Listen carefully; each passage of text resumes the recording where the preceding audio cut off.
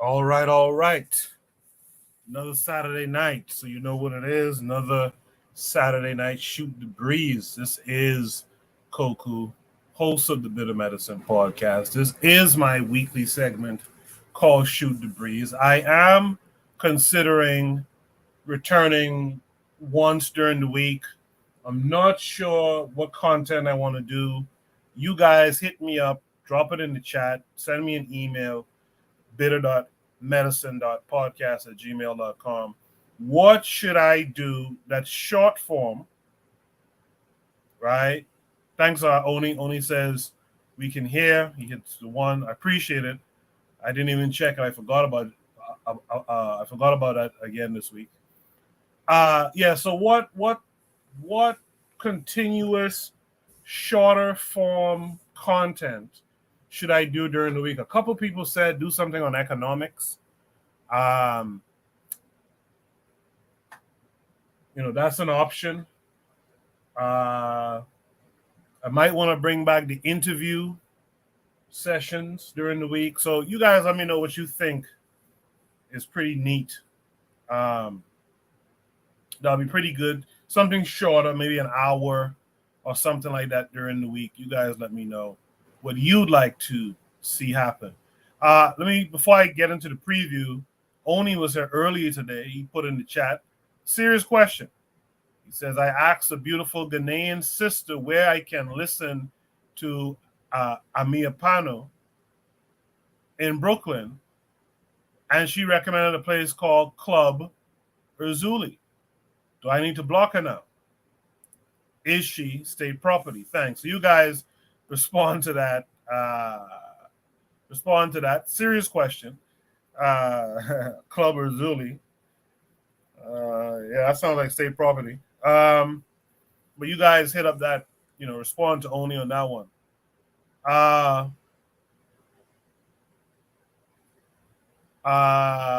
Let me also shout out Tanzan, who says Amani Koku, Bitter Medicine Podcast, and everyone.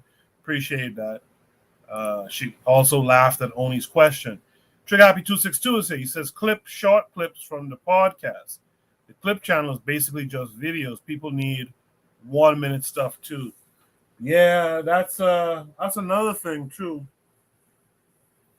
That's a good idea actually, and I've been thinking about that heavily too, to do clips of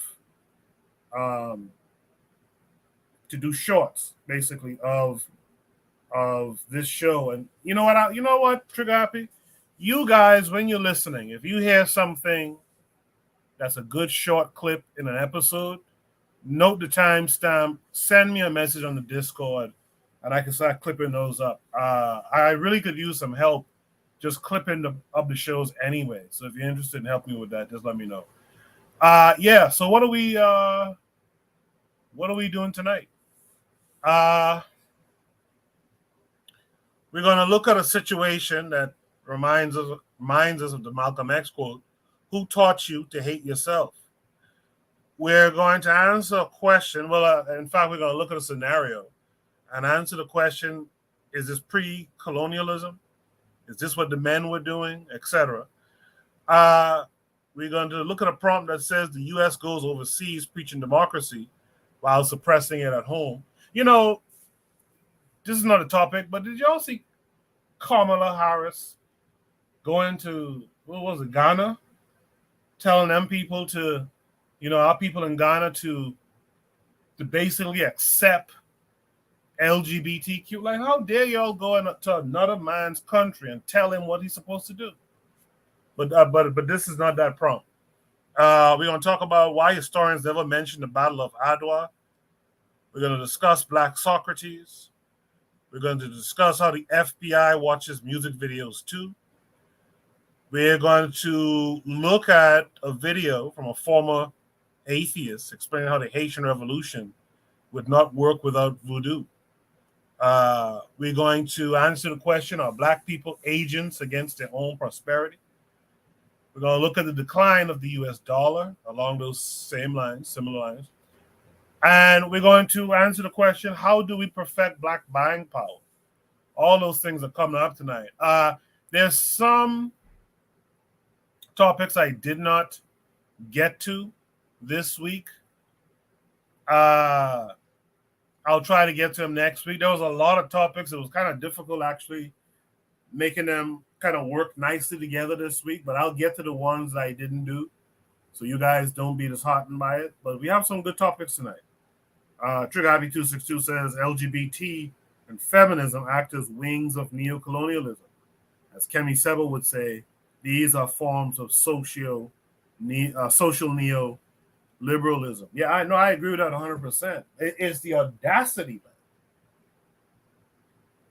Yeah, we have to get on our power game. You know, the audacity that they'll send this Trojan horse, black-looking Indian woman, right? Anyway, that's the topics tonight. I will begin the show officially now. The link to join the panel is attached. It's pinned to the top of the chat. I'll drop it again in the chat. But like I tell you, folks, you ain't got to come talking about drop the link. Link, please. It's right there, pinned to the chat. You guys respond to Oni's question here as I officially start the show tonight. And on the other side, I will drop Shoot the Breeze topic number 1 tonight.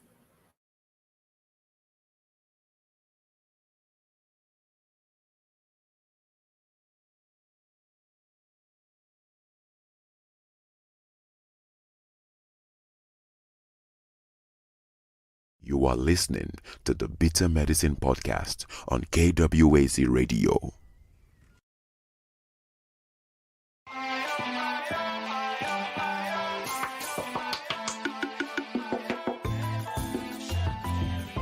Welcome to the Bitter Medicine Podcast, where it's all about Black empowerment. Our show focuses on Black news and entertainment, arts, science, economics, history, people, and strategies that uplift, empower, and motivate Africans within the diaspora. And now, your host, whose favorite color is black, Goku.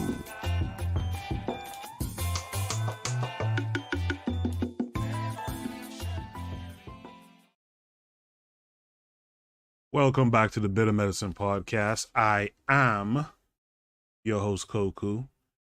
Just want to remind you guys before we get the show rolling that this show is part of a podcast network called KWAZ Radio. There are other shows on the network you are invited to tune into. This is D Webb with the Harsh Reality Podcast, asking you to tune in where we tackle the news of the day that affects our community, only on KWAZ Radio. Peace, family. This is Oni, inviting you to listen to the Pro-Black Perspective, where Black problems are addressed with Black solutions. Greetings, fam. Tune in to The Learning Curve with me, the Revolutionary Matron on KWAZ Radio. You are listening to the Bitter Medicine Podcast on KWAZ Radio. Make sure you guys are also tuned into Tanzan African Mind. I haven't gotten back the full ad yet, but listen to Tanzan African Mind, Brother Bakari Podcast, the Forecast Radio, and Consider Cheek Show. And shout out to Erica Howard. She started a channel too called Grandma Used to Say. Check out her channel. Trigger Happy, I reached out to your boy Kanjiverse. Invited him directly. I also sent you a message to say the same. So let's see if the brother comes through. Before we drop Shoot the Breeze topic number 1, let me welcome in the first panelist in tonight. That's Bwana Hagaziki. Bwana, how are you? I'm good, brother. How are you tonight? I'm hanging in there, man. I'm good. I'm good. Is full clear, nice and clear tonight? Yeah, but nice and clear. You. Yeah, I changed it. I had to change it. But it's good. It's good tonight, so we can roll. We rolling tonight. Yes, sir. You're coming through loud and clear. Let's welcome in Oni tonight. Oni, how are you? I'm too stressed to be blessed. You already know. Thanks for Sorry, coming. my bad. Sorry, I did that backwards. Too blessed to be stressed. Yeah, you said it backwards, and I thought that was funny as hell. But yeah, Coco, who led this Jamaican teller on the show tonight? yeah, I don't know. He clicked the link somehow, and he got on there. Y'all check out forecast from last night. Him, Oni, Bakari was holding it down. I caught like the second half of the show because I was checking out Jose and Tan and Uzuli on the Black Pentagrammers. But check out that show. It's an interesting conversation that I heard last night too. Daily Affirmation by Pauline is here saying good evening. Tan Zan was in the chat saying what's up to Daily Affirmations by Pauline. With that said, let's welcome in Tan Zan this week. Tan, how are you? I'm good. How are you? I'm hanging in there. I'm good. Thanks for joining us. Hey, Buana, you're not gonna ask who let this Kenyan tether? No, we love the Kenyan tethers. This is my vampire tether sister. So, fellow tethers. Well, y'all throwing me into the tether thing too? No.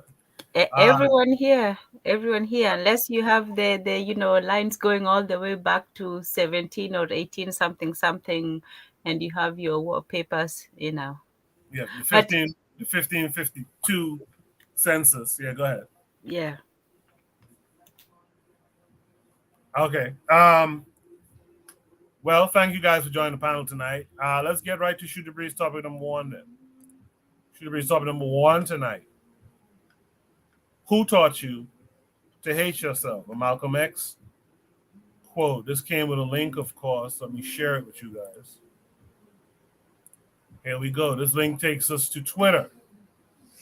Ron G is replying to a thread here, but this was added. So let's check it out. We'll watch it twice. It's only 45 seconds, and then we'll discuss it. I have no African heritage whatsoever and no African relatives. I am all Cherokee Indian. How come? You probably are too. Well, why do you say that? Because Cherokee.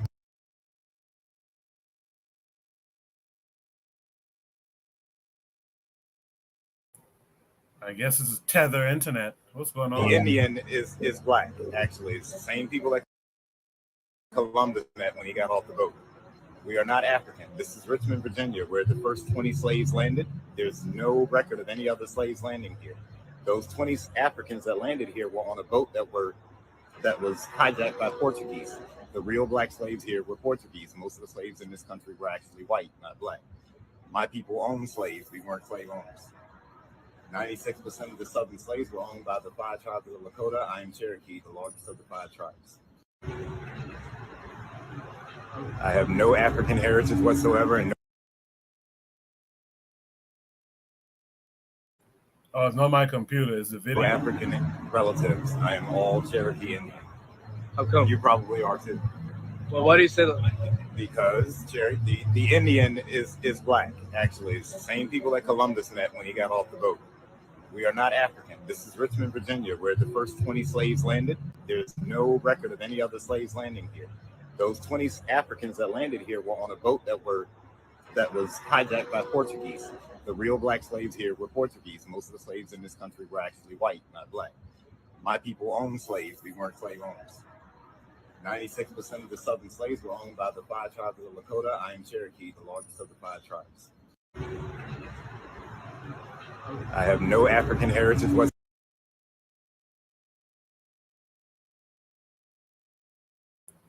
All right. I've seen this video making the rounds before.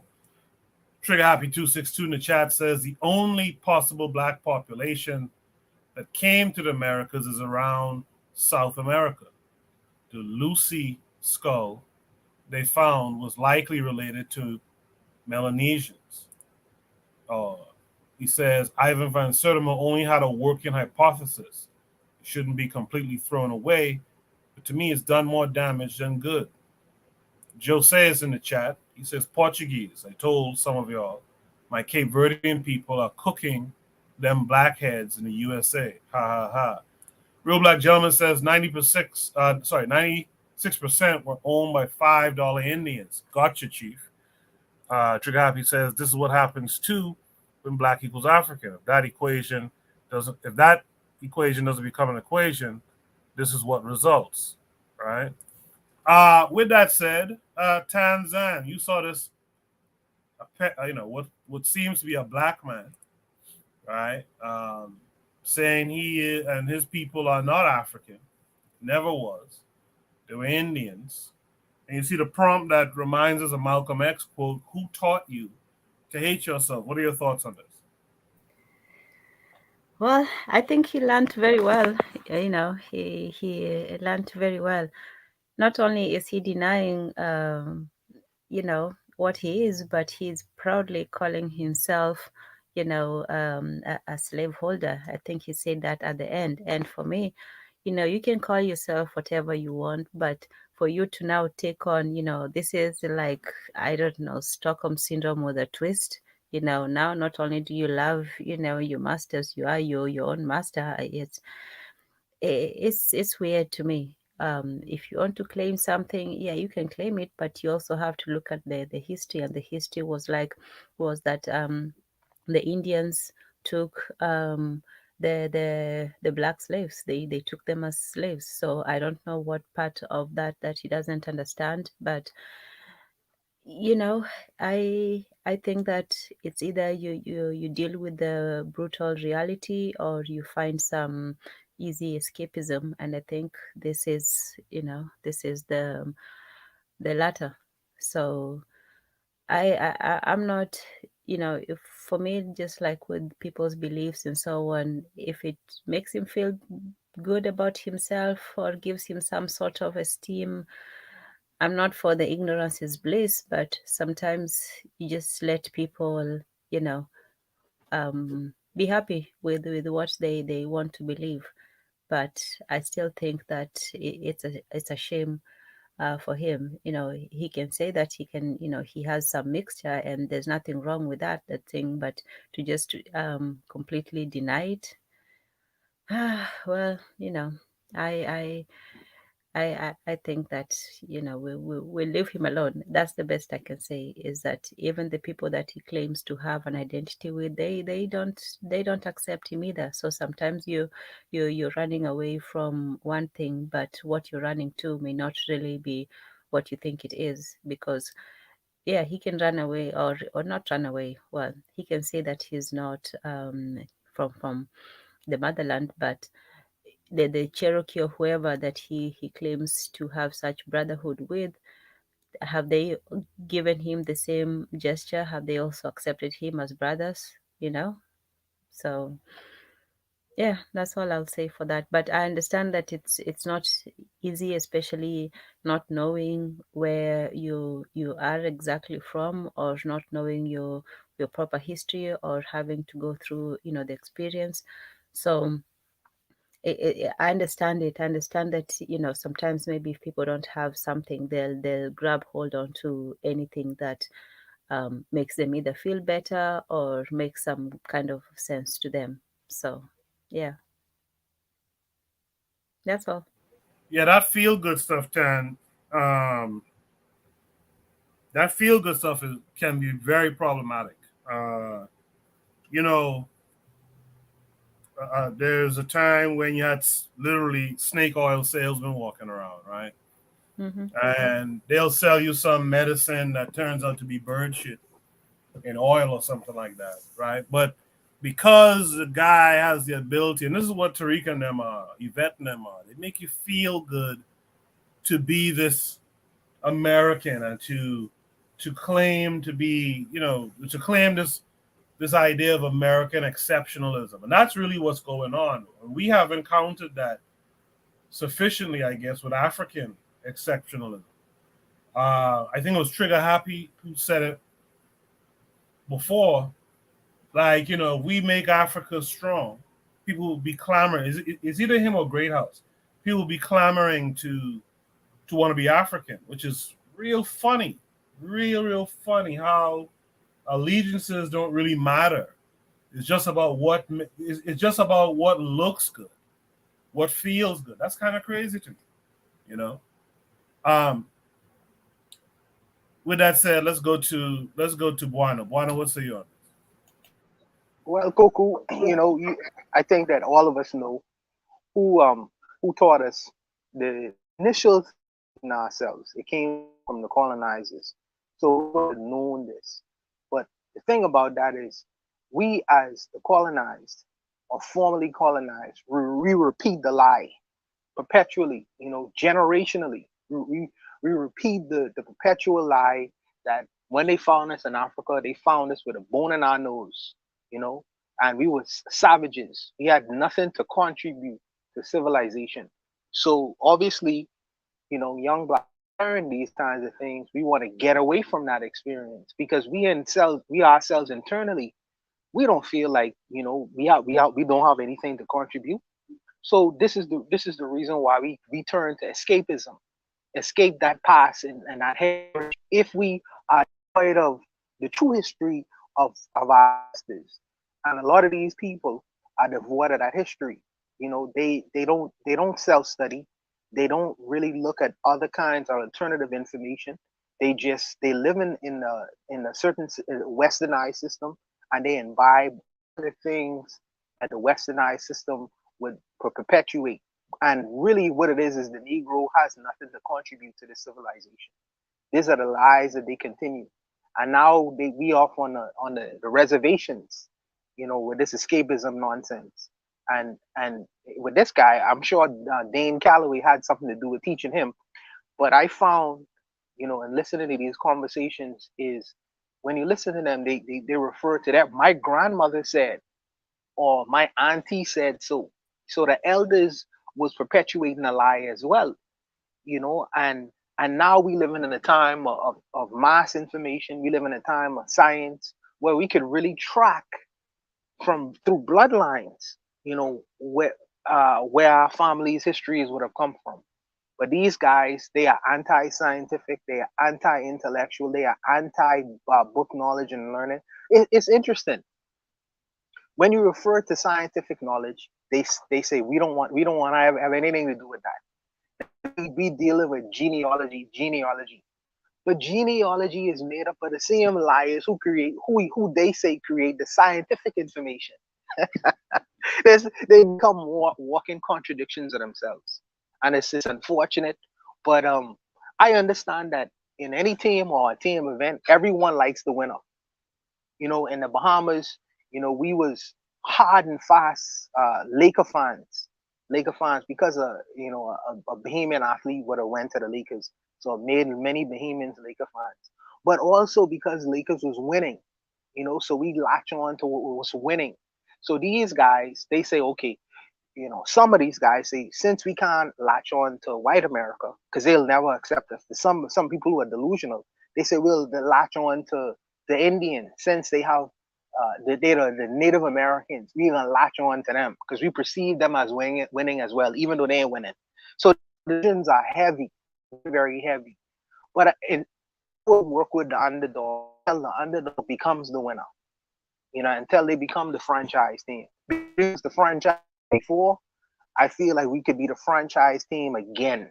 And we just need to put in place the same things that the winners have done, to become the franchise players and the winning team. I think that we don't want to do the work and we don't want to do the effort.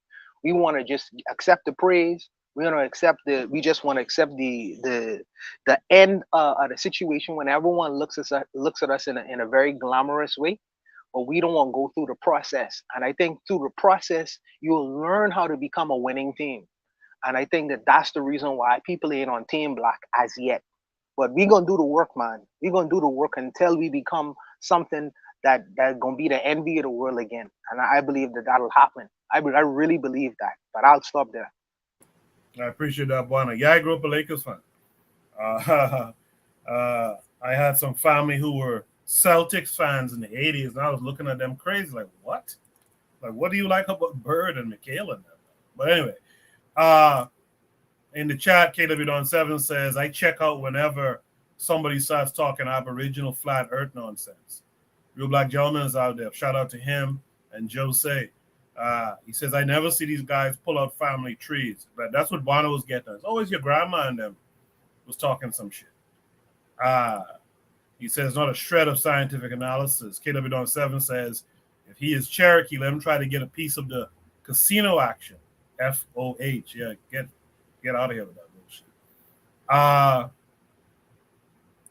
KW Don 7 says he will deny DNA testing via African ancestry. RBG, Real Black Gentleman says 32 great grandparents, all of them are Indian, bro. I mean, these are good. These are very good questions. KW Don 7 says when the bell tolls for him, I will not feel sympathy for him.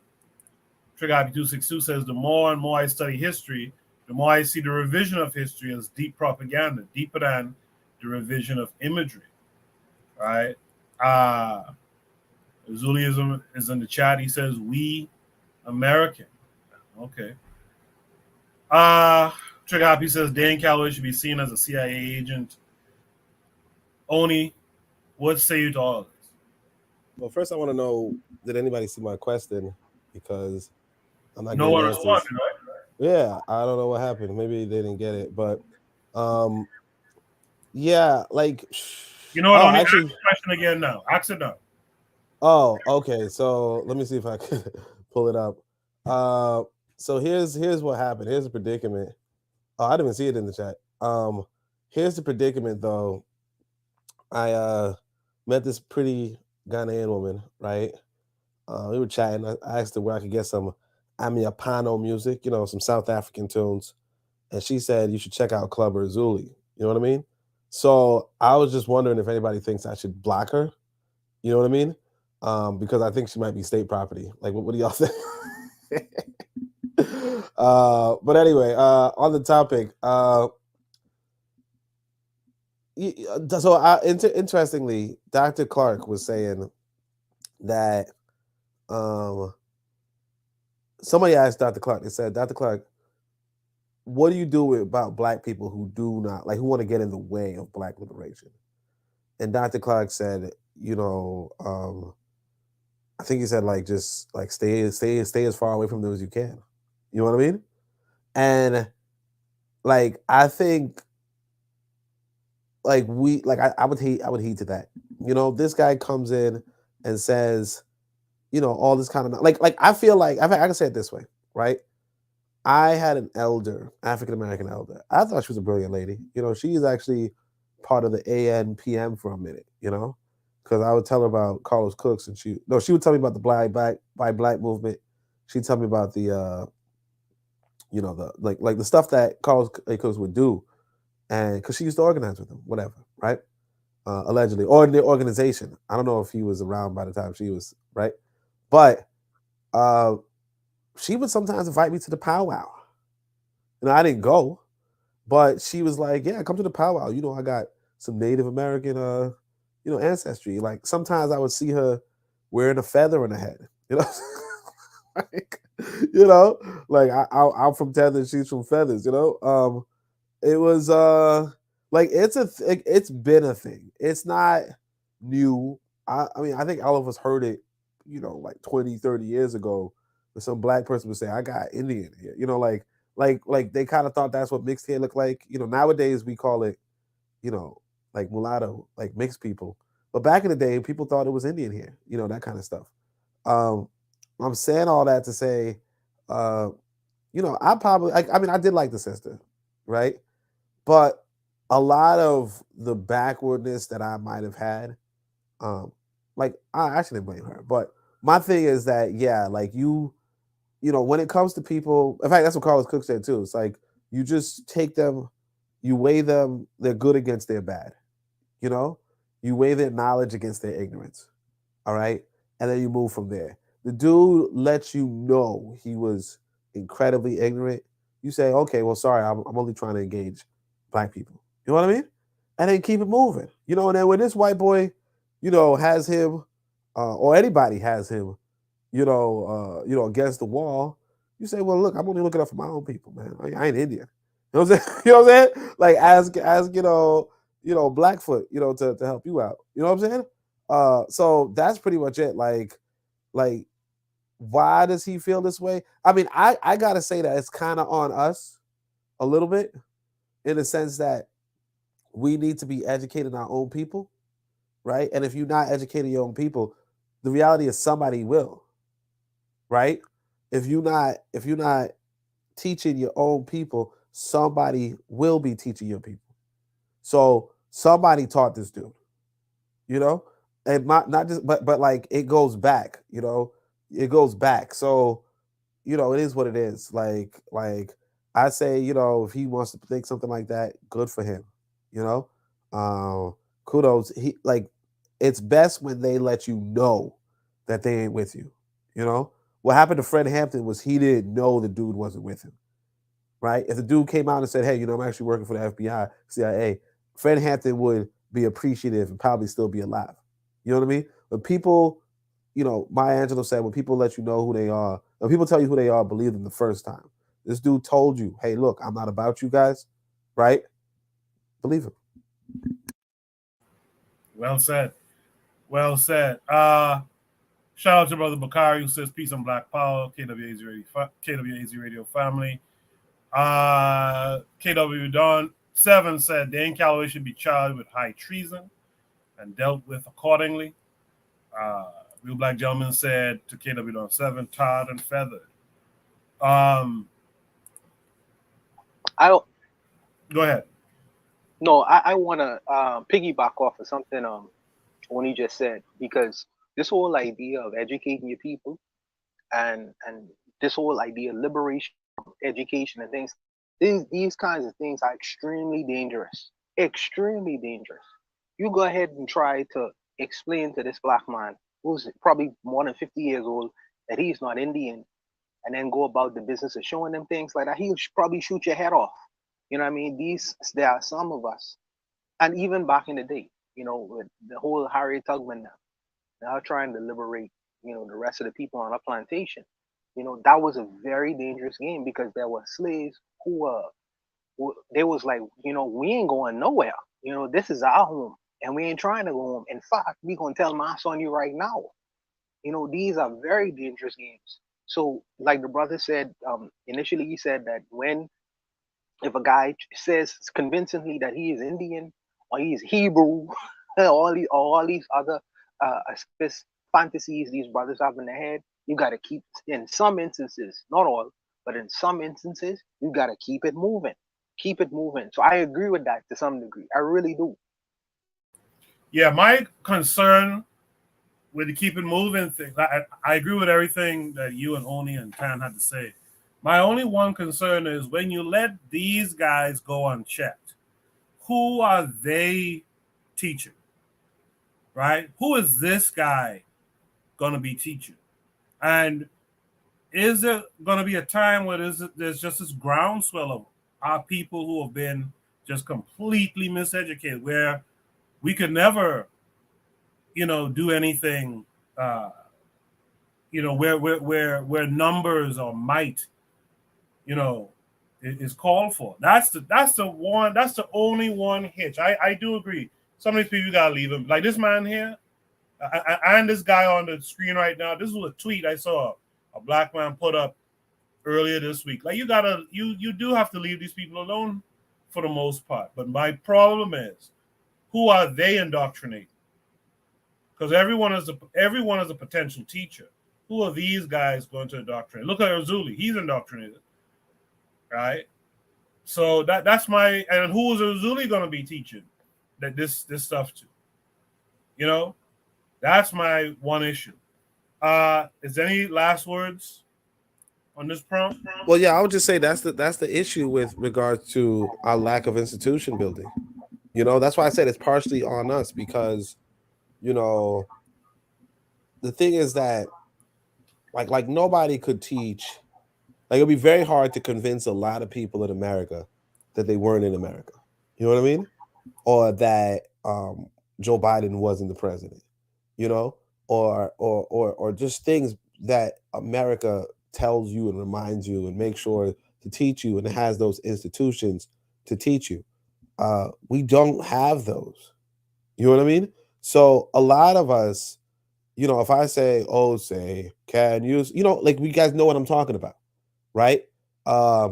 Or if I even do the, you know, happy birthday song, you know what I'm talking about. We are, particularly if we're talking about people in America, we are accultured and indoctrinated by this American tradition where the American um, knowledge base is very proliferated here.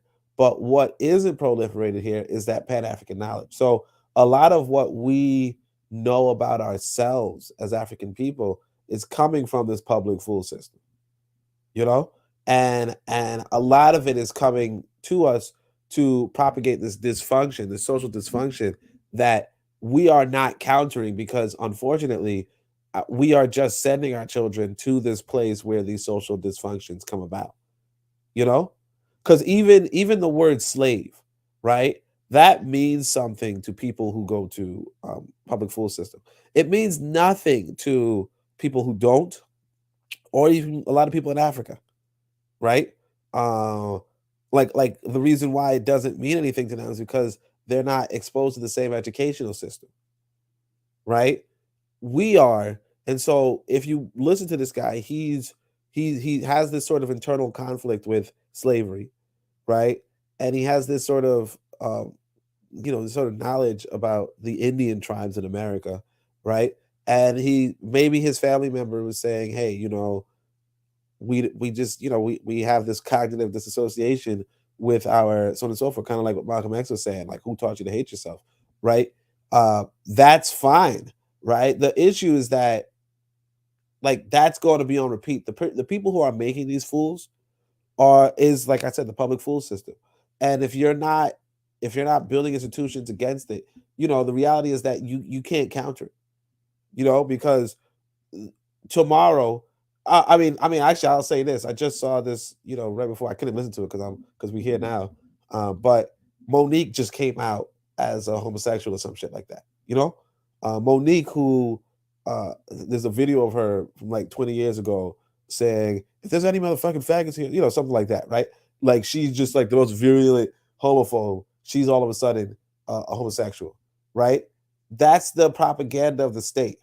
And I was thinking about this too because I was like, let me get my son some more books that are more his age, right? And I'm thinking to myself, a lot of these books that I might order or that you know, if I don't read through it, right, it might have some gay shit in it. Just like if I'm turning on Netflix, it might have some gay shit in it, right?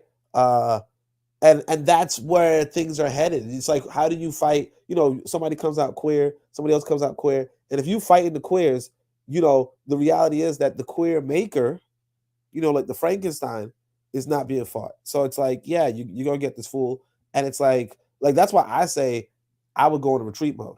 You know what I mean? I'll go into retreat mode. But if you want to stay, you're gonna have to stay with around a bunch of people who believe they Indians, believe they Hebrews, believe they uh believe they Israelites. yeah, queers, right? But they don't believe they're Yorubas. They don't believe they Chui, they Akan. They don't believe they Zulu. They only believe in, you know, the Middle East or some shit, you know? But that's what it is. Thank you for that, Oni. Let's welcome in this FBA lover, Erzuliism. How are you this week? Yo, yo, you're gonna have to stop that.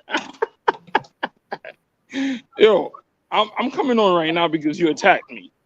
First of all, I never said that we were not African. I'm just simply saying that we were here first.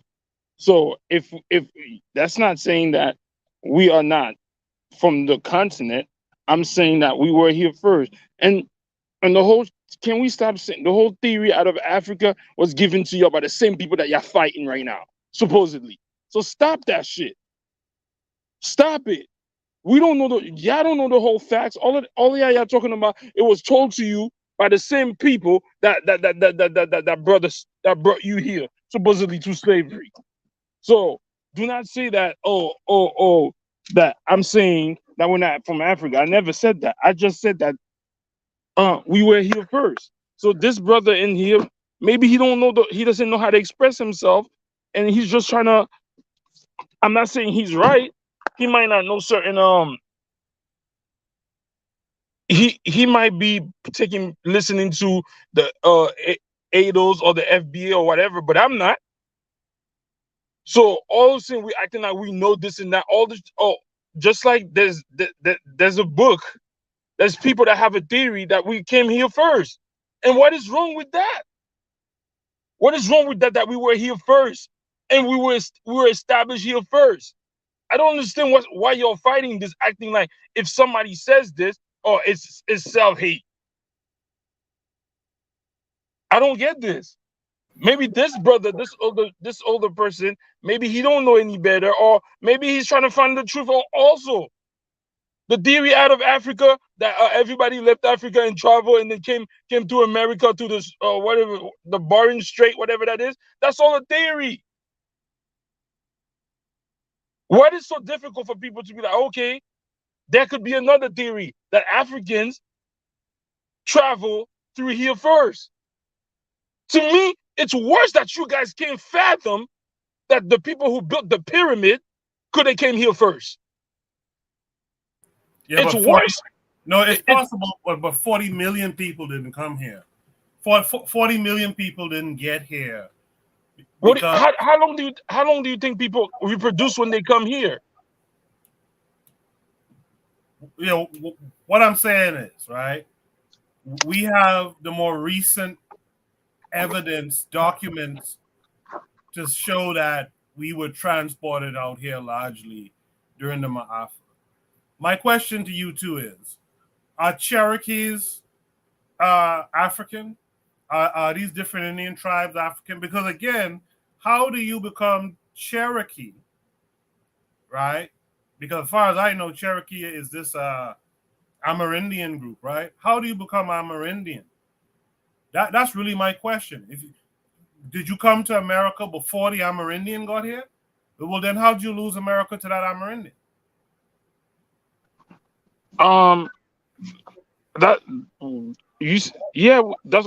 That's what I'm saying, and I think that's what some people are maybe trying to say is that we came here before the Amerindian, and maybe we got taken over. Maybe there was a previous Ma'afa that happened on this land that we don't know about.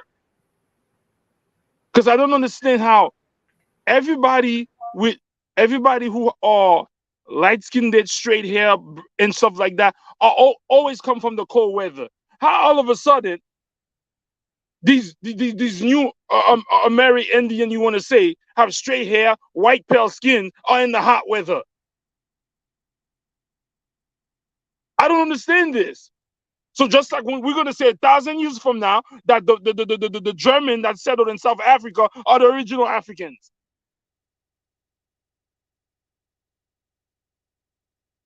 Like, I don't understand how people can't fathom that something is not right by the pattern that they told us people came here. But Azuli, I'm not going to belabor the point, but I'll say this. How is it, like Oni would say, ABA, right? How is it we're always anything but African? How is it with Cherokee, but allegedly Africans came here and mixed in with those groups or became those groups, whatever it is you're trying to say, right? But how is it we never go back to say, yo, we just came from Africa? First of all, I'm not saying what that man is saying. Me and him are saying totally different things, but similar and a little bit. What I'm trying to say, like I said before, Cherokee, maybe this brother right here, because the degradation, the pejorative propaganda that has been launched against Africa keeps people from wanting to tie themselves to Africa. Maybe that's what he's feeling, but that's not what I'm feeling. So, all right. Can I respectfully suggest something though? If y'all don't mind, let me just respectfully suggest something. Okay, so if we was the first original inhabitants in this side of the world, right? One thing I know about people, when they journey from one place to the next, they don't only take their person with them. They take their culture, they take their language, they take their gods, they take many different things, right? Food. They take their foods, etc., etc. So if let's just say, if Africans from the continent came from the continent to this side of the world, right? And let's just say that the Amerindians or the other population, we would say that they had a Ma'afa and they replaced them, kill all them off and replace them.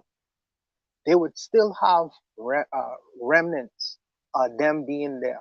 Like even if it's through little small languages that you could compare from the continental Africa in the Americas, you would see little vestiges of that. You would see vestiges of their foods. You would see vestiges of their culture.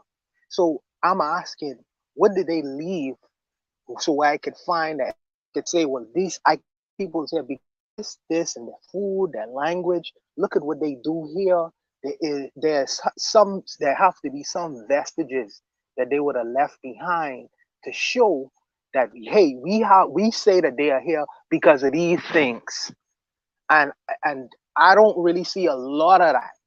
So if you could point me in the direction of that, I would be able to be on board with that argument. But because I don't have sufficient evidence, that's why I say that may not be a possibility. It could be, but we have not found the evidence as yet. So since we find the evidence of yet, I can't go to speculation. You know what I mean? I can't go that far to speculation. It's possible because anything is possible on this planet. But until I have better evidence or sufficient evidence, I can't just rely on speculation. That's one. The other thing I wanted to say in terms of this out of Africa theory, right? Yes, the Europeans proffer this argument that Africans originally came on Africa and things like that. And how did they do that? They use their scientists, they use their anthropologists, they use their ethnographers, these other kinds of things. But they still have to contend with the scientific community around the rest of the world. So the Chinese scientists and ethnographers and geologists have to confirm what the Europeans saying. So that the Indian community, so does the African community, because yes, they have African scientists as well. So they could check and see if your evidence or what offer is correct or incorrect, or it's most plausible or it's implausible. They get into the forums, scientific forums, to argue whether these theories are more probable than not. And it seemed to me that a lot of the scientific community, not just Western science, but a lot of the scientific community universally has accepted that theory. And it is a theory, but a theory based on probable evidence, not just based on mystery and myth. But I would just stop there and let the brothers them speak. Does anyone else want to add any last thoughts here? Well, I'll say this. So I think I don't know what Azuli's talking about. I don't know. That's why, like I said, I'm gonna block that lady.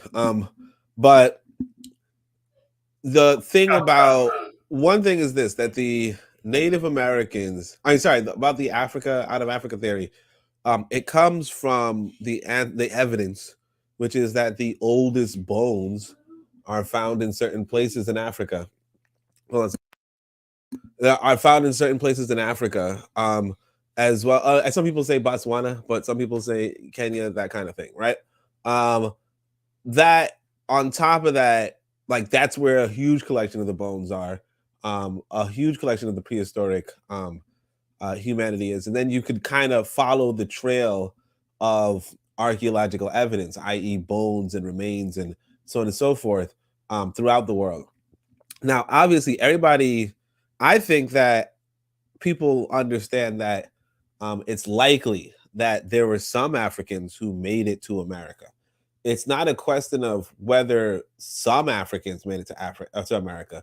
It's a question of whether those people who made it to America centuries before the Ma'afa, whether they are related to the people and to who are now in America, the quote unquote African Americans, and to what extent, to what degree, right? It would be minimal, if anything, right?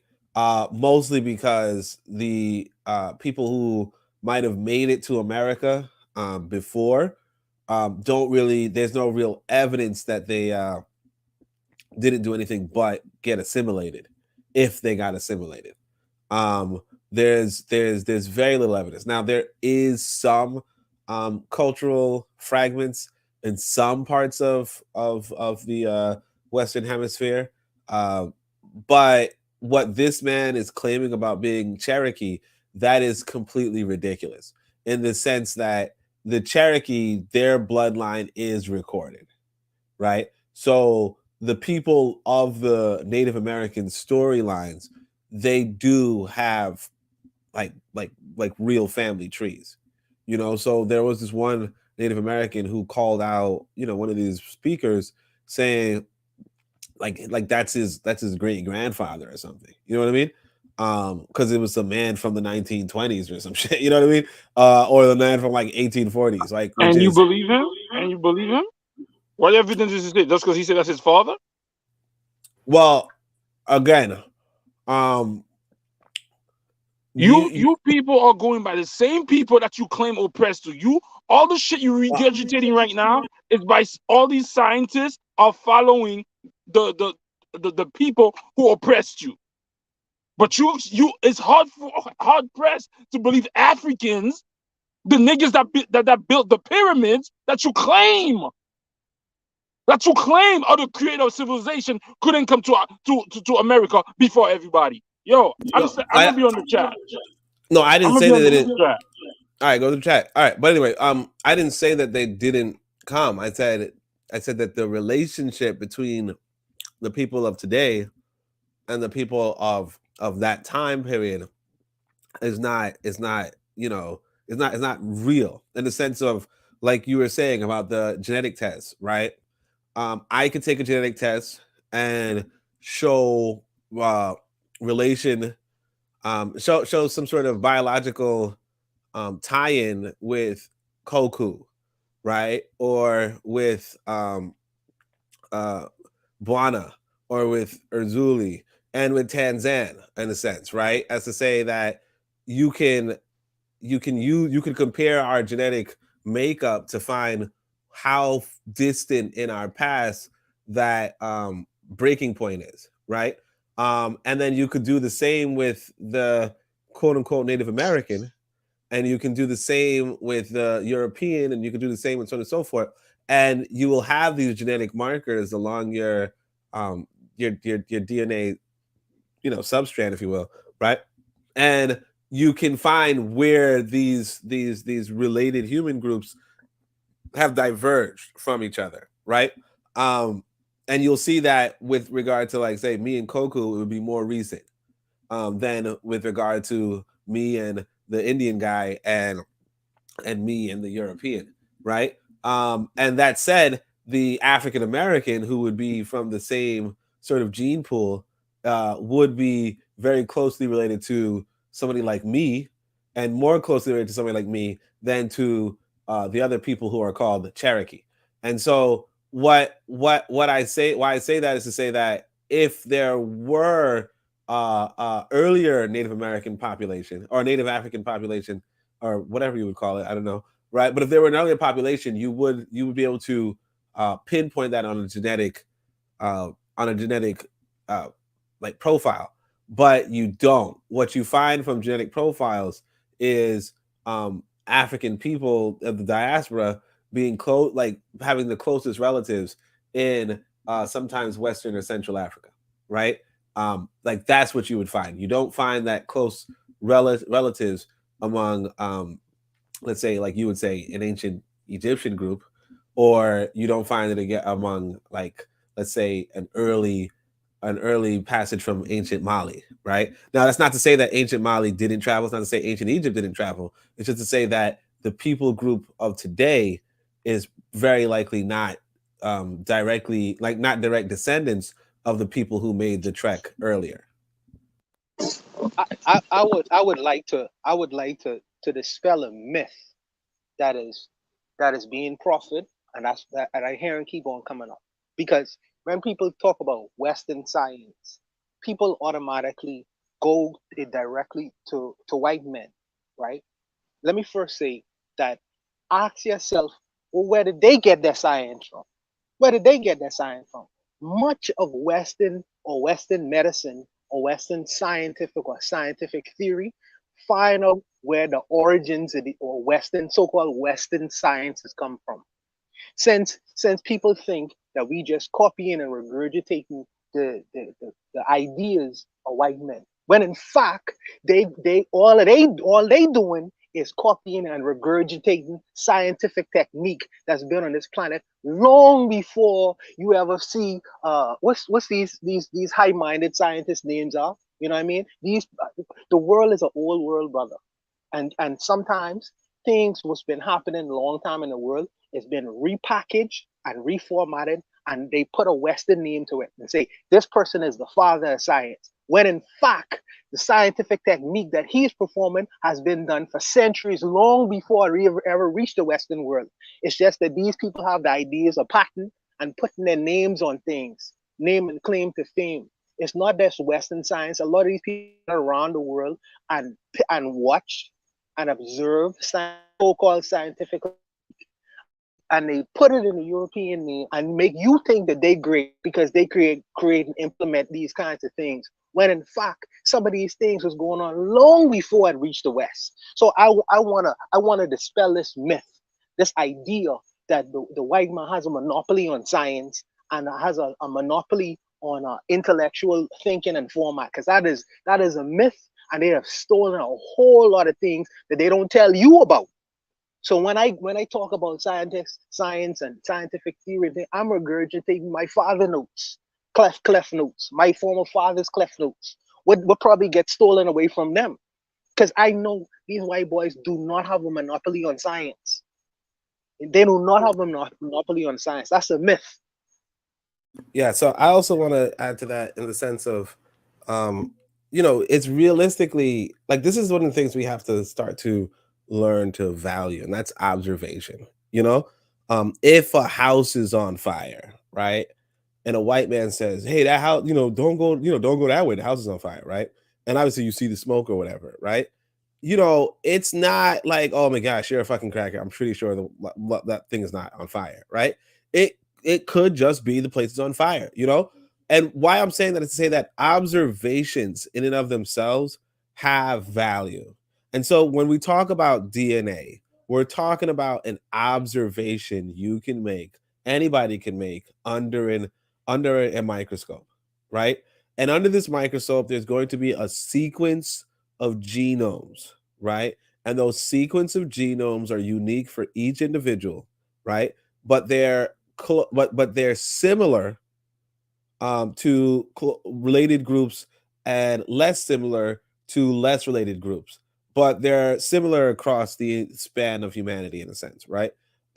That said, you know, if the assumption is that white people are lying about the genetic structure by by writing, like, purposely collectively writing down what they're recording incorrectly just to deceive black people, it's just kind of conspiratorial, a conspiracy theory, in the sense that, I can't remember the letters, but it's like ATRG maybe or something like that. Like, that's the entirety of the sequence. There's four different letters in a ATCG.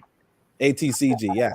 It's four different letters in a sequence, that, like, a really long sequence, and there's a particular sequence you would look at, and you can find the genetic relations between people groups, and the reality is that, overall, the African American, as far as the African component is concerned, right? As well as the Jamaican, the Jamaican and the Trinidadian and the Bahamian and so on and so forth. You find that these are closely related groups, and you find that these are populations that came, that came to the Americas around the same time, and that the African American wasn't in America before, um, uh, like, let's say the quote unquote Jamaican was in Jamaica.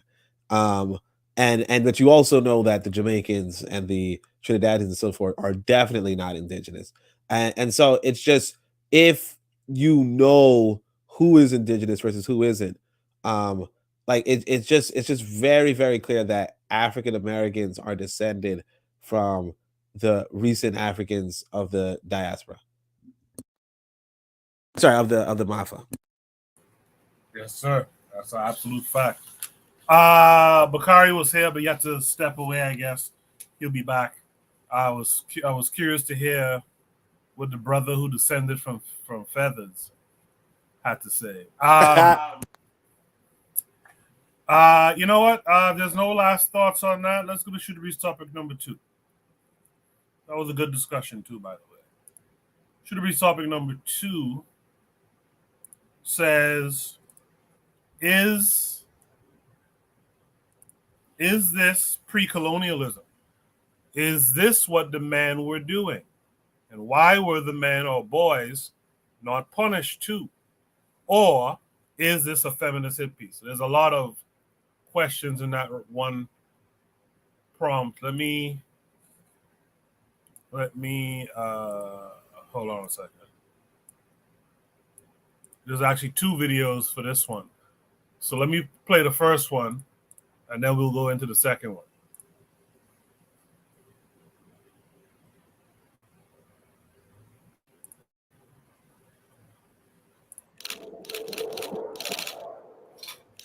Ja, we zijn op Lake Bouillon. Het verblijf op een van de 28 eilanden. En voor deze ochtend hebben we een heerlijke, relaxed boottrip. En dan gaan we kijken wat hier allemaal te zien en te doen is. But the Punishment Island is the smallest island among the 29 islands that we have here, where our grandmoms and granddads used to punish girls that we are getting pregnant when they were not yet married. So whenever a girl gets pregnant before she was married, it was a big loss to the family. Because by then, whenever a family produces a girl child, they would think of a future big income of getting dowries, because by then they used to give a lot of cows and money as dowries. So whenever a girl gets pregnant, that was a big shame to the family.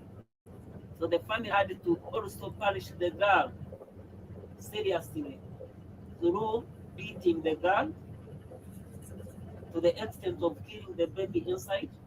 And after proving that the fetus have died, the old brother and the father of the girl had to take a girl in a local canoe, and they drop her on the punishment island, such that the girl can starve and definitely die from the island. So a lot of girls died from the island because by then there were no these family planning methods, and girls were normal; they had boyfriends.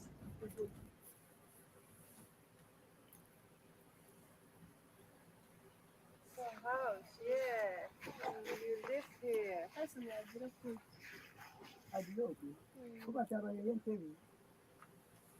Yes, I'm by names of Ndamwesga Tyson, commonly known as Tyson Bunyonyi. This is my grandmom, Chitaraga Bigwemauda, the one that was survived from the Punishment Island. And the Punishment Island is the smallest island among the 29 islands that we have here at Lake Bunyonyi, where our grandmoms and granddads used to punish girls that were getting pregnant before they were married. So this grandma of mine got pregnant when she was not yet married, and the family members had to beat her seriously, and they killed the baby inside. And after killing the baby inside, the old brother and the father of my grandmom took her in a canoe and they dropped her on the punishment island, so as she can starve and definitely die from the punishment island.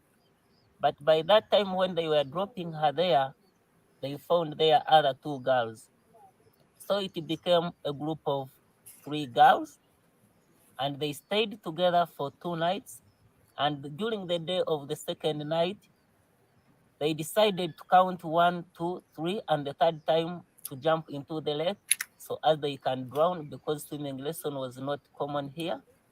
So it was like a way of killing themselves. And as they counted 1, 2, the last time, my grandmom feared to jump into the lake, and the other 2 girls jumped. so they died, and she was left alone for the third night. And during the night of the third night, she was screaming because she was very hungry, and she knew that it was her last touches in the world. So as she was screaming, my grandpa was passing by with a canoe. He heard someone screaming on the punishment island. The man was very good, kindly, and he parked on the island. He found that this was the lady that was screaming on the island, so he had to help her to take her in a canoe, and he brought her here in this family, and they used the herbal medicine because the lady was my grandmom by that time was very in a abnormal conditions. So they used the herbal medicines because here there were no these modernized medicine. They used the herbal medicines to treat my grandmom, and she recovered. And my grandpa decided to marry my grandmom. So now she's my grandmom, and I'm the grandson.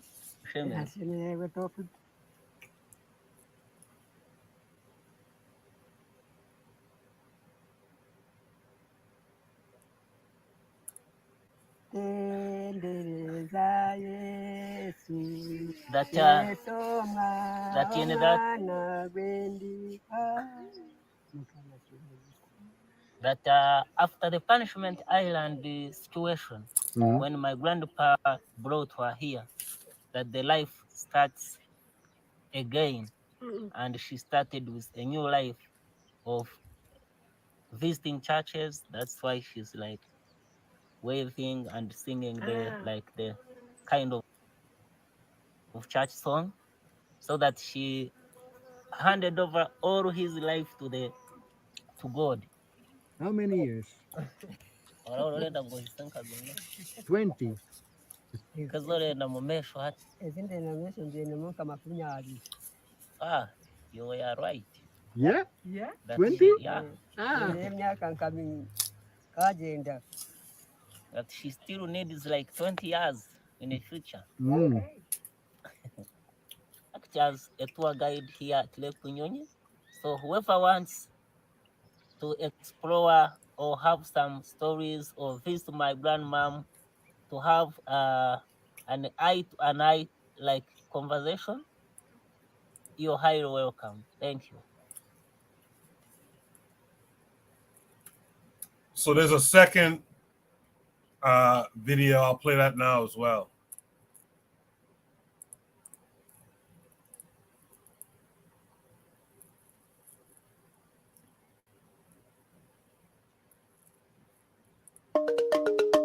Lake Bunyonyi in the southwestern district of Kabale in Uganda is the third deepest lake in the world and second deepest in Africa.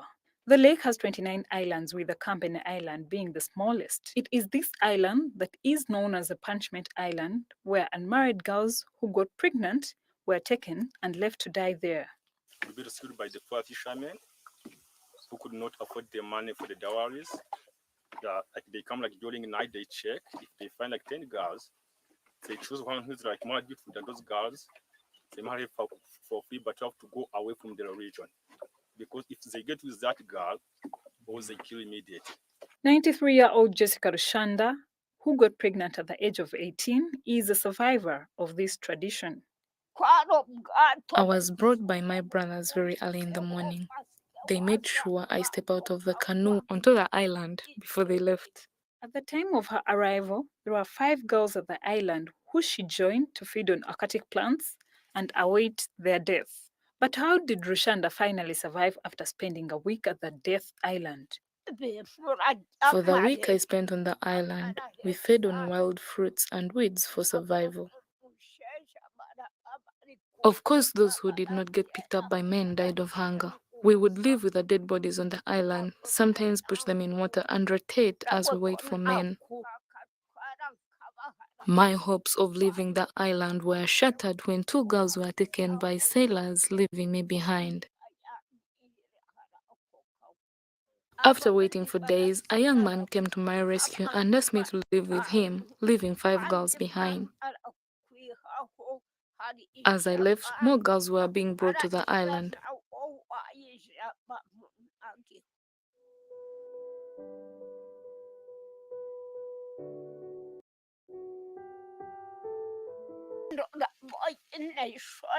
I wasn't shy or ashamed when a man took me on. It was just my lucky day.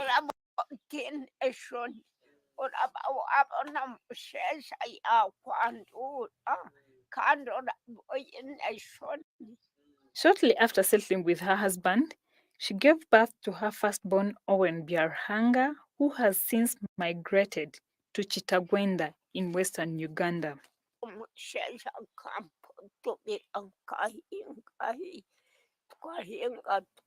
My husband and I worked for other people and we were given food in turn.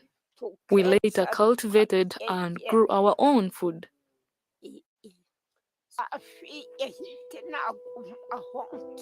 When he passed on at 94, I worked very hard because being a widow doesn't kill you if you're wise.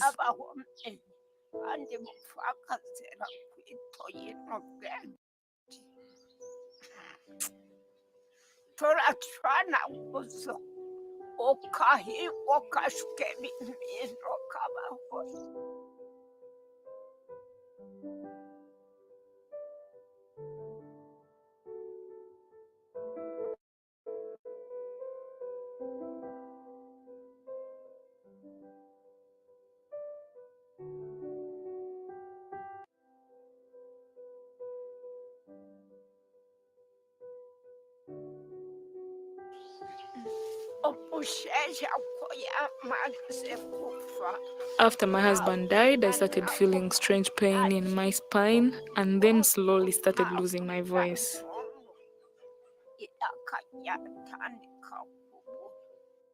The now grandmother of 50 and great-grandmother of 20 children also weighed in between being killed and being dumped at the famous island.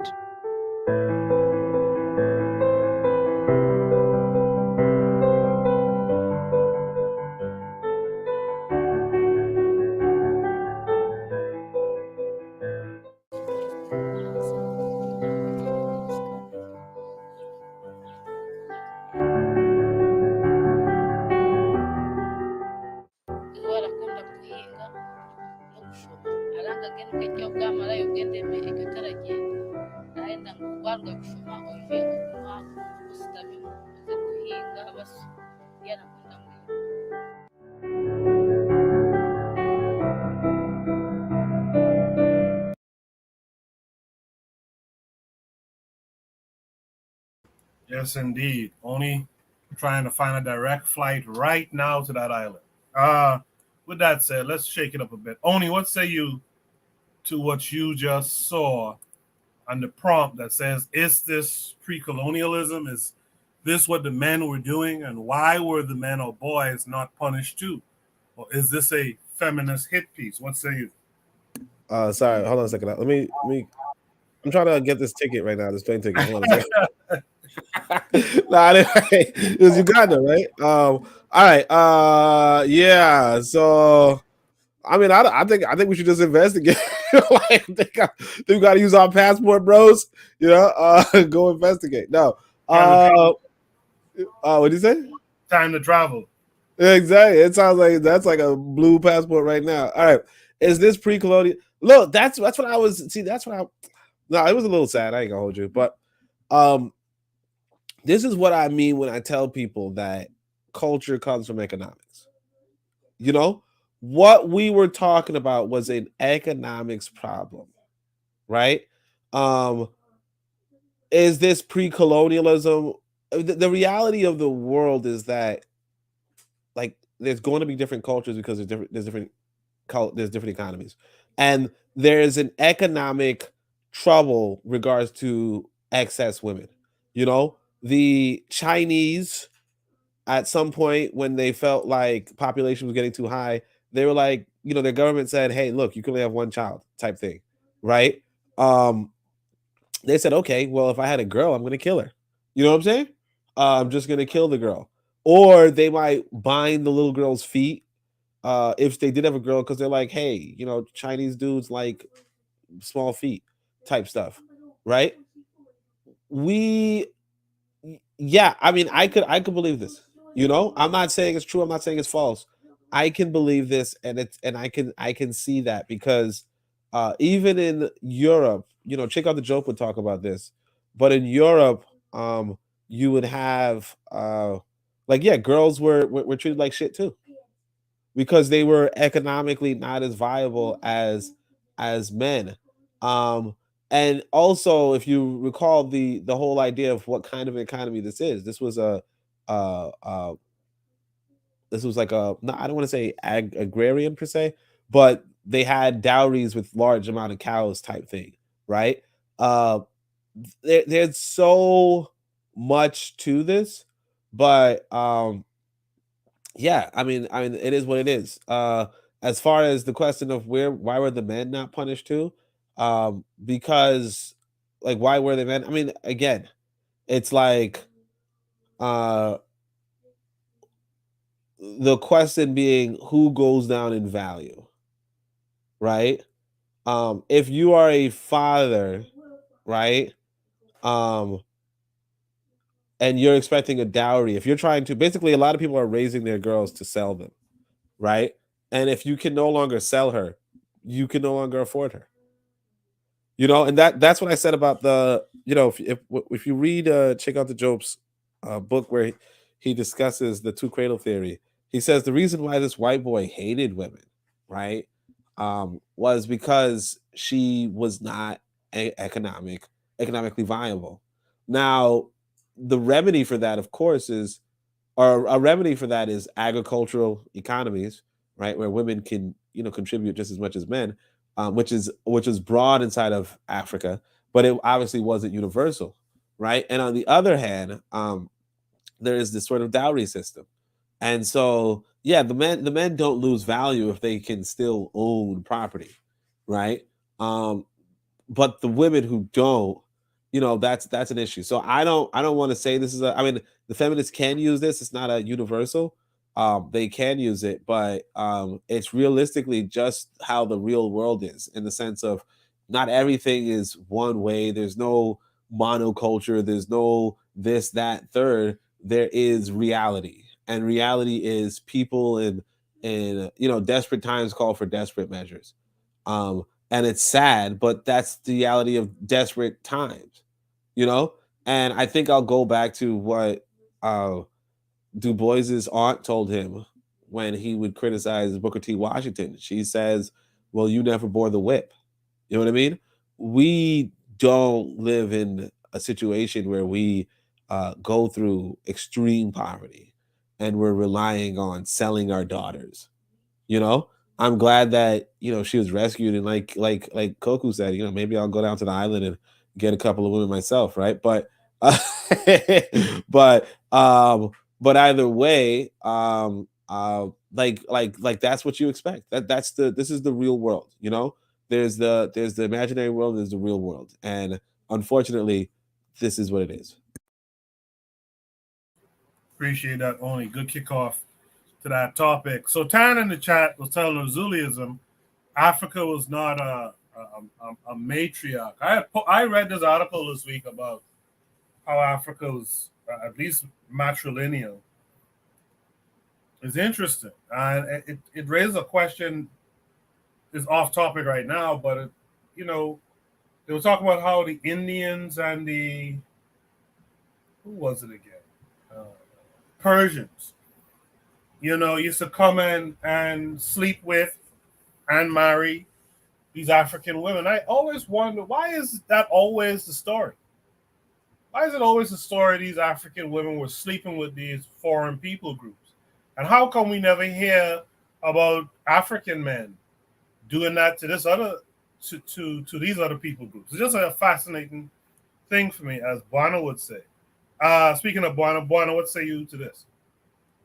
Yes. So for me, I would like to answer the deeper question that's going on here for whoever created the prompt itself, because you know, we as a community, we don't perfect African romanticists. We don't romanticize Africa in a way where we believe that no misdealings and and nefarious things took place in Africa. We are an African nationalists. We understand that there are some cultural practices that we did and we continue should be gotten rid of.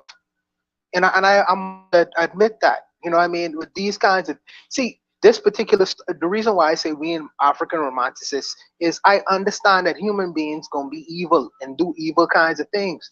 My grandfather at a very early age, he was orphaned. He had no parents. And the men of his village, because he was an orphan, they plotted to murder him, throw him in a bonfire. So these kinds of things, I am not unfamiliar with the fact that we as a community, we do things that I believe that we should get rid of, especially some of the traditions that we continue to practice. And it's interesting too, by the way, that something was said in this video. They gave her an abortion, which is I don't know how they did that because obviously they didn't have the Western doctor come in and give the African woman a abortion, but they was able to do it and she still lived. And they heal her with herbal medicines. So what kind of science was they practicing? Witchcraft to heal the lady from bleeding to death? That's something to question because these people had a tradition of some kind of medical science where they knew that they could have cured whatever ailment that you would have incurred due to the abortion they initially gave her. But that's interesting. But I would just say that we are not we are nationalists, and yes, we should get rid of certain practices. Certain practices are outmoded. Certain traditions are outmoded. They need to be revisited. People say, "Who am I to question these things?" Well, I can question it because I'm the equivalent of the African as anyone else, and I don't consider that to be right. And if you go produce an island exclusively for women, I would say you should produce an island where you go displace men and have them fend for themselves as well. Because that's really a ridiculousness. And looking at this from my position, and being conditioned and how I was conditioned, I would consider this to be very, very unfair. And I would question them about it, the issues with them about it, the brothers who would have done this, family members and all. Sometimes people say within the family, that's where the real hatreds are. But that's neither here nor there. I would say that this is an unfortunate event, but I wouldn't. I would just say that this is not. We do not have exclusivity to these kinds of practices. These kinds of things occur all throughout humanity, and there are some things within our own community we do it displace and get rid of. We should stop practicing. But I'll stop there. Buana, before you go, Nama X, shout out to Nama X for being here tonight too. He says, Buana, how is this a black practice when they're talking about marriage in churches? He says this is not black, this is European. What say you to that? So when I watched the initial video itself, I was getting the impression that this was a cultural thing that they did, in creating this kind of island. But maybe it was a post-colonial thing. I don't have enough information in terms of what they was doing prior to, and in terms of whether this was a traditional practice or not. And if it was, because even if it wasn't, there are still African practices that goes on in Africa that is pre-colonial that I wouldn't continue to practice. In particular, there are human sacrifices. I was watching this video with this guy named General Buck Naked, and in terms of what his clan did in Liberia. So there are, like I say, even if it was something that was post-colonial, there are still things that we do pre-colonial that I would stop practicing and I would get rid of. I really would, But that's my answer to that question. I appreciate that, Buana. So we have a resident continental African on the panel. When you see this was in Uganda. When you see this turn, what are your thoughts? Well, first of all, when you look at something, you have to ask yourself, why are they doing what they're doing? What are their reasons? Because it's easy to just get to the conclusion and say, oh, these people just want to kill, women or want to stab them and all that.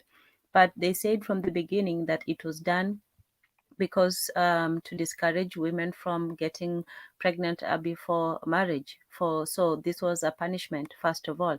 So whether the punishment is fair or not, that's you can judge it from the outside, but that injunction was there because in most traditional African societies, having a child out of marriage was not good for you, not good for the family, and not good for the child. So punishment was very strict on women. It was very rare actually to hear of it that someone got pregnant before they were married, because you remember marriage was a familial thing, and so everyone was involved. So if something like that happened, some people actually outright just they were punished more severely than this. At least this one, they were given a chance to go and maybe be rescued. So it was a death sentence, but not a guaranteed one. So that was that. But I know that in most societies, it was very, very, much taboo for a girl to get pregnant outside of marriage, because you brought shame and dishonor to yourself and to the entire family. So it's almost like you had to go and do severe penance for it to be accepted back into society. So yes. Let me interject real quick. Nama X made this statement. He said, marriage is a black concept now has been delivered.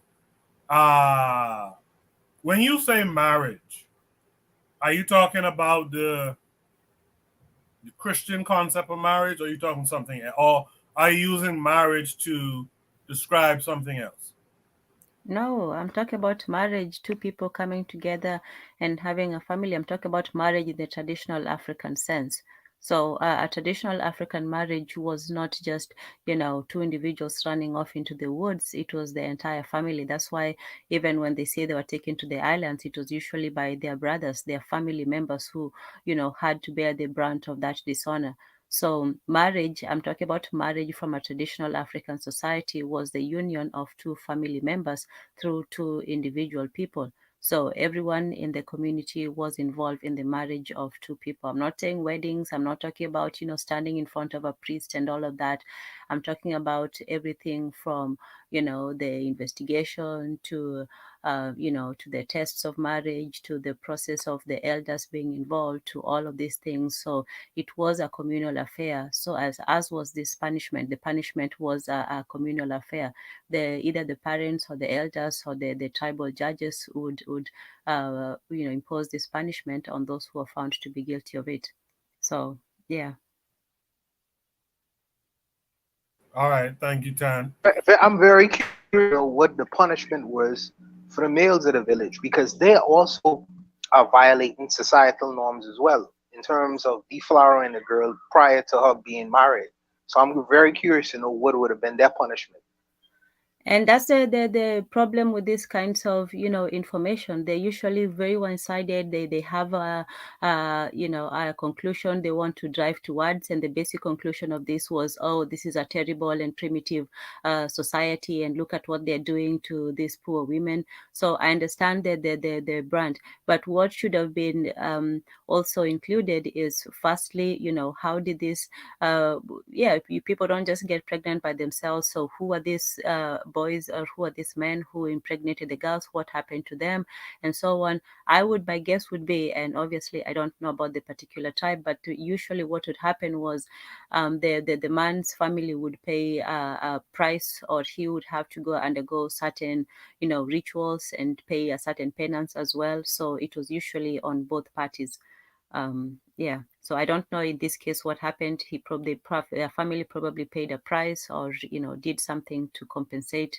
So yeah. Oh, Dutch. Oh, okay. Of course. Well, not just that though.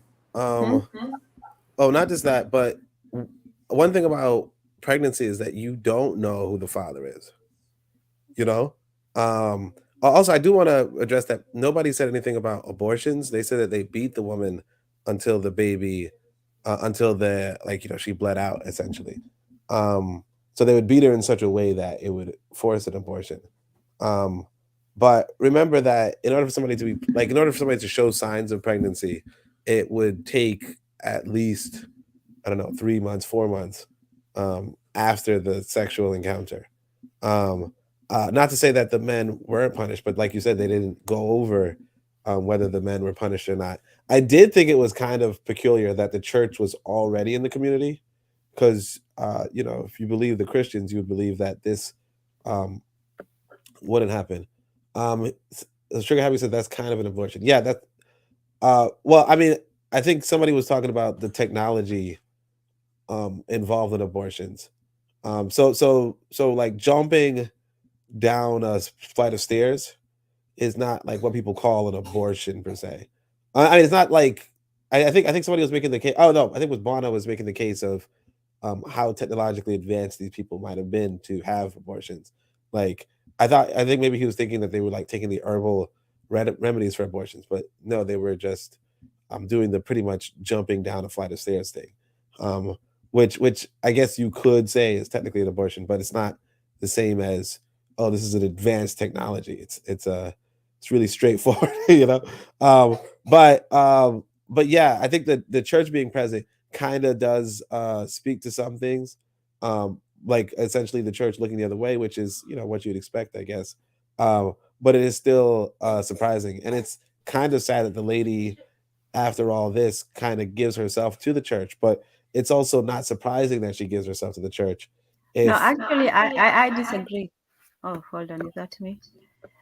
Yeah, it was you. The usual position of the church would actually to be to save the lives of the women. Hence, this, you know, a piece such as this, when the British, you know, the famous story about that British lady who went to Nigeria and still stopped the children, the twins from getting killed and so on, and so she rescued. Yeah, the British and white people love stories like this, where they go highlight some, you know, so-called barbaric aspect of or cruelty of Africans, and then they go in there and rescue the poor people, whether it's the children or you know, or the women. So no, the church would not agree to this. In fact, the church's position would have been to, you know, stop the practice and say, you know, we have come to civilize you, stop this barbaric practice. In terms of abortion, the way that people looked at things, the ultimate thing was, you know, children. Who is going to take care of the children? So hence why, you know, so many laws were made, including polygamy, including wife inheritance, and so on, so that the children would be taken care of. But that condition was that they would be taken care of in the, you know, in the confines of marriage. Marriage was the protection for the man, the woman, the children, and both families. So when you went against the society or rules and decided to have a child outside of marriage, you really left yourself open to, you know, to be outside of society. You left yourself vulnerable and without protection. So that is why, you know, they would send the girls to the island. So if a man picked her up, now she would be under his protection. So the man who the way you got into trouble was with the man, and the only way to get out of it was, you know, was another man.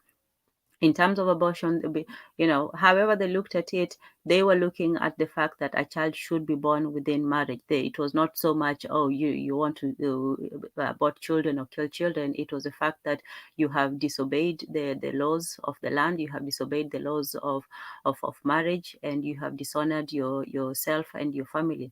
So it was not so much, you know, oh, pro-abortion or this. It was more of, you know, children should be born within the marriage, and women should be punished for not adhering to those laws. I should be anybody. Yeah.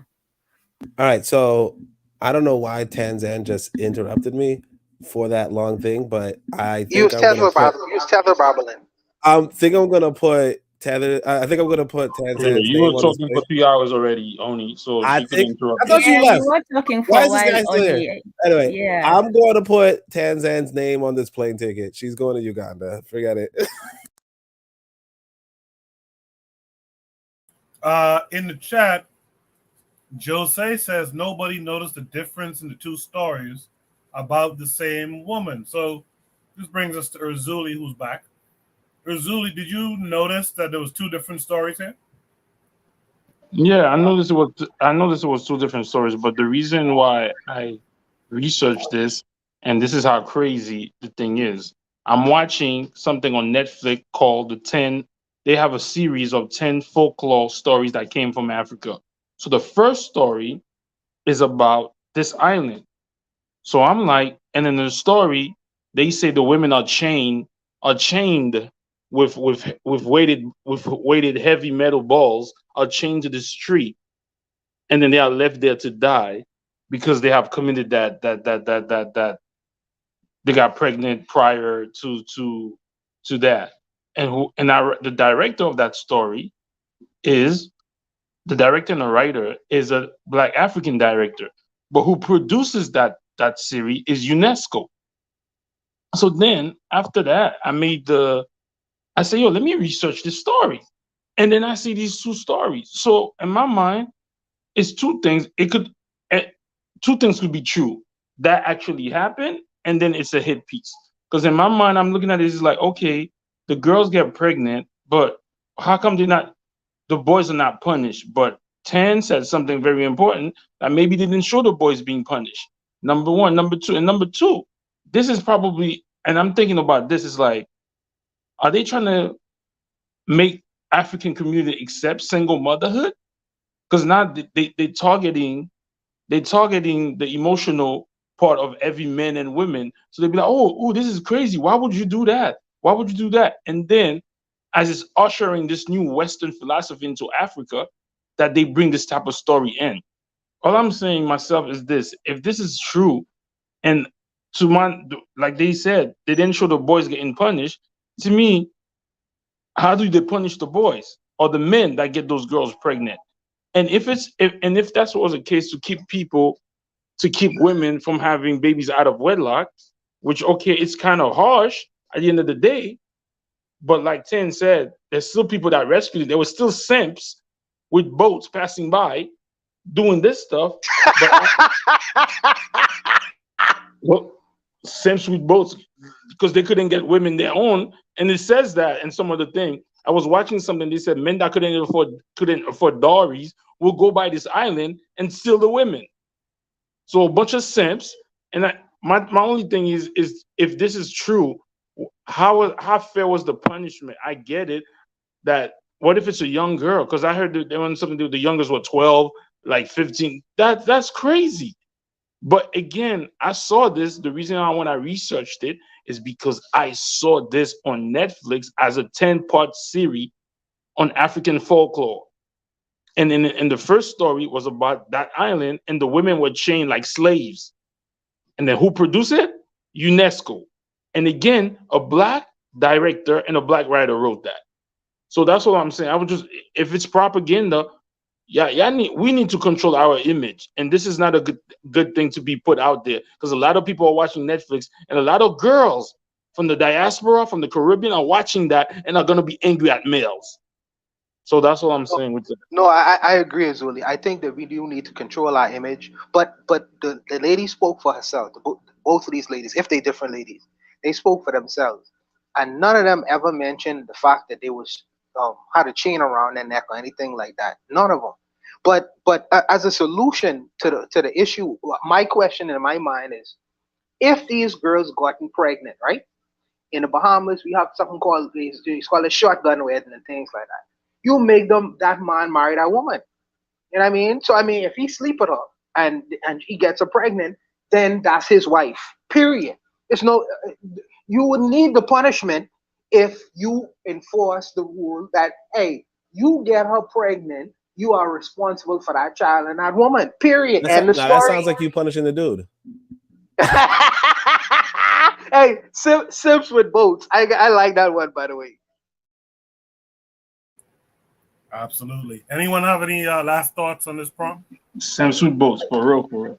But at the end of the day, like, what I wanted to say, Coco, I know you want to move on, is that, we need to invest in our own image through stories. I'm going to give another example before I did. I'm at work. Coco, we work at a college. This young lady is writing a paper on Africa. Nowadays they have some AI that could do your essays for you, right? Why the AI? She typed, because she's from another culture. She wrote the AI. She made the AI write the essay. You know what the AI wrote?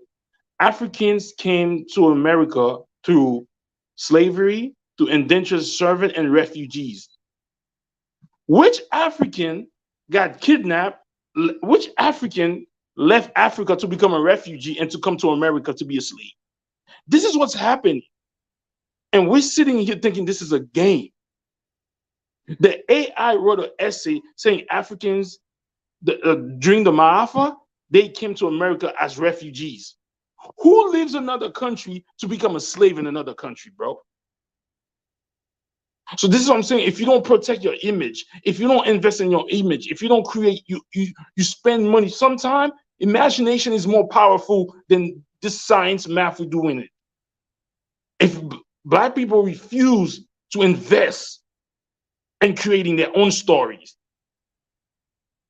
So this story right now, I saw on Netflix. I didn't finish watching the other stuff, which the other stories, but that number one story, that was, even if it's true, like I said, they had an image of 3 women tied down to slave. They put the shackle on their feet with heavy weighted metal balls. And which that's the question now. Where would they get those shackles? Where would Africans get those shackles if Africans was not using shackles to enslave people like that? So I'm just saying that it's a dangerous world out there. AI, the AI wrote an essay and said African people that from the Maafa came to America as refugees, indentured servants. So that's what I'm saying. Last thing I'll say before we move on to the next prompt, that I've noticed for a long time. These folks that they're talking about, it could only be, it's possible that there's only like 200-300 of them.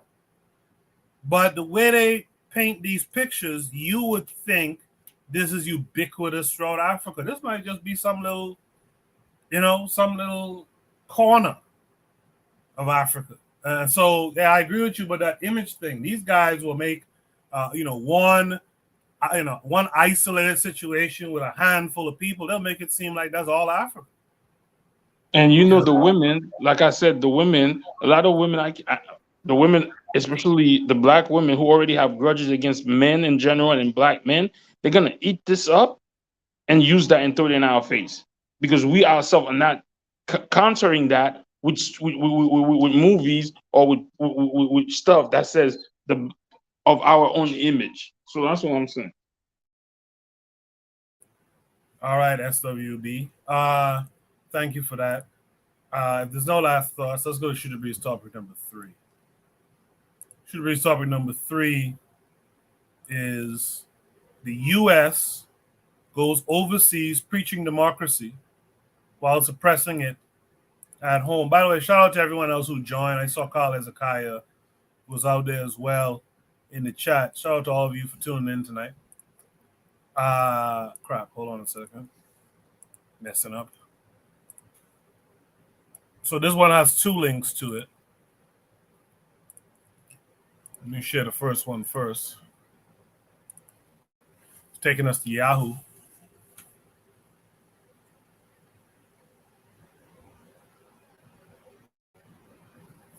Over on Yahoo News, it says Tennessee's House expels 2 of 3 Democrats over guns protests. There's a video here. Let's check it out.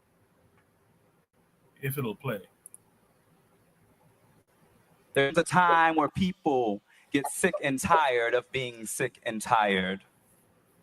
And so I came as a representative to this well. So today, we are brought to here, responding in the extreme measure because we did, but because by breaking the quorum, we broke the glass of your false power for the world to see. We broke the glass, this chamber that someone called sacred. One of the members on the other side of the aisle was in tears and said, "I've never seen such a breach of the sacred chamber." And I thought to myself, that representative has obviously never read history. Because it's in this chamber, if you walk around this Capitol, you'll see bullet holes when representatives got into conflict. You'll see duels take place on this House floor, debating whether people like me should be treated like equal citizens under law. This is not a temple. This is a place where we're supposed to wrestle for our democracy and wrestle ideas and give voice to 78,000 constituents each of us represents. But for so long, this body, drunk with power, has modeled for the world what we know as nothing less than authoritarianism. And today is the climax of that behavior. That a week after a mass shooting plagued our community, the most direct action this legislative body takes, or should I say my colleagues on the other side of the aisle are taking, is to expel us for speaking about the issues of weapons of war on our streets. We called for you all to ban assault weapons, and you respond with an assault on democracy. That is why the nation is watching you today. And I say to my colleagues on the other side of the aisle that no matter what you vote, you have the votes, but you will not be victorious because there are generations of young people who see what is going on. There are young people that as you try and beat us down, they are rising up to take back this state from the extreme forces that have sought to take away the democratic process, the deliberative process. On last Thursday, when thousands gathered here, tried to silence members from talking about the issue of gun violence because they were afraid that a conversation would remind people that there is complicity of this body in what happened at Covenant Elementary School. I see why they kicked him out. I mean, this guy's up there sounding like Gil Scott Heron. Like, what? Why are we performing spoken word? And the other guy is worse. The other guy jacks MLK completely. But what? Let me finish the story. That was the video with one of the people. So this story says Nashville, Tennessee, in an extraordinary act of political retaliation, Tennessee Republicans on Thursday expelled 2 Democratic lawmakers. You just saw the video of one of them from the state legislature for their role in a protest calling for more gun control in the aftermath of a deadly school shooting in Nashville. A third Democrat was narrowly spared by a 1-vote margin. The split votes, the third Democrat, by the way, is a big old husky white woman. That's her over on the right-hand side. The split votes drew accusations of racism, with lawmakers ousting reps Jason Jones and Justin Pearson. We just saw Justin Jones on screen. I'm going to show you Justin Pearson in a second. Well, both black, while Representative Gloria Johnson, who is white, survived a vote on her expulsion. Republican leadership denied that race was a factor. However, the visitors' gallery exploded in screams and boos following the final vote. After sitting quietly for hours and hushing anyone who cried out during the proceedings, people broke into chants of shame and fastest. Banishment is a move the chamber has used only a handful of times since the Civil War. Most state legislatures have the power to expel members, but is generally reserved as a punishment for lawmakers accused of serious misconduct, not used as a weapon against political opponents. GOP leaders said Thursday's actions were necessary to avoid setting a precedent that lawmakers' disruptions of House proceedings through protests would be tolerated. Republican Rep. Gino Bulso said the 3 Democrats had, quote-unquote, effectively conducted a mutiny. At an evening rally, Jones and Pearson pledged to be back at the Capitol next week, advocating for change. Rather than pass laws that will address red flags and banning assault weapons and universal background checks, they passed resolutions to expel their colleagues, Jones said. And they think that the issue is over. We'll see you on Monday. So you guys get a gist of why they were tossed. But let me just show this video here. It takes us to a tweet of the other Justin Pearson.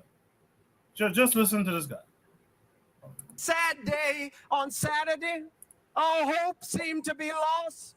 Representatives were thrown out of the State House. Democracy seemed to be at its end. Seemed like the NRA and gun lobbyists might win. But oh, that was good news for us. I don't know how long this Saturday in the state of Tennessee might last. But oh, we have good news, folks. We've got good news that Sunday always comes. Resurrection is a promise, and it is a prophecy. It's a prophecy that came out of the cotton fields. It's a prophecy that came out of the lynching tree. It's a prophecy that still lives in each and every one of us in order to make the state of Tennessee the place that it ought to be. And so I've still got hope because I know we are still here and we will never quit. Testify. Out of order.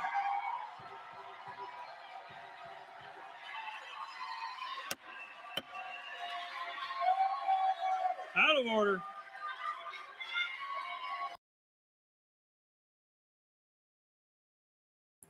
That man almost slipped up and said, I have a dream. Like, it's that bad. Lero says it's cringe.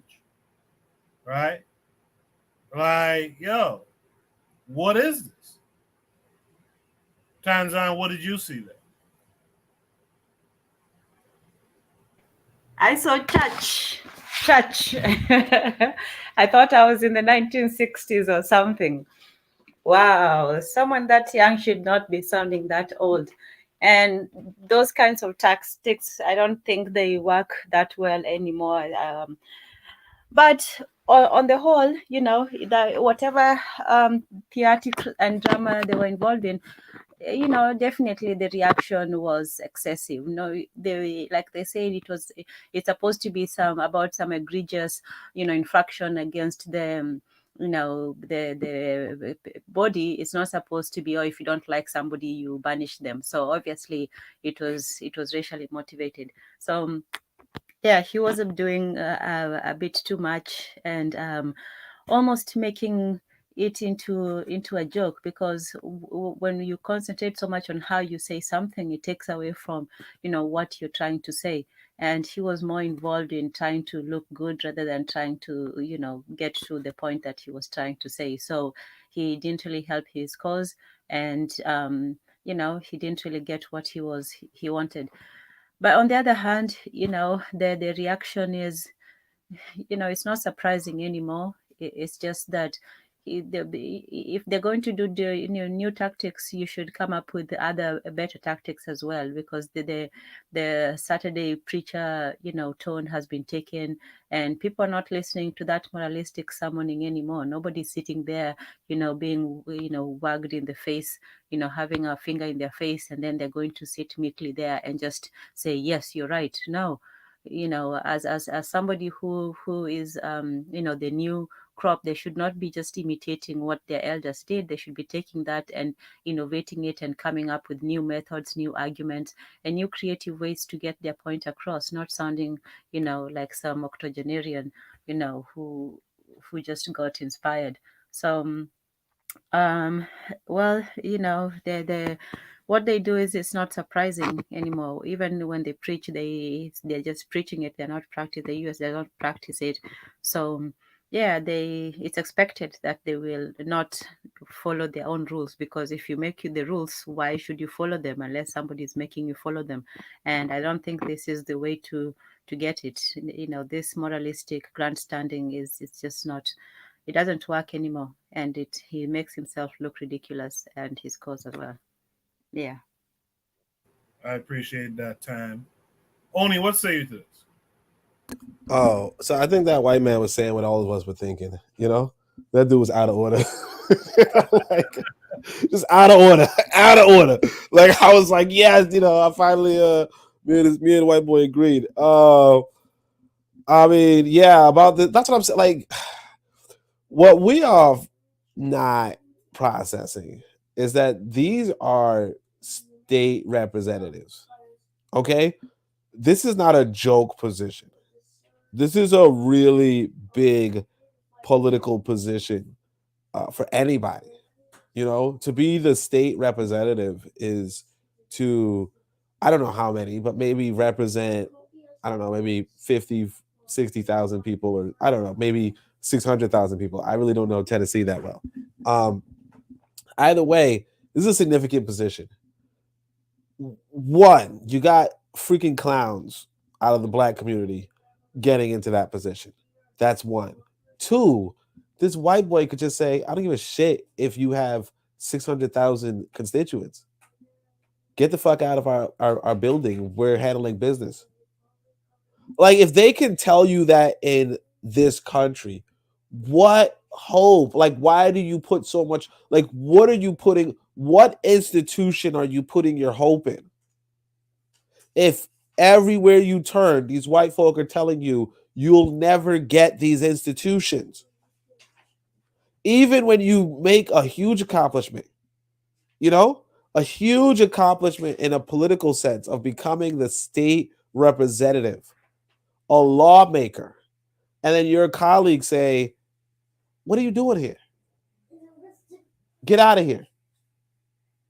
Right? Like, that should tell you everything you need to know. I mean, and it's not like it's one time. Not it's like it's one time thing. In other states, they are. What is with Zuli? I told you he was gonna be back at 10. Did I tell y'all he was gonna be back at 10 o'clock? This dude said he was gonna be gone. I said, you just tip the lady, and after 2 minutes he's done. Anyway, after 2 minutes he's done with her. He's like, how? Anyway, but my thing is, damn, that's embarrassing. This dude couldn't, like, her. She was like, there's gotta be an hour, Zuli. I know you're not gonna last, but it's gotta be an hour. Yo, man, try to get a girl who charges you at a minute rate, man. Try to get a girl who charges you at a minute rate, my dude. And this dude buying the whole hour back.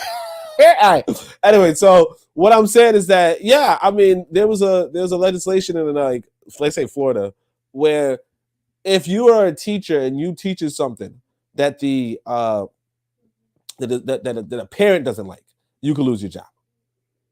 Okay. And that parent might not like you teaching about race type thing, anything racial.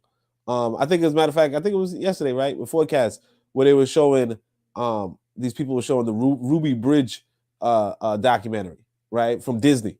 You know what I'm saying? And this teacher might be getting the axe for that. All that to say, yeah, I mean, that's the big joke, because it's like, if it's, like the question is then, if it's America that's, oh, democracy, right? And then when you have people who elevate themselves from the democratic practice, who keep the, like if you see how this guy is whipped, okay, you see how this guy is whipped. There's another video of the man. He got a clean fro. I ain't gonna hold him, right? Nice clean fro, right? You see him in another one, like straight out of the fucking church, right? He's whipped to the like he's whipped, like he got the scars. You know what I mean? Like he got the phantom scars. And notwithstanding that, the fact that even at that level, he's being treated like a piece of shit. Like Forecast would say, he got that the Negro wake up call, right? The fact that is what's happening, that you could be a slave as they need you to be, right? And it's just not enough. I mean, come on. Like I would say, if you put in all, like they say, don't put all your eggs in one basket. If you put in all your eggs in this basket, you shit, you get in the wrong basket. That's all I'm saying.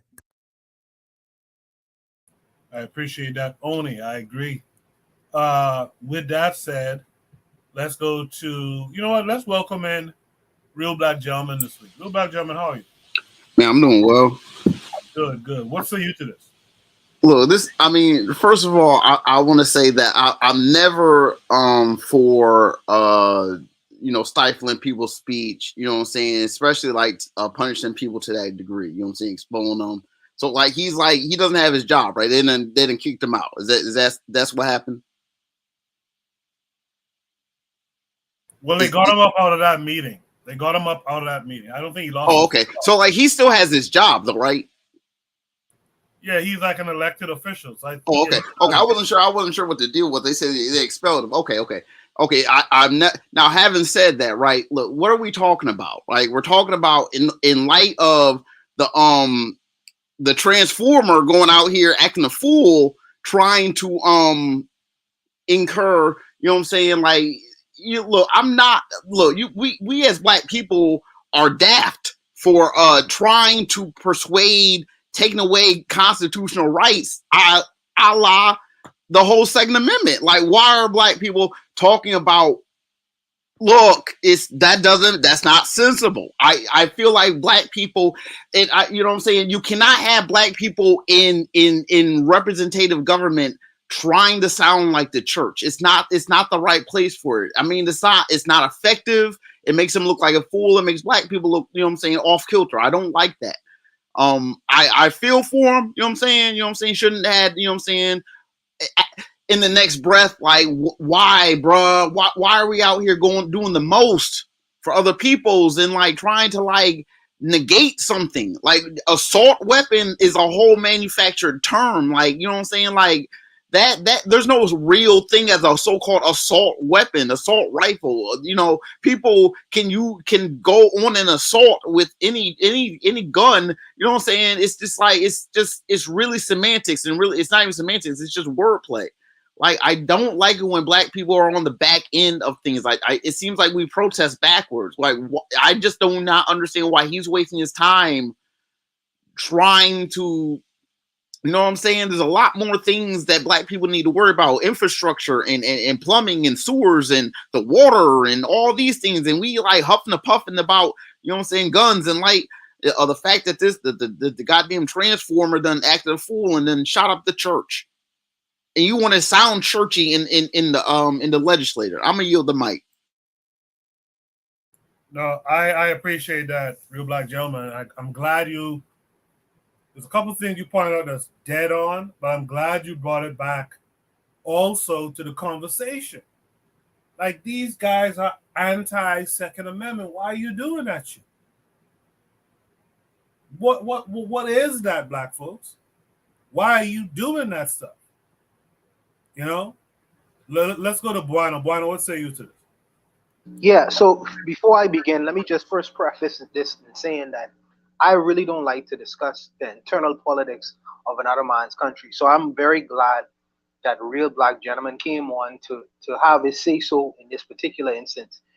When we talk about Africa, I think I have an ancestral right to the continent, so I like to delve into internal politics. But since I'm being asked to discuss this particular issue, I'll give my 5-cent opinion. You know, in terms of when these brothers, I'm talking about gun control, I'm like, man, you all have a right to guns just as everyone else in the country. So if the people in the state of Tennessee wants to have assault weapons, you have a right to buy assault weapons as well to protect yourself for whatever reason. So these democratic talking points only speak for their party. They don't necessarily speak to their constituents, because maybe their constituents don't mind having assault weapons if it means that, hey, we as a community, which is 14% of the community, we living in a hostile environment. So it appeared to me that having the ability to protect myself, where I could get guns, whatever reason, if it means protecting myself and my family, I should have a right to do that. But see, he is sticking to his democratic talking point, and they giving him a script to talk about. It's 2023, when the black man in America, and like I said, I don't like to discuss these internal politics, but to talk about equality in 2023, brother, it means you ain't been watching from 1776 what's been happening. America is not even no Western country. These ideas are equality. These things are high-minded ideas that profit, but the reality of these Western enclaves, they don't practice equality, brother. Get that out of the table. Get that out of the equation, brother. You know what I mean? We are in a competition, and we are in a competition to win. There are going to be winners and losers. Displace this idea of equalness and equality. That's just a nonsense that the Democrats like to run on about, and it's disgusting. And the fact is in a black man mouth at this point in time. Come on, bro. Come on, man. You creating a narrative that is fanciful. It's a fantasy, and the fact that hey, this guy sound like Martin Luther King Jr. He basically called Martin Luther King voice, and all his gestures and how he's speaking things like that. But he is just it's just red meat to his audience because he understands that the black community by and large is coming from a Christian tradition. 90% of the black people in America are Christians. 90%. So to have that kind of posture, he's preaching to he's basically it's like a dog whistle. He's dog whistling to many of his constituents. You notice that they was cheering because politically we are still there. We still look to being represented by religious leaders instead of real political leaders. You know what I mean? But that's a whole other matter. Because I wouldn't beat him up too much on that because when Donald Trump does it, and Donald Trump throws his red meat to his audience, he talks about law and order, law and order. Who's that coming from? That's coming from the old Reaganites, people who was with Ronald Reagan, who was an actor, by the way. That's a whole other matter. So I wouldn't beat him up too much about that. But this guy, when he's proffering, it's just a whole lot of performance, little sense, which is how the politics game works, unfortunately. But like I say, at this point in time, I think that we as a community, in particular people who are in North America or even in the Western world, we need to find a new script that is independent of someone giving us a script. Because these ideas of equality don't work for our community. It's been working. These ideas of gun control don't work for our community. It's been not working. So we need to find our own script. The Democrats does not have the ability to create a script or a narrative that's gonna cure the issues that is availing the black community inside of North America. I don't believe a thing. I'll stop there. I appreciate that. Wow. But talking about his oration and his gesturing, it's just feel good stuff again. It's more feel good stuff again. The other brother doing spoken word poetry. This is what his community. This is what they go after. We go after fanfare. We go after things like you say that make us feel good. We would never listen to politicians who want to tell us the hard, fast, and honest truth. They wouldn't vote for him, and these guys know that. So he gonna come with this articulation that sounds like Martin Luther King Jr. because he know many of his constituents. They are the voters, not the young, maybe not the young, so much the younger people, but the older people are the voters. They still in them churches are worshiping white Jesus. So you gotta throw them that red meat that can keep you in office. It's a game, it's a game of performance, man. But we do it here as well. So they don't have a monopoly on it. We do it here as well. So to see it being done here is just a reimagining of what I've been watching for my whole entire life politically in these Caribbean places. But like I said, I'll stop. Yeah, I mean that's the thing, right? That's the thing we should be discussing as well. It's always performative because everything is a production. That's just what it is. Everything is a production, and you have to nail certain beats in production. So this guy is trained. These two guys are trained to have that delivery because their handlers know, this is what your audience likes.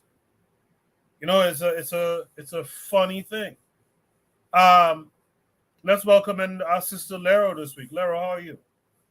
I'm good. How are you? What's up to everybody? What was that? I said I'm hanging in there. Thanks for asking. Okay, good. I'm glad to hear.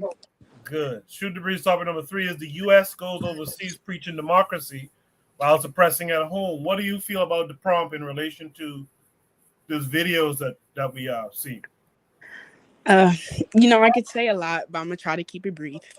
To be honest, it's just so unserious. I mean, for one, why can't we just come and speak like we are, organized? I don't get the theatrics of it all. And the poetry, like it's not 1960 anymore. Like it's not, and it seems like we're just constantly trying the same methods. Like, how many times is America going to have to tell us that this is not your country? You don't have the say here, we do. You know what I mean? And it really boils down to, like others have mentioned, Black folks just really like a lot of that sentimental stuff. We like surface level things because we don't have to be, rigorous in study, and we don't have to be critical, and we don't have to be accountable, and don't have to put in any work. It's easy to just support a slogan or what looks nice. Oh yeah, he's preaching Black Power fist. He got the fro going. Like, what does that even mean? What is he talking about? What is he saying? Like, and some people don't even know, but because it's just beyond me. When it gets down to it though, like as far as gun control goes, like a lot of people think of like gun control as being kind of a leftist position, but if you really think about it, in America, basically restricting gun rights to citizens, and access to guns to citizens, but leaving them in the hands of the military and in the hands of the police. Because let's be honest, both sides of the coin, Republicans and Democrats alike, are not trying to reduce their police budgets. They're not reducing their military budgets. So it's really taking away gun rights to citizens and leaving them in the hands of the state. I don't see how that's a leftist position at all. That seems very authoritarian to me. I don't get what benefit that would be to Black folks, but even then too, like, say gun control did come into play, I mean, it's kind of futile at this point, the amount of guns that are in the streets. These boys walking around with switches and weapons that you can't even buy legally. Like, you know what I mean? They all over the hood, and if Black folks got them, these crackers got them too. Like, so it's of no benefit. But it comes down to the fact that we don't see militancy as something that's important to us, because we believe they're already, integrated within this nation, and we kind of seek satisfaction and pride and solace in this racial plight with our enemies. And it's unfortunate, like, that's our circumstances, being a minority in a white country. But at some point still, we have to turn to ourselves and start asking hard questions, if we really want change, but because that's the kind of over sentiment of everyone, but we don't take the time to be as disciplined enough, and it doesn't matter that much to us. We're pretty apathetic about the situation, but we virtue signal about it, and and all those type of things. But yeah, it really is going to come down to just Black folks kind of coming to themselves and thinking for themselves, getting organized within oneself, and not worried so much about, what white folks is doing to you because you were a slave. Like, and it sucks that you even got to say that, but you were enslaved. How much more worse could you get from that? You know what I mean? And it's a plethora of issues, but I'll kind of leave it at that. Larry, at the beginning you said something, and by the way, thank you for that. You said something that reminded me of a story. You said, why can't Black folks just come and talk to another Black person like normal friggin' people, right? It reminds me of a time, me and a good friend of mine, we got lost trying to find this place that was like in Spanish Harlem, right? And so we're lost in Spanish Harlem. My friend, who did like 3 semesters of Spanish in college, like many of us did, he thinks he's a Spanish speaker. He sees a Spanish guy. And he started saying, escúchame. And the dude was like, yo. I speak English, man. Just talk to me in English, man. It made me remember that funny ass story that I went through with this friend of mine. Yeah, Black folks, we gotta learn. Just talk to me like a man. Just talk to me seriously. All the joking and all this gimmicky bullshit. Let's go to first of all, let's welcome in our brother Carl Hezekiah this week. Carl, how are you? Hey, Koku, how hope everybody's doing well in the chat. You guys can hear me okay? Yeah, loud and clear. Okay, all right. So I don't know, these responses I'm hearing from this video are kind of wild to me. I wonder if we watched the same video. But just to give a little context to this man speaking out. So of course there was another school shooting.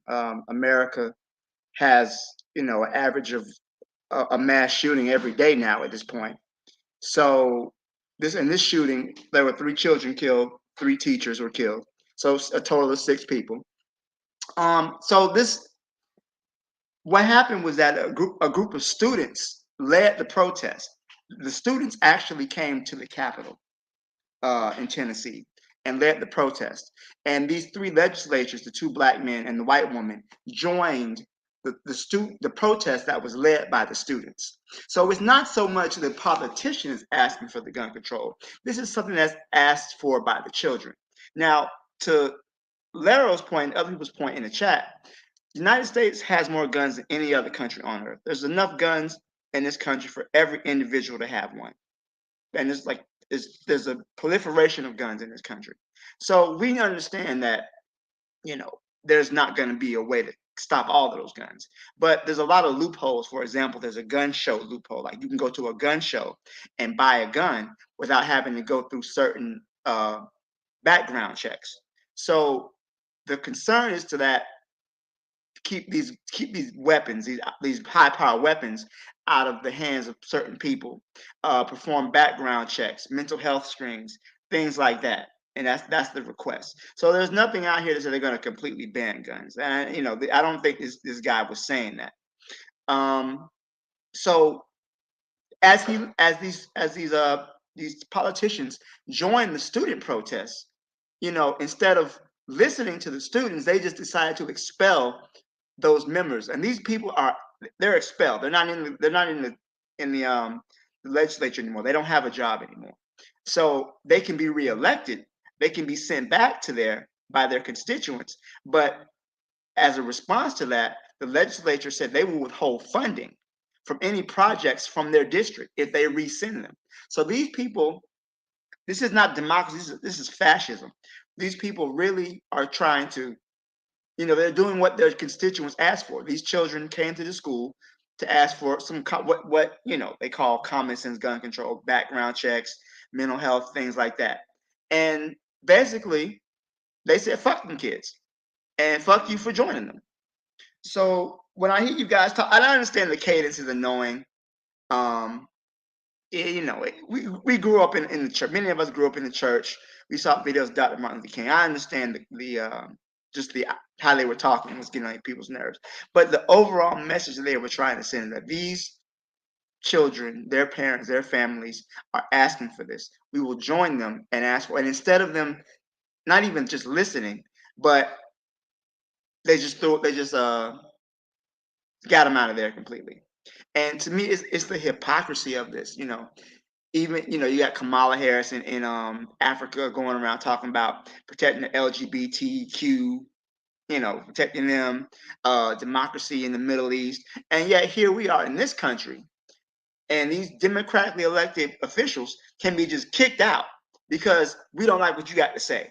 And then how racist it is, because it was a white woman who said the same thing. She didn't get fired, by one vote or whatever. But just the overall image of it, they don't care. It's all about might makes right. So I just brought this to everyone to kind of say, just to look at this hypocrisy. And I personally don't believe gun control is going to happen in this country. There's too much things invested with the mentality of the American settler colonial enterprise. It was historically speaking, every white man had to own a gun because they were afraid of Native Americans and slaves rising up and killing them. So gun culture is embedded within Western society. I would say American society in particular. I don't know of any Western country who has this much a proliferation of guns, unless you really count Israel, who gets their guns from the U.S. too. So, but just in overall, there's going to be another shooting. Nothing's going to be done because, truth be told, people don't really care. And I don't even think that even if they did do some type of gun control or gun legislation, even a modest amount of doing anything to limit the number of weapons that are out here on the streets, I don't think that the majority of people in the U.S. at least would adhere to it. When you hear about gun control, that's mostly coming from like places like New York, California, but they only care about gun control when people who they don't like have guns. So, for example, the very first gun control, one of the first gun control acts was passed against the Black Panther Party during the 1960s. by Ronald Reagan, because the Black Panthers would walk around the community armed with guns to protect Black people from police brutality. They got that gun control passed quickly, which is supported by the National Rifle Association, NRA. Now they're talking about gun control for trans people. So there's been thousands of shootings in this country within the last 20 years. Of those thousands of shootings, only 4 people have been transgender who have been committed those. But now they're really talking about restricting weapons for transgender people now that there is more legislation against transgender people going out in the country, denying them health care or whatever, whatnot. So now transgender people are the problem, whereas the thousands of shooting that involve, white men, they don't get looked at. So that's just my thoughts on this. Thank you for bringing this topic up. No, I appreciate you, Carl. Thanks for coming through and thanks for the topic. Let's welcome in our brother Bakari. Brother Bakari, how are you this week? Peace, man. I'm good. What's up, everybody? Good. Everybody in the chat. I came in. I've seen a video. I'm against gun control. In all honesty, I heard what Carl just said. But when you hear people speak of gun control, the main issue is always, because they didn't mention it there. That don't take away from the fact that they have mentioned banning guns, or we want to ban magazines. You can't have a magazine with more than 10 rounds. And with the laws that's been in this country against Black people, there was a time where they made a law where Black people couldn't own guns, right? When Black people had, you can go back and look up the militias that Black people had after Reconstruction, and you can see what Black people was fighting back. So they made laws where Black people couldn't have guns. So I don't think there should be no Black person talking about guns. There was a white dude walked, a white woman, whatever the hell it was, walked up in the school and shot some white folks. White folks should have been on the front line talking about that. Everybody's problem is not our problem. Our problem is lack of training with the guns, lack of respect for one another, so we would know who to use the guns against and not keep them pointed inward. But no, I'm not for the gun control thing. Even the gun control thing came up when the white boy in Wisconsin killed the people when he killed those 3 people in Wisconsin, right? Didn't bother me. I didn't complain about it. I saw it, and what I said was, instead of black people saying, yeah, we need gun control and talking about what he did, we need to just be worried about and keep this. So if we ever have to use it, this is something we can use to defend ourselves in their court system, because we had to use our gun. So no, I'm not against. Every time they talk about banning something, I go out and try to get as much as possible. Like I said, when they said they want to take you to 10-round magazines, I went and bought me about 10 32-round magazines, right? So they want to do away with the wide open trigger. With that one, they say they're gonna see about if they banned it, come in your house, that they want you to be able to, it'll be illegal if you get caught with one. But with the magazines, if you have yours before they switch it to 10-round magazines, it would never happen. The police have them, these white militias have them, everybody have them, and ain't nobody worried about gun control but the people who traditionally in this country has been dominated by the gun. So no, I'm not with the gun control. That's me personally. And on that, I yield the mic. I appreciate that. Does anyone have any other last comments they'd like to leave? All right, then. Well, then, since there's no comments no more. Hold on, I got a comment. Sorry about that. Step away for a second. Topic number 4. Carl just killed a joke, but okay, Carl. Sorry. But I got a question for Bakari. So, I understand not banning guns, but don't you think there should be something put in place so that way people who are mentally ill, people with a history of violence, don't have access to firearms? I don't know what state you're in. I'm in Florida, but at least here, if someone has a record of domestic violence, for example, they can't own a firearm.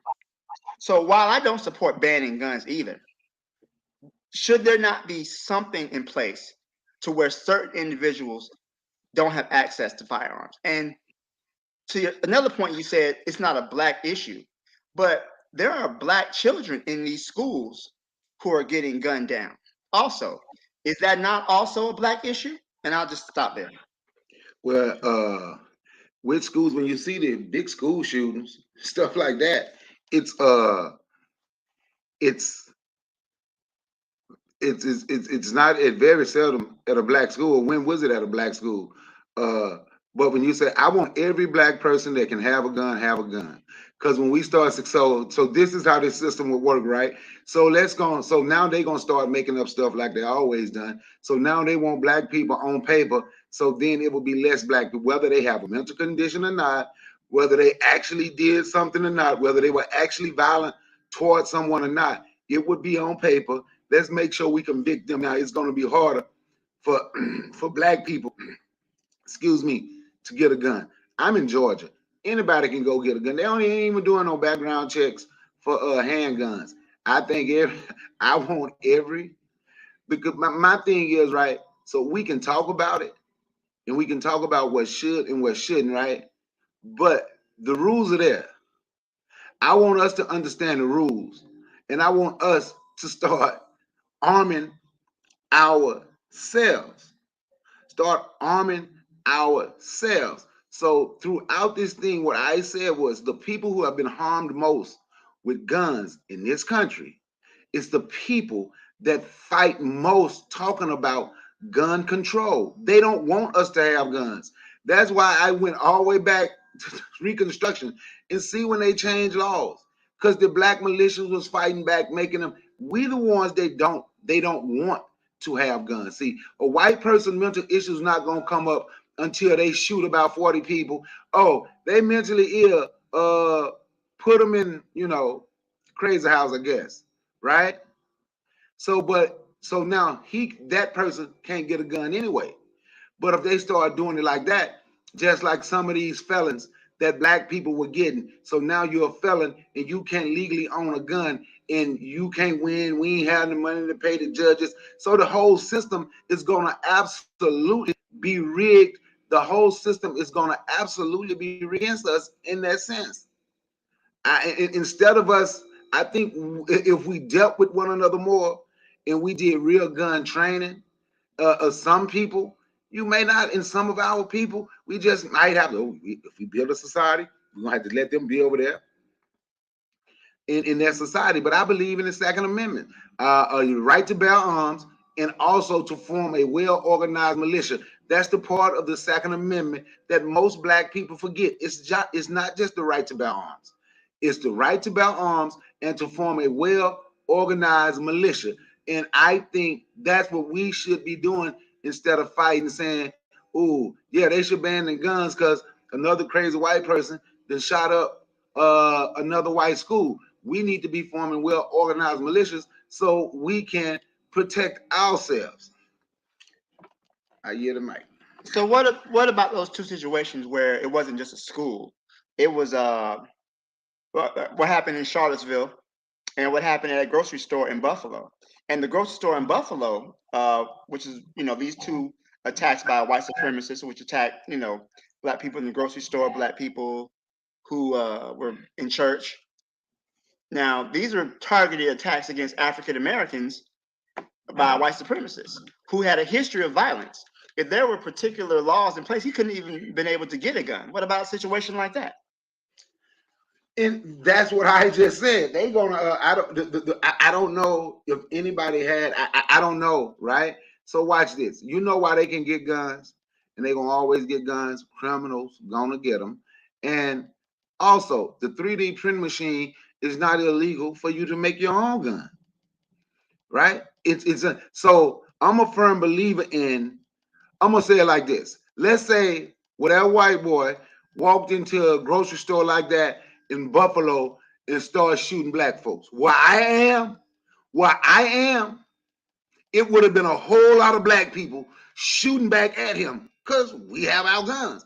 I carry my gun everywhere I go. I'm not going. I keep my friend. I keep 32 friends with me everywhere I go, and I'm not the only one.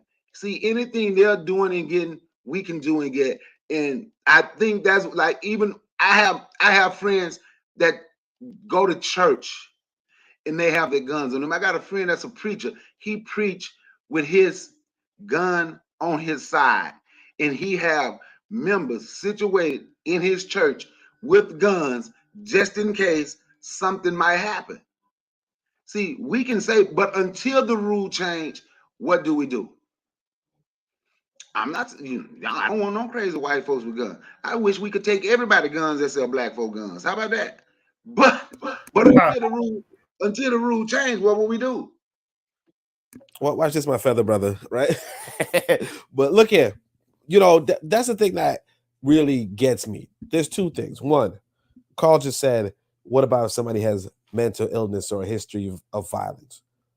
We in America, the majority of the population got mental illness and a history of violence.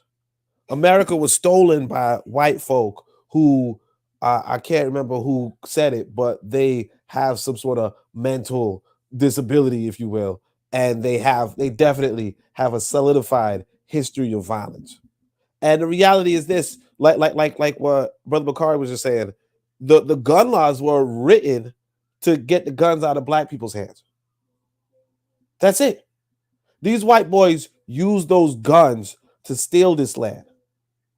And these white people, and this is the second part about it, right? Because I don't know why, but like these Marxists, they will tell you. I'm not saying Carl's a Marxist, although that is a Marxist name, right? If I ever heard one, but I'm not saying that he's a Marxist. I think he might be, but the irony is this: Marxist Leninism is supposed to be a revolutionary ideology, an ideology about taking up arms against the state. Okay? About the proletariat arming themselves against the bourgeoisie, against the government, taking over, establishing a dictatorship of the proletariat. They're supposed to be about violence. That's the whole appeal of the Karl Marx philosophy. And for the modern liberalized socialists to say, hey, you know what? I actually think the state should have all of the martial authority, right? I think the state should have all of the weaponry, right? What that tells you is, one, first off, if the state has all the weapons, you're not going to be revolutionary, right? You're essentially a reactionary, okay? Because you're not trying to change the state through revolutionary means, right? But on the other hand, right, the state, the reality is that you want the people, you want the proletariat to be armed against the bourgeoisie establishment. So there's two things to that. The one is, hey, what about will the people with mental illness or the people with a history of violence get weapons? Yes, they have them. White people have the weapons. The laws were only established to stop black people from having the weapons. But two, on that note, if you're trying to take weapons from black people, you're trying to take weapons from the proletariat in the interest of the state, that's not a revolutionary philosophy. That's a reactionary one. And I said this yesterday, but I'll say it this today as well. Huey Newton said, any unarmed people are either slaves or have the potential for slavery. That's it. Let me say this right quick before you pass it. Let me say this right quick, right? So we ain't gonna let the mass shooting be our representation, right? Because black people, we don't really do a whole lot of mass shootings, actually. So what I'll let be my representation, Michael Xavier Johnson. It was just 1 minute. Look what he went at. Gavin Long, look what he went at. But now when you talk about the well-organized militia, I'll talk about the NFAC. Look what they did down in Brunswick, Georgia, how they made the police bag down.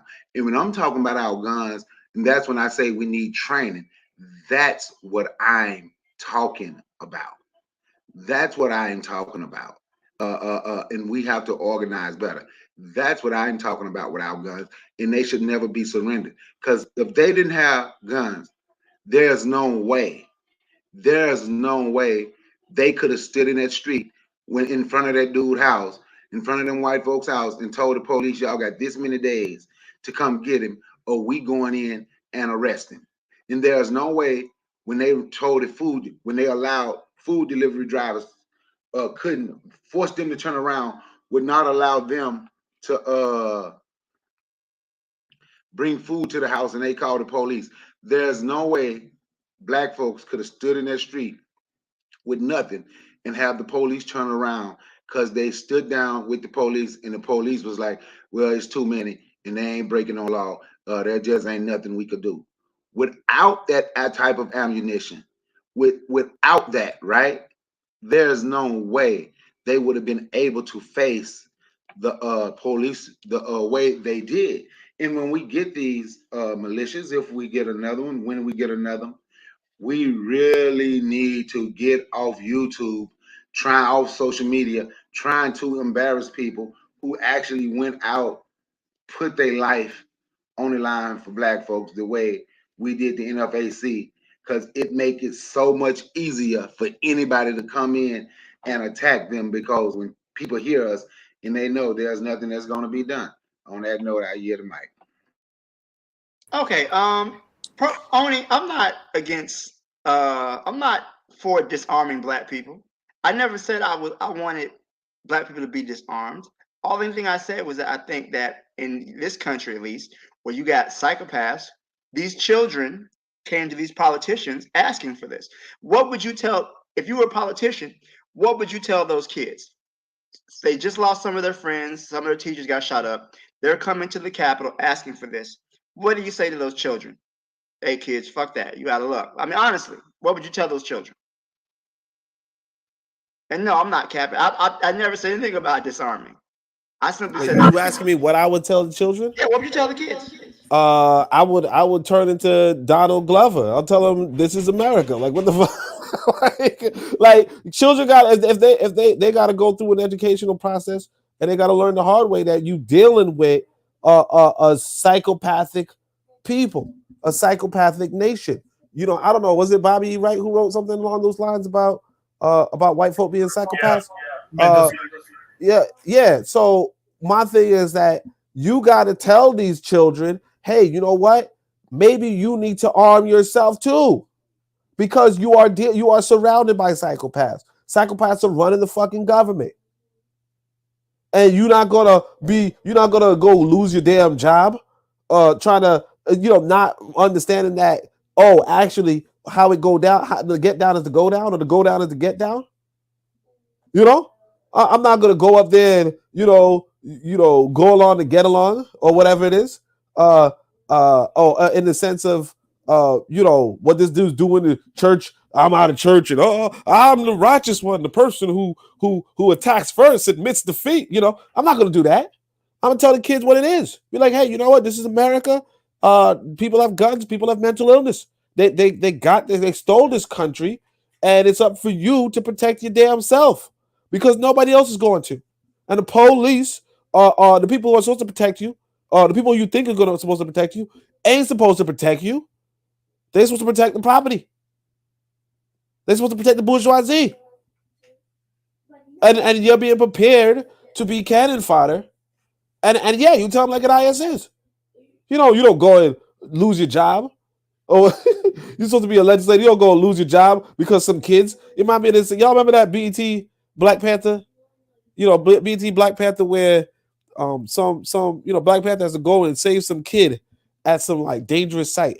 And when he brings the kids back, the parents say, well, Johnny insisted, or whatever. Not Johnny, keep what he insisted, right? And Black Panther says, oh, so now we listen to children? You know what I'm saying? Like, you ain't supposed to be listening. You're supposed to be teaching the children. So if a child comes up to you and says, hey, can we block out the sun to stop global warming? You don't just say, well, what can I say? You start building a fucking thing to block the sun. You say, no, stupid. Damn son. We gonna lower climate emissions or something. We gonna lower emissions. That's it. You give the right solution, the practical solution. You don't lose your job. You do the real thing. You don't go out of order like that white boy was saying. Can I add something real quick? Yes, go ahead. Okay, so I really feel like people underestimate like the amount of guns that are sold and bought illegally that exists here. Like, I mean, the damage is really done when it comes to guns. I mean, they've manufactured them out the ass. Like, they are out here. It's so easy to buy a gun. I mean, do you have Telegram? Like, I mean, I'm not even like trying to be joking about the situation, but like, it's really so easy to buy a gun. It's a click away from you buying a gun, from you buying drugs, from you buying whatever type of illegal thing you want. You know what I mean? Yeah, you may get caught. You gotta worry about the police and all that stuff. But it's legal to. I mean, not legal, but it's easy for you to access weapons. Like, full stop. I mean, one, they talk about take away guns from black folk. Look, black folks got guns now. Like, you know what I mean? Like, they got guns that you can't get in the shop. You hear me? Like, plenty of them. There's a plethora of options. So yeah, they did restrict them. Okay, you go on the street. Like I said, they be online, you know, where you can access child porn and things like that. And it's guns on the site too, just as much as it is, like I say, in the digital age, so much has became accessible now, and even like internationally. And I mean, the damage is done when it comes to guns, full stop. Like, it just is. And there's no amount of legal laws and things that you can make that's going to make the situation better. One, I don't even support gun control for real. Like, you know, I believe everybody should be armed. You know, everybody should be armed, like, just as your own safety precaution, period. I don't care who you are. I wouldn't give up my gun. I don't advise anybody to give up their guns. You know, I mean, it's just really done out here. And your only option is to really arm yourself. It's like others have mentioned, we really are living with psychopaths, you know, and people who are looking to profit off these illegal markets. You know, if you can go buy fentanyl on the street, you think you can't go buy a handgun? Like, come on now. Like, I mean, anything. I don't know. Hey, Carl, one thing I want to say, right? I ain't gonna, I'm gonna let you know. I understand what you're saying, right? But as long as you can make your homemade gun, a 3D printed gun, and they're legal, you can't control that. And the people that's like behind, because the 3D print ARs and AKs, that printer is $5, $10, $15,000. So we're not making them, and we're not putting money together to get that machine where we can make them, and we're not getting machines to make our own bullets, which is some of the things that we're doing. But instead of saying gun, because I would like to see, because I've seen some of these militias, I've seen documentaries, right? I've most of them, when you see white folks, those militias out there, most of their guns not registered anywhere. It's something they made at home. It's made on a 3D printer, something they made at home. No serial number. I would like to see when they catch them. Like, where did he buy this gun? What's the serial number on their gun? Most of them don't have serial numbers. So if you're gonna do a gun control, and I don't even agree with this because I want us to get into doing this, you would have to make that illegal. But they never talk about making that illegal because they are the ones that's doing them. It's legal to make what you have to go pay a certain amount of money to have your suppressor.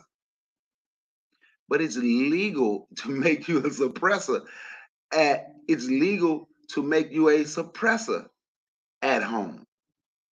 They're what they're talking about, gun control, is controlling how you get them and who get them from over the counter. But when you 3D print them, they don't even have to know, and it's legal. No serial number, guns can't be traced, nothing. So gun control in this country actually is a myth. It is something good for Democrats to say, because that's what they say. And I do believe they want to take all of the guns out of the hands of Black people. That's my take on that. I don't know about nobody else because they ain't my concern. but they want the guns out of our hands. And until we get into that 3D print, we already behind on the amount of guns that we own because we wouldn't ban them. Our gun ownership went up. But until we get the 3D print machine, I even forget the name of the machine now that make your bullets. Until you get those, we're behind. That's why they're gonna have like that white boy that went on North Carolina A&T campus the other day. The dude had homemade explosives, loaded handguns, loaded rifles, and an extra 1,000 rounds. I'm willing to bet you most of those rounds, those 1,000 rounds, I'm willing to bet you most of those were made at home. But we just have to think and say, you know what? If we were organized and we came together, we could do those same things too. We could 3D print guns. We could make our own bullets. We could protect ourselves, but now I'm done. I appreciate that. You know what? Let's go to Shoot the Breeze topic number 4. I think I got everyone on that last topic. Shoot the Breeze topic number 4 tonight is why historians never mention the Battle of Adwa, since we were talking about guns a lot in that last prompt.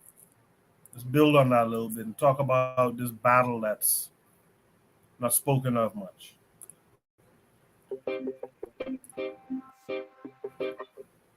Why is the Battle of Adwa so important to African history? It's important because it's one of the greatest victories against white supremacy and imperialism. In the 19th century, European countries colonized the entire African continent. They met at the Berlin Conference in Germany from November 1884 to February 1885, and just sliced up the entire continent like a piece of cake.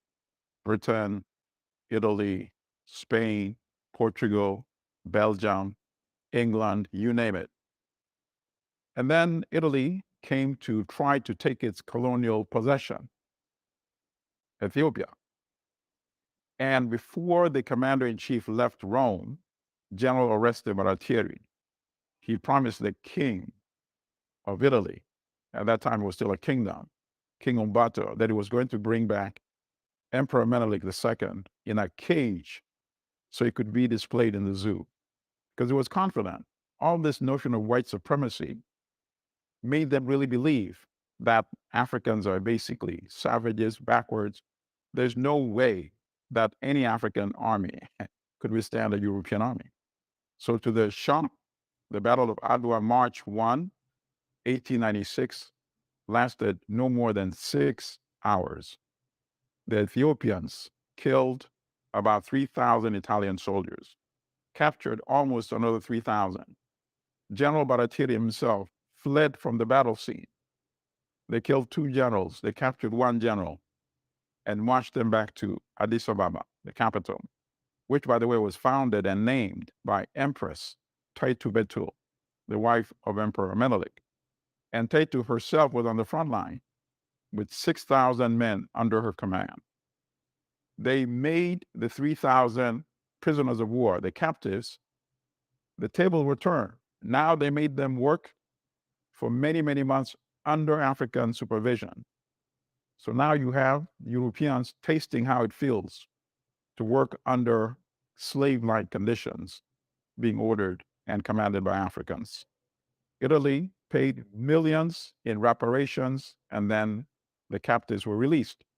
Now, this is not taught widely in the history because it would explode the myth of white supremacy, that Africans are inferior, Europeans are superior, and no way could Africans defeat Europeans in armed battle, in war. And that is why the story is not widely told by the Italians and by fellow Europeans. In fact, some of the accounts were preposterous at the time of the battle, soon after the battle. Some of the magazines in Europe claimed the Ethiopians were actually Europeans. So Italians had lost against other Europeans who just happened to be in Africa. That is why this history is important. The legacy is important.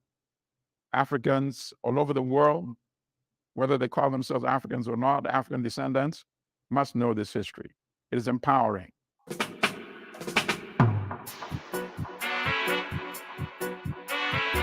All right.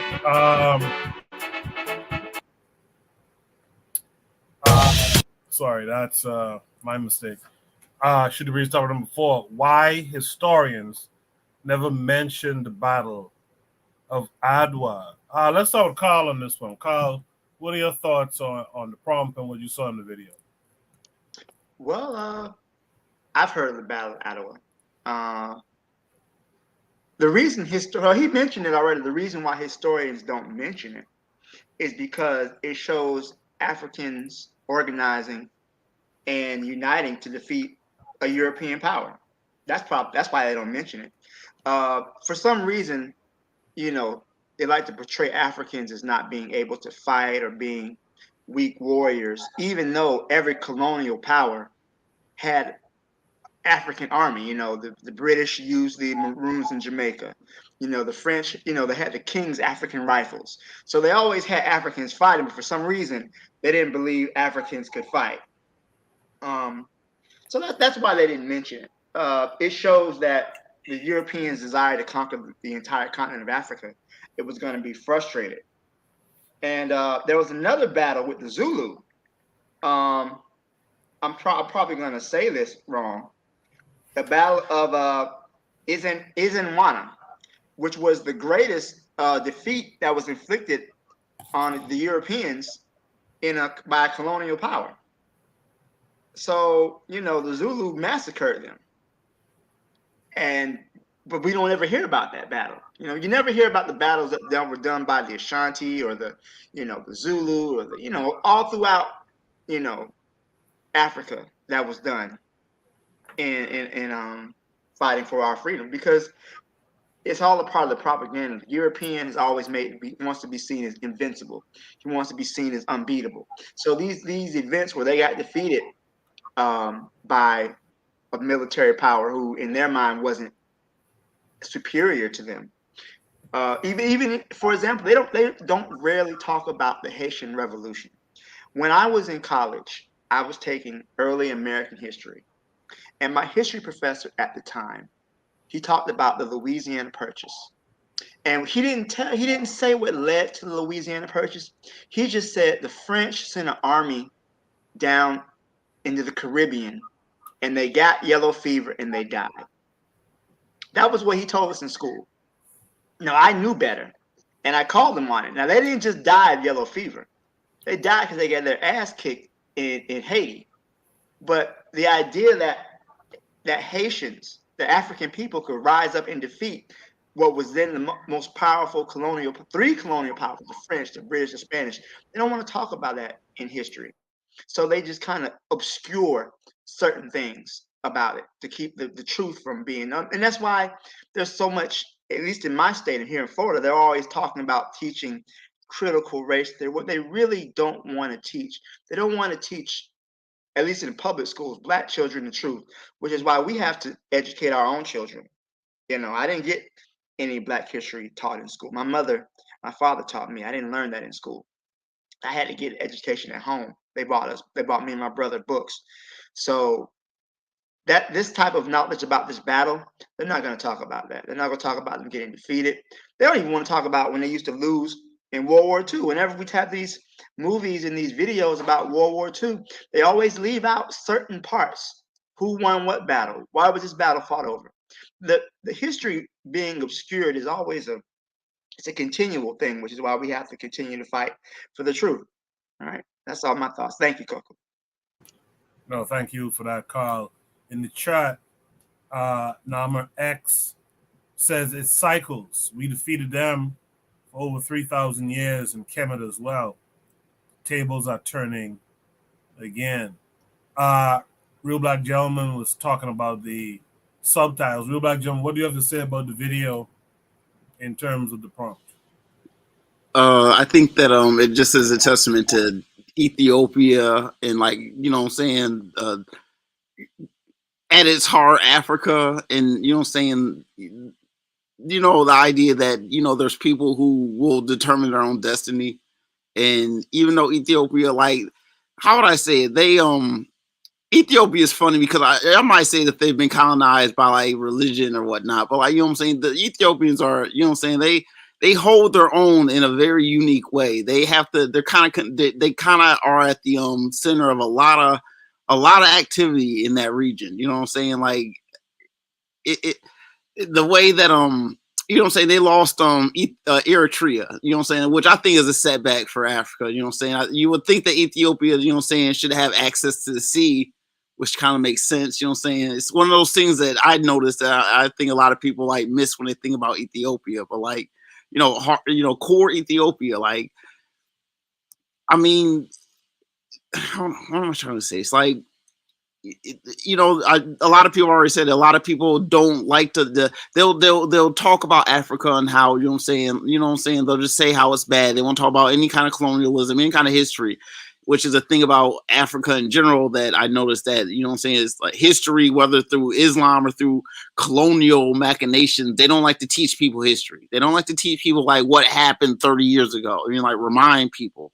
Which, you know what I'm saying, I find, you know what I'm saying, I chalk that up to like a type of creationism, but I just think that you know what I'm saying, the few places, the few little areas, even within a lot of the countries that may have been like designated as colonies, the few peoples out there who really, you know what I'm saying, held it down and really bucked against, you know what I'm saying, the outsiders and the invaders, like you always can learn from those people across the continent. Like the Zulus, like, I mean, the Zulus, how would I say it? Like, it's like South Africa and the Zulus. Like, that's something that, you can look into and like see like how they're really doing against, you know what I'm saying, world powers. They're really at the mix of a lot of world issues. And, a lot of times you can try to find connections between like, Ethiopia and South Africa and how what they have in common and what they don't. It's always important to, recognize the, the battles in history, like how those people who fought, who didn't like enslave their peoples and stuff. As Europeans went across, the west coast of Africa, there's a lot of people who didn't give in. Maybe they might have gave in the third time, but that first wave, that second wave, they were always strong. I always think about that. I'm gonna pass the mic. Thank you for that, Real Black. Gentlemen, let's go to Bakari. Bakari, what are your thoughts?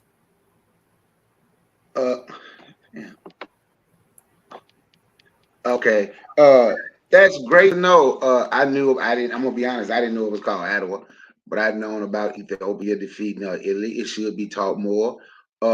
Even our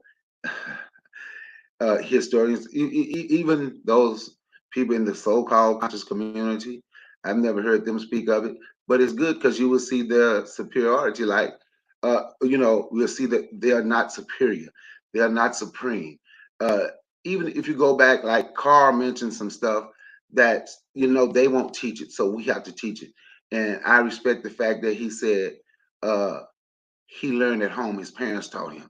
That's great because that's what it first teaching started. But like, study the one-eyed queen. I raised my voice, and then a couple people don't come back on here no more. But like Gas, he like to talk about Rome. But why don't we talk about how the one-eyed queen, the one-eyed queen, Armenian, I can't say her name right, but just Google the one-eyed queen who defeated Rome in Nubia. So we have stories and they had to ask for a peace treaty, and it absolutely favored Nubia because she didn't bow down and she did defeat them. And those are some of the stories that we do need to be teaching our children, and those are some of the things that we need to be talking about, because whenever we talk, we always talk about what somebody did to us. It was this guy I can't even think of his name now, but I want to say he was in Senegal or Gambia, right there together. In the Mavids, you know who I'm talking about, them Berbers, Muslims, you know what I'm talking about? And you would see how they bowed to him. We did not always just take an L, but even sometime when we talk, we always talk about what they do to us and how they did us and what they still doing to us. Then the word white supremacy come out of the mouth, and it's like it runs together. They are supreme because the only thing we know is what they did to us. we need to learn and we need to talk about the times that we defeated them. Yes, that's great to know. That is great to know about Ottawa and those other places, those other names that Carl mentioned, and just a couple things that I mentioned. But then if you come back to the 50s, 40s, 50s, and look how when the KKK said they were going to go tear up Mount Bayou, Mississippi, 15,000 strong black men, women got together, went out with their guns and bullets and made the KKK back down, ran them off, and they could not burn the town down like they thought. These are the things that we do.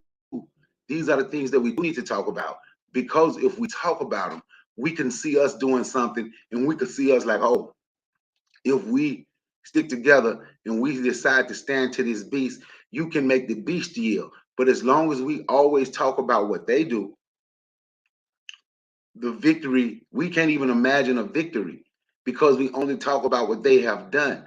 That's why we like to say we can't do this, we can't do that, can't. It's hard to imagine a victory when the only thing you talk about is what they have ever done to you. And on that note, I yield the mic. Thank you for that, Brother Bakari. Well said. Well said. Let's go to Oni next. Oni, what say you? You know, actually, Milton actually had courses in Brooklyn, so he would. I think it was like a free journalist course. Although you did have to get his book, I think, but I have his book still, so it's pretty cool. Milton Alamati. Why historians? I mean, because if you go to the wrong people, they're gonna tell you the wrong things. You know, it's not that historians don't mention this stuff. It's that, you know, the phrase is Negroes always knocking on the wrong door, talking to the wrong people, and asking the wrong questions. You know, if I go to my neighbor, and I say, no, like let's say, in fact, let's say I go to some Jew and I say, hey man, what do you think is the most important, you know, historical, you know, like what's the most important historical figure, right? He's not gonna say, oh, I think Marcus Garvey. You know what I'm saying? He's not gonna say that. He's gonna tell me, oh, I think Moses or some shit. Why? Because he's supposed to. That's what he thinks. You know, we the only people that want to tell our L's. White folk, you know, what's interesting about white folk is this. They go through this, like they only tell you they go through slavery like nowadays, and they only say it just to dismiss black folk, really. But they go through this long period of being conquered by the Moors, by the Arabs, and they just call it the Dark Ages. You know what I'm saying? They just call it the Dark Ages. They don't go into any more detail. They say little is known about this period. Meanwhile, realistically, the you know, El Andalus was this advanced colony, you know, this advanced system of you know, kings and sultans and new technology and scientists and just a glorious golden paradise civilization. But white folk say, oh no, it's the Dark Ages. You know, nothing was going on those times. And it was like shit was popping in southwestern Europe. And the reason why they don't say it because they took an L. 700 years. They just brush it over. You know, but they don't talk about it to the point where you ain't even know that it happened. Like somebody needs to tell you, oh, you heard of the Moors and the Atlantic? You're like, what? You know? And this is not, I'm telling you, it's not even like a short time period. This is a longer time period. I don't know how long Rome was. I'm not going to say it's longer than Rome. I don't know how long Greece was. I'm not going to say it's longer than Greece. But it was more recent than the two. It was more impactful than the two. The numbers that we use the Arabic numbers, like we say, they come from this period. This Latin speech, this sort of stuff. They all come from this area, right? From this moment. But white people don't talk about it because you don't talk about your L's. So again, if you're knocking on the wrong door, talking to the wrong people, and asking the wrong questions, yeah, they're not gonna go, oh yeah, you know, you guys fought bravely in Ottawa. No. They're gonna say, well, man, you know, you lost like a chump in Shanghai. What are they gonna say? They're gonna talk about their victories, and we the only people want to talk about our losers. You don't talk about our losses. We the only people. Well, oh man, man, shit, man, we got, man, I'm a descendant of slavery. You know what I'm saying? This white boy getting enslaved by, this white boy getting enslaved by the Romans in England, right? 1,000 years of ignorance. He don't say shit about it. In fact, I think I forgot who it was, like Himmler or some shit, was trying to show Hitler their great civilization, and Hitler's like, all he found was a bunch of sticks and things that just show that ancient Germans were just sitting around campfires while the Romans was doing shit, right? He's like, let's not talk about it. Why the fuck this man want to talk about us being primitive, showing us little dagger points? Nobody gives a shit about that stuff. Hitler might as well have said, we ain't Negroes. We ain't trying to big up some losses we took. We ain't trying to big up the knocks in our heads. We ain't gonna say we children of prehistorians. That's it. I mean, that's why you don't hear, because you asking the wrong people. One, and two, because the people you asking, it's an L for them, and they have the damn sense to not tell you they L's. That's it. Yeah, Nama X seemed to echo those thoughts. He said, only teaching some serious lessons tonight. With that said, let's hear from Tanzan, who's from, you could say, from the general region, right, Tan? Yes. So how do For you feel me, about it? Yes, can you hear me? Yes. Okay. So, in my opinion, I think it shouldn't just be, why are they not teaching, and why are historians? Which historians? I think if you read the right kind of history, and unfortunately, though, that's another problem, that a lot of our history has not been written or has been written by other people. So that's something that we still have to accept. But this one is recent enough in modern history to be able to find the sources for it. So the first thing to say is, why do people never mention it? I think in this day and age, with this day and technology, it's something that people really can find for themselves. Unfortunately, there's no systematic way, there's no canon of putting things together. Even the CRT, that was simply a slice of of history, but it's not the overarching story. So I yeah, we have to come up with that curriculum. And I know, Koku, you're working on getting the books and things that material that we need to study, reference, and places that if someone wants to go on that search, it has to be, for now, a personal one, because there's no social place for one to learn these kinds of things. I would say that the first thing is that people should just generally learn military history and tactics, not just history, because people are saying, oh, historians. Yes, history is good. It's just the general, this happened and then that happened and all of that stuff. But when you're learning about military history, you're learning about the tactics, you're learning about the terrain, you're learning about, the history as well, but also even the personalities and the characters, the way generals, go at war, the way, they think, and even after the attitude and, actions after the victory. So war is a very exciting thing to learn about. And one of the ways to really teach it, I would say, is, for example, video games.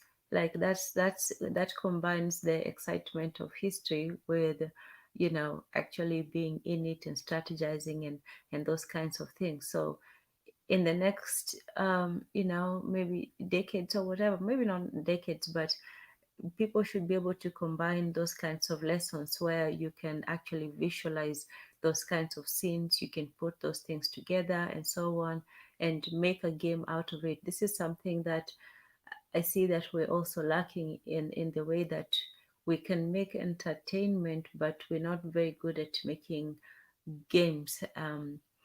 You know, because I look at the way people always say, oh, ha, ha, ha, white man can't jump, they can't dance. But one thing that they can do is they can make a game out of everything. And I'm not even talking about the modern visual video games. I'm just talking about regular games. When they get together, they usually have, they're always playing some kind of game. Even Monopoly. Monopoly is an economic game of risks and chances and, fate and and the reality of it and so on. So it's a game, but it's a way to prepare you to for your future. And so are so many other games. They have charades or whatever it's called. It's a visual linguistic games. It's a game of guessing. Or I know Black people have the what do they do? The dice, the ones that they throw on the ground. Yes, so those ones also have some artistic merit, but also the children's games, Legos, those kinds of games also teach engineering skills and pattern building and so on. So, oh wow. Anyway, so all I was saying was, why don't they mention it? Yes, because it's going to be a stain on on their historical reputation, and they have no need. History, as I said, is written by the victors, and the victors have no reason to mention their losses. So yeah. All right. Thank you for that. 10. Let's go to Buana. Buana, what say you? So I've heard what everyone has to say, and something that jumped out on me in reference to what the brothers were saying is that references. I think Tan talked about it. So I'll use my time to just give good references. So first, for the listeners, I'm sure all of the panel would have either read or watched information on these particular things that I'm going to mention. So first, for anyone who would be interested in the Battle of Ottawa, there is a person his name is Haile Garima. He is a film director from Ethiopia, but he lives in Washington D.C. He made a documentary. I think he made either a movie or a documentary called The Battle of Ottawa. Anyone can look it up on the internet, and if they're interested, maybe purchase the DVD if they were interested. But he goes through what actually happened with the Battle of Ottawa. So anyone interested in that could look up Haile Garima. He made the movie Sankofa. Okay. Also, one of the premier characters that came out of the Battle of Ottawa is Emperor Menelik. Now, Emperor Menelik I think he's Haile Selassie's grandfather, but he is really one of my favorite emperors in terms of African history. You could really look him up on Wikipedia or try to find him in a book if you have to, because he was really a personality coming out of Ethiopia.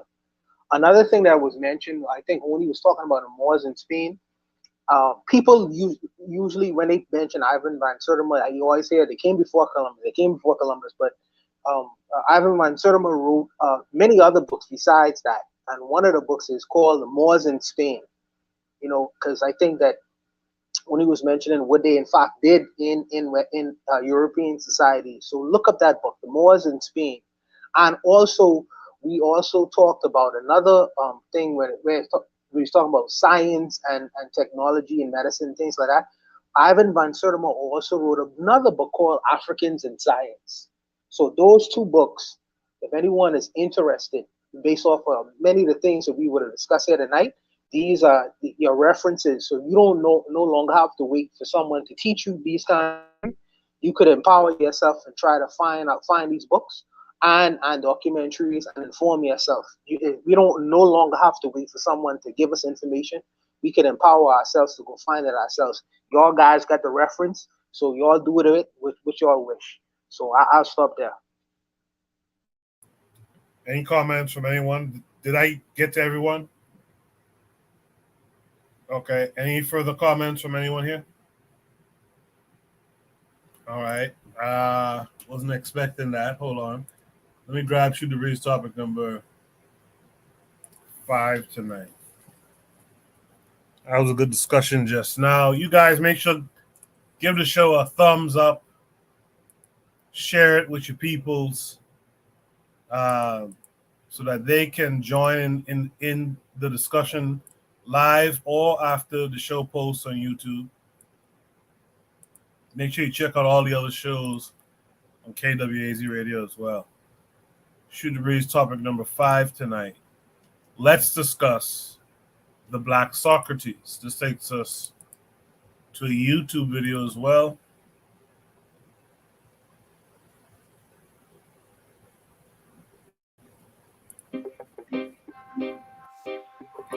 So, all right, there's a historical figure who many people don't know about now, and then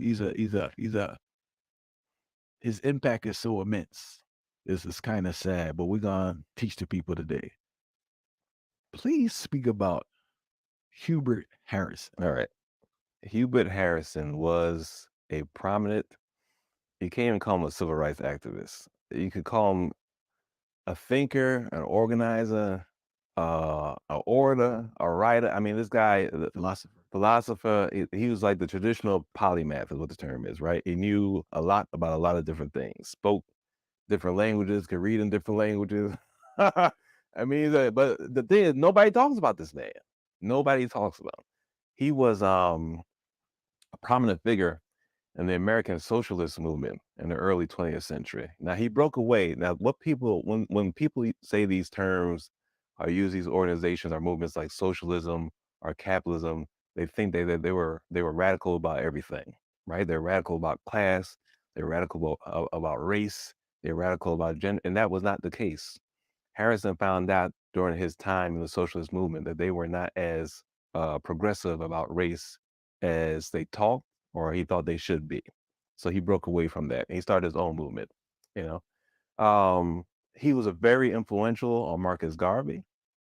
He was very influential on other Black radical thinkers in the early 20th century.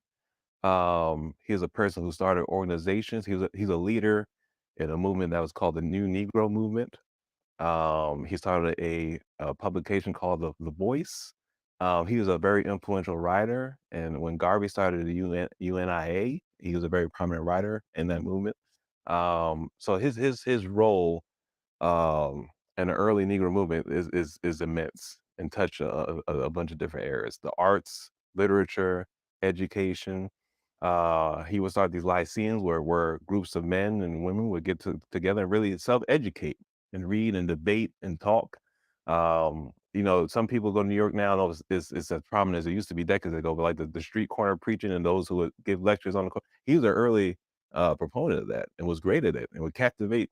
See, the thing about Harrison that people have to recognize too, he was very concerned about reaching the masses, not only giving the message, but learning from the masses as well, right? Where organizations like the NAACP were kind of middle class focused, or he felt like the socialist organizations were more concerned with the middle class, or even the CPUSA, the communist movement, they were concerned with the middle class. He was always about those who are overlooked, the masses. Not only again what he could teach them, but what he could learn from them as well. And that's who his preaching and speeches were directed to. Now, he's problematic for a lot of persons because even today, because there are two things he was against that the African American community is still very ambivalent about today. Number one, capitalism. He was anti-capitalist. Number two, he's anti-church, anti-religion, period. Right? He was hardcore science, reason. He didn't want anything to do with religion. Right? If it couldn't be proved by logic, he didn't want to touch it, and that made him somebody who was not very popular. Another thing that Harrison has to be credited for, what made him different from a lot of mainstream leaders, is that he did not want to take support from the white community for his organizations, right? He wanted to be Black, supported by the Black community. He wanted to focus on Black issues, and that kind of set him apart too as well. But yeah, overlooked figure, who's very influential on a lot of people who came. J.A. Rogers, A. Philip Randolph, Marcus Garvey. Well, Rogers and Randolph, if you read their writings, they talk about how brilliant he was and what a great speaker and orator he was. But if you read his writings, there's a collection of writings that are available. You get a book from him. I mean, man, he's everything. He wrote about everything, talked about everything, but greatly influential and overlooked. All right. Question I have now. We spoke about the influence, right? Yeah. Some people argue that Marcus Garvey pirated his Well, ideas. Harrison said that. Harrison. He said everything good about the UNIA he took from the Liberty League he took from the Liberty League. Please elaborate on that. What are your views on that? Well, I mean, Harrison was I think Marcus Garvey took from Harrison mainly with his race consciousness piece. You know, black pride, trying to uplift the black race in terms of his consciousness about not being the inferiority complex that many African Americans were experiencing at that time. But he was also an internationalist. He was looking at making connections, for instance, between the Caribbean community and the African American community in this country, where there's been a rift or wedge between those communities throughout history. Another thing that he was focused on is that he did not believe that African Americans had the role of going to redeem Africa. He believed that if Africa was going to change, it's going to be on what Africans did for themselves. All right. Now, he differed from Garvey. Some of it was personal, some of it was philosophical. He thought Garvey was an egomaniac. He didn't like how Garvey handled his finances. He thought that Garvey inflated a lot of things that he was talking about when he gave his speeches and so forth. So he broke away from Garvey after a period of time as well. Another part that they differ with, Harrison was not really a firm believer in some like a vanguard, a leadership that was going to bring black people out of their condition. He was a believer in the masses doing for themselves, a community doing for itself. So he was not a fan of, Du Bois' talented tent. Like it's going to be the educated elite of the African American community that are going to change things. He didn't believe in that. He didn't believe in Garvey's view that, some leader was going to come out, again, the Black Messiah thing. Some Black Messiah was going to come in and change the conditions of African Americans. And he saw Garvey, I think he saw it as a little dangerous, that Garvey thought he was kind of some Messiah figure who was going to lead people back to Africa to change their condition. So they're different on many things, but again, he himself said that if there's anything good about the UNIA, Garvey got it from me. And again, the organizations that he started, the Liberty League and the Voice, as far as the paper. And by the way, the Liberty League, I think, was the first mass Black radical organization in this country. And Hubert Harrison started that. All right. So they had their differences, but again, the influence that he had on various leaders was immense. And why do you think history has kind of left him out of the pages? Everything that we value in this country is being important. The two major things: the value of capitalism and the religion. He was against both of those, so he's not appealing in any way. He did not, again, seek support from the white community, and he was against many of the leaders that have been upheld throughout history. He was against Booker T. Washington and the Tuskegee Machine. He was not a fan of Du Bois.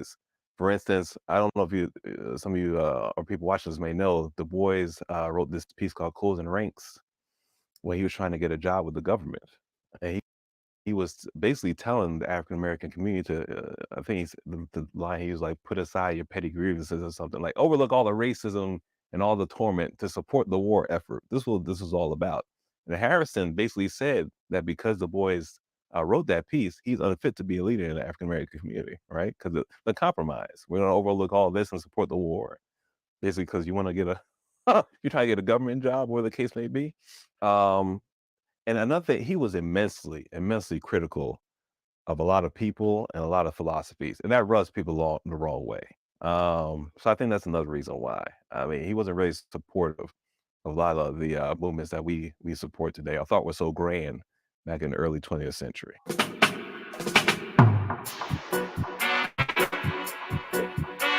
Yeah, so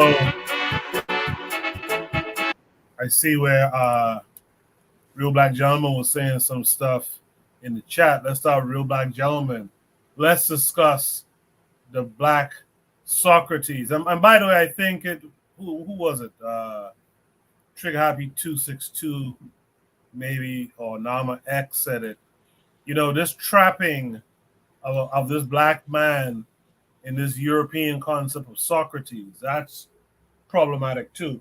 But I get the gist of what's being said. Real Black Gentleman, let's discuss the Black Socrates. What say you? Oh man, I'm not with it. I look. I think Garvey was. I mean, him talking about like the masses should just spontaneously, you know what I'm saying, upright. elevate their how? I mean, people need to be sparked. There needs to be a catalyst. You know what I'm saying? People tend to do that. It's like I don't even get what you know what I'm saying. Like it's like I'm not with like when we say when people reflexively use one ism against another ism without even breaking down both isms. It's like, yo, it's like I'm not with that. I don't see like myself trying to define myself in social. I mean, again, to me, it's simple. It's very, very clear when you know what I'm saying. You work and you play. I mean, it's like socialism. I mean, socialism is play and capitalism is like work. It's like I don't know. It's like trying to like make Garvey out to be some he you know it's this again. He said I mean someone who described him as an egomaniac. Are you serious? I mean, it's like I mean, dude, this is like you have to be boisterous. There's nothing wrong with having a big voice. I mean, really? I mean, I mean, it's like if you want to like have worldwide vision, you have to have a big scheme of things. I mean, Garvey said some real bold stuff, man. That's why I mean, it's like when he had the interview with the dude and talking about, well, we'll have a lynching party out here tonight. There's 5 million trees. Man, 95% of bro is not on that level 100 years later. It's just he was like, do you know you'll be lynched? You know what I'm saying? It's like Garvey was thorough, dude. It's like I mean, it's his vision and his company is still the you know what I'm saying. You upgrade it, you renovate some ideas for you know what I'm saying. You know what I'm saying. 100 years later, it works. You build up. You know what I'm saying. You organize people. You organize businesses. You make connections with Africa in the Caribbean. You get some boats. I mean, you should have some boats. I mean, that's the thing about Garvey, the Black Star Line. I want boats. I want black people to talk about having boating companies. I want black people to have shipping magnates. I want a whole bunch of just a fleet. I just want to see black people with a fleet of boats, with hundreds of boats just out there on the ocean. You know what I'm saying? With the GPS, so we ain't gonna drown. You know what I'm saying? Good life vessels in case you might have to float out there. I'm just saying it should be, you know what I'm saying, up there. That's Garvey. When I think about Garvey, I see it. It's like all this other stuff is just like, man, like, look, Garvey had the sauce. I mean, and yeah, he didn't come from America. It doesn't matter because you know what I'm saying, ultimately, when you break it down, you talking about black people trying to elevate. If you a black person, you trying to have any kind of connection to history and to Africa or anything like that, I don't see how you disregard Garvey like that. I mean, I don't know. I'm past. I appreciate that, real black gentleman. In the chat, Bakari said humans are herd animals, and every herd has a leader. No leadership is what we have today. Look at us with no leadership. Bakari, talk about it. Oh, when the guy was quoting and said Hubert Harrison said no leader, just the mass of people, it doesn't work like that. It just don't work like that. You hear people saying that today, oh, we don't need no leader, everybody lead themselves. But every group, every animal, they have leaders. And look at the people who don't have leaders. Sometimes I think we are fighting the system, but in actuality, we're fighting ourselves, right? No one else should choose our leaders. We should choose our leaders, right? We choose who we want to follow. We will not just follow, work with, and be cool with, and someone who's accountable to the people. You know that if that's what we choose, but to say we shouldn't have any leaders and everybody just go, that's what we're doing now. Literally, if you look at it, that's what we're doing now. So now, and look where it has us. We're scared to go in our communities and talk to our youth. We ain't got no leaders, or the youth ain't gonna listen to you because we don't have no leadership. Everybody is doing what they want to do, right? So now, when he said he was a socialist, and this is for my good brother Carl, and I wish Keithway was listening, how he got away from socialism. But he said he was against capitalism, but obviously he was okay with Garveyism, which I tell black people that is the thing for black people to do, because he was in it and he realized this ain't for black people. There's no racial consciousness in socialism. With Garveyism, there was racial consciousness.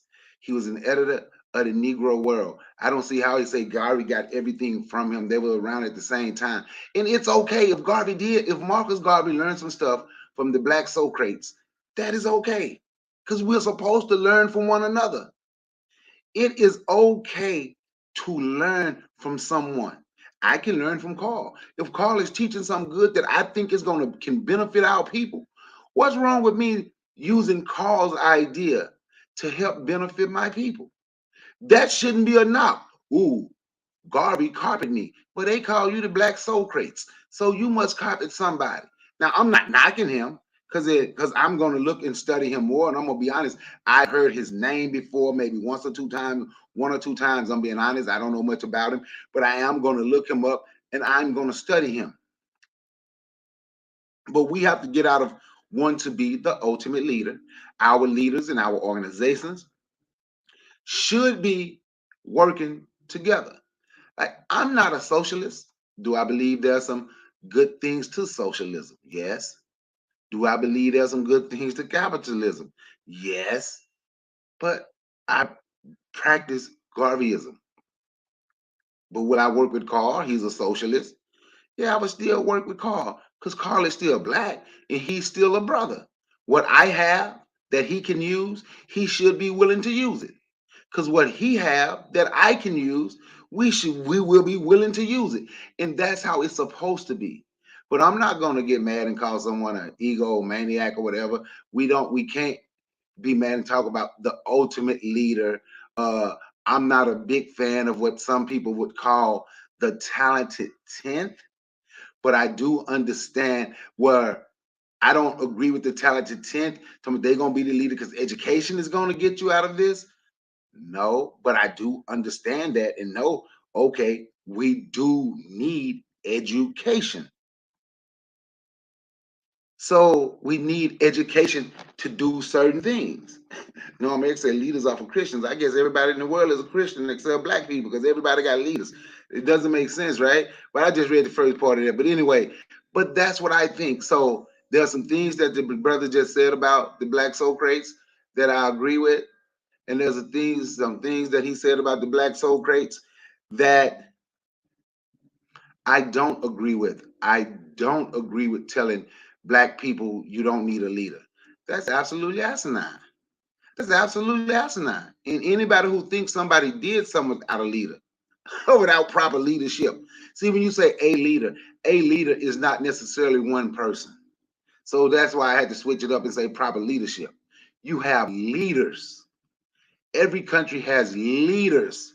Like these black people who talking about, I'm gonna say this, then I'm gonna close, I'm gonna yield the mic. Like these black people now who want to work with Russia. Russia has leaders. So the people that don't have leaders, the people that have leaders have things in order. The people without leaders want to bow to them and work with them and say, yeah, those people should be our friends. So the people with leadership is going to dominate the people without leadership. Because when you have leadership, you have organization, and you have strategized. The people without leadership is just running around like a chicken with their head cut off. On that note, I yield the mic. Bakari, it's funny. Recently, you saw Malema. Malema was kind of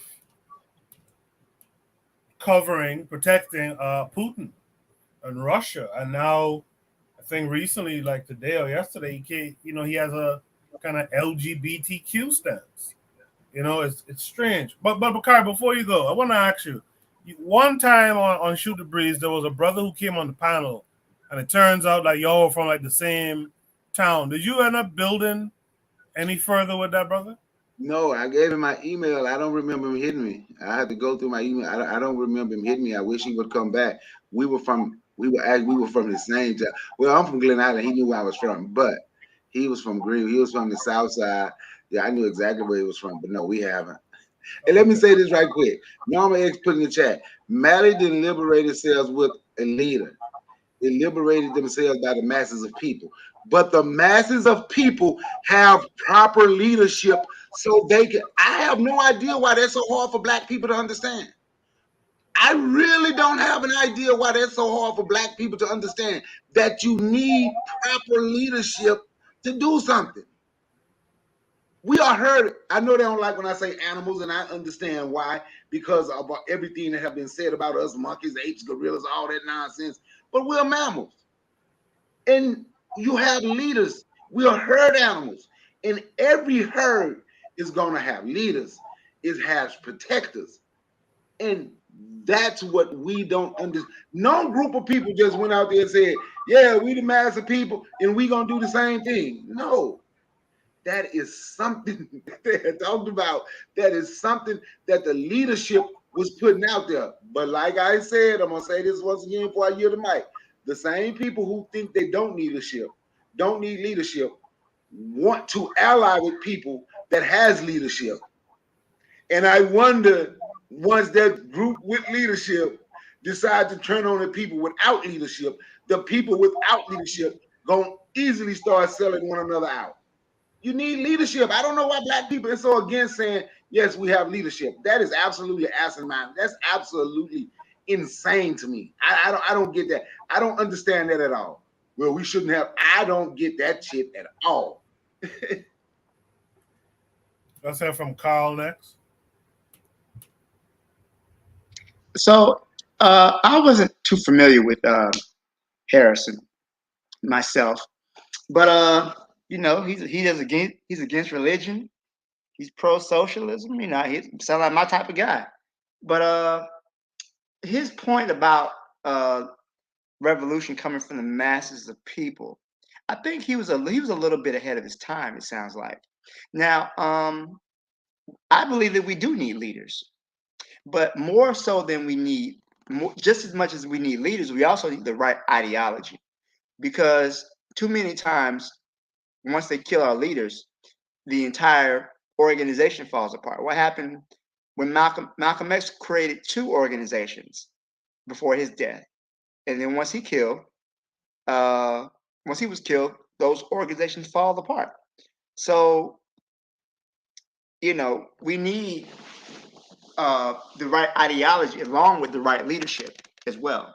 So I think they needs both. But I think where he was in opposition to Du Bois, who believed in the talented 10th, these 10% of black people who get educated and come back and uplift the other 90%. But even Du Bois was against the talented 10th or as time progressed, because he lived to be 95. So he understood that his whole idea about talented 10 was nonsense, because these black people go to these white institutions or even black institutions to educate themselves, but when they come back, they don't contribute to the well-being of the masses of black people. So Harrison more so was opposed to Du Bois in that instead of educating a small talented 10, you kind of have to educate everybody. And also too, his problem with the white socialists is that they believe the major problem is class, it's not race. And as a black man, especially a black man living in his period of history, we understand that's bullshit. Same thing that I believe it was Asada Shakur, Angela Davis had when she was a member of the Communist Party. These people, they're so focused on class, they're not interested in the racial aspect of things. So how are we going to organize with the white proletariat when the white proletariat is racist? They don't care about us. Their racial concerns have more to do than with their class issues. So, but he sounds like an interesting man. His opinions on Garvey is a little shocking, but just Garvey and Du Bois had beef. They had famous insults with each other, just like his Harrison guy. He seems to think that he contributed more to the UNIA, but it's not about who contributed what to the UNIA. It's that where black people are oppressed, everyone should work towards their liberation. So does it really matter if Garvey took some stuff from you? Maybe it's not important. What's important is that you liberate your people. So I would like to learn more about him. I especially like the fact of him being anti-church, anti-religion. he understood that Christianity has done as much to enslave African people as any chains, any weapon, any type of physical bondage, it's a mental bondage. And I think that for his time period, that's a very astute analysis that a lot of people just weren't willing to take. That's one thing they're not going to give up is white Jesus. That's the one thing they're not giving up. They will give up anything else. But white God, oh no, we're not giving him up. So I think for him to have that perspective is I really like that about him. Kind of like Carlos Cooks was an atheist as well. So just want to know more about him. But I think he made a lot of sense, and in hindsight, he made some errors. But with the limited knowledge I have about him, and it makes sense why he's not mentioned in history because he did take the stance against capitalism. He did take a stance against religion. Two things that Black people still hold close to them. And I think as time goes on, he's going to be proven that he was right about that. All right. Thank you, Kofi. All right, Carl. Thank you Took for a that. stance against socialism too. I had to say it. I apologize. I love socialism. I love socialism. He took a stance against socialism too, Carl. He took a stance against the socialists, not socialism itself. I had to. I'm sorry, Koku. I know. I had to I know. write that. I had to take a shot at Carl. My bad. I'm sorry. No problem. No problem. In the chat, Oni said herd animal is poignant. Bakari mentioned that earlier on in the chat too. Oni, what say you to this? Okay, so let me say this just to Bakari's point. So some lady, we're a little intimate, I guess, and she decided to give me some children's books or something. I don't know. For my son, right? Not for me. So I'm going over one of them about animals, and I asked my son, what's your favorite animal? He says elephants. I'm like, cool. So then it's like this page. There's a lot of information on elephants, different types of elephants, all that kind of stuff. I didn't really know. I actually took a picture of it. I was going to say, why can't Black people like this? But I didn't. I decided, let me not post that. Let me not be negative. But the elephants travel in herds, okay? And when the oldest woman dies, or when the leader dies, then the oldest woman takes, I guess, her place. These elephants form, like they're herd animals, and they form organization based off of their own tradition. Now obviously, not every animal has the same tradition. Obviously, lions would follow men and that kind of stuff, right? But the thing with the socialist mindset is that Karl Marx introduced this really interesting idea that was patently false, right? Essentially, there's this idea of how history moves. And so before Karl Marx, and I'm not saying exclusively before Karl Marx, but one thing that Karl Marx bigs up or rejects is this great man theory. And instead he's like, no, I guess with Hegel, they're like, no, it's really conditions that make people move, blah, blah, blah. And it's like, if you get caught up in the condition mindset, in the material, the Hegelian materialism, if you say, the dialectical materialism, all that kind of stuff. If you get caught up in that, you're going to come to the wrong conclusion. And so as we see from the Garvey situation with Hubert Harrison, even if Hubert Harrison was this brilliant guy, even if he was, right, what we see is essentially, as Brother Bakari said, was that realistically we're herd animals. So you have Garvey, the powerful orator, okay, the powerful, considered the best speaker, the best orator of his time, right? And then you have Hubert Harrison, who, if we're going to believe his biography, right? I posted the biography in the chat. If we're going to believe his biography, he's the best thinker of his time, right? And the reality is that you're not thinkers, if you will. We're animals. We're herd animals. And so we're going to go to the best leader. And so, when I'm listening to this guy and, he had this influence on that influence and that influence, the historian has this romanticized view of history. Okay. And they don't look at it from a realistic perspective. I'm using that word because of Buana, right? but they have this romantic view where this person is so influential, ergo they're so great, everybody's praising them, they're so great. But like we could find people today that we could praise and say they're great and they're influential in multiple circles, and it really doesn't mean anything.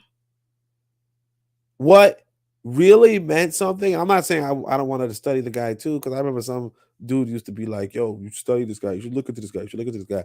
I just never did. But and this presentation did make him seem interesting.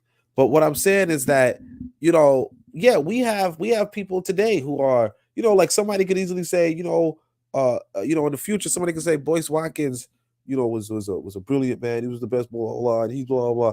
It's like, yeah, like, yeah, 100 years, if people were talking about today, they might talk about Boyce Watkins and his influence, and they might get a quote from Koku, because Koku said this before. Koku said, "Yeah, I used to listen to Boyce Watkins heavily." Right? You can get a quote from Koku. So if Koku is this big guy in the future, 100 years from now, right? They're gonna be like, "Well, y'all just go read Boyce Watkins," right? Or Boyce Watkins, and it's like, but what does that even fucking mean? It's just humans have this experience, they have these lives, and they're influential. He's an intellectual. He's established in the Harlem area. Yeah, he has that sort of stuff. But again, Garvey is the orator. Garvey is the voice, and Garvey gets the action done. Garvey gets the I don't know the number, I can't remember, maybe millions of people across the world. And then this dude poo-poos on him. Oh, everything he did good was for me. Shut the fuck up. You know what I mean? Like, shut the fuck up. No disrespect. Just slide to the side. Just slide to the side. I mean, if you know what I'm saying? Like if or like I know somebody pretty popular now that people give credit to all the time, Amos Wilson, right? Amos Wilson's pretty popular, right? But imagine if we find out that some dude, like let's say in his lifetime, Khalid Muhammad became some big deal, right? If Amos Wilson was like, man, everything that Khalid Muhammad says, I said that shit. You know what I mean? Like, I don't know why everybody rocking with him, everybody in his organization. I said that. We'd be like, shut the fuck up, dude. Like, we need that sort of leadership. Stop, like you sounding stupid. And for what it's worth, Amos Wilson, he never said anything like that. I never heard him say anything like that. But it's like that's what we hear. We hearing some dude get outclassed by real motherfucker, right? And then getting outclassed, not even saying, oh, not even just shutting the fuck up. That like that's what it is.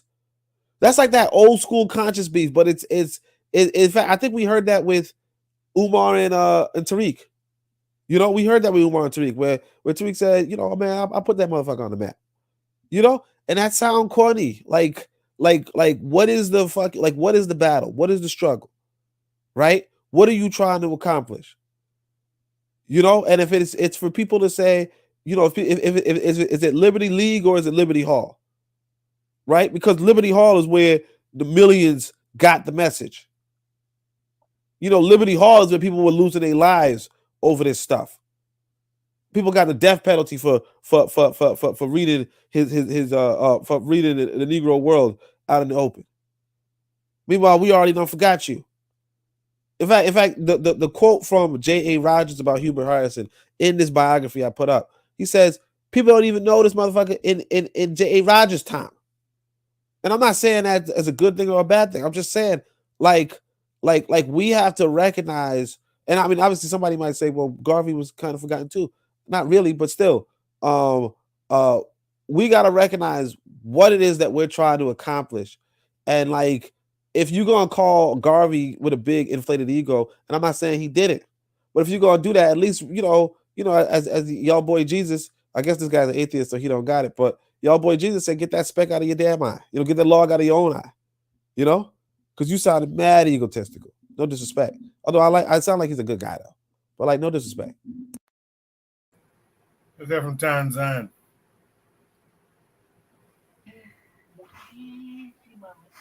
Yes. For me, I would say the first thing is that two people can have different viewpoints, and they can both be right to some extent. So, I actually did not know about Herbert Harrison, and so this is a first for me, and it's quite interesting actually.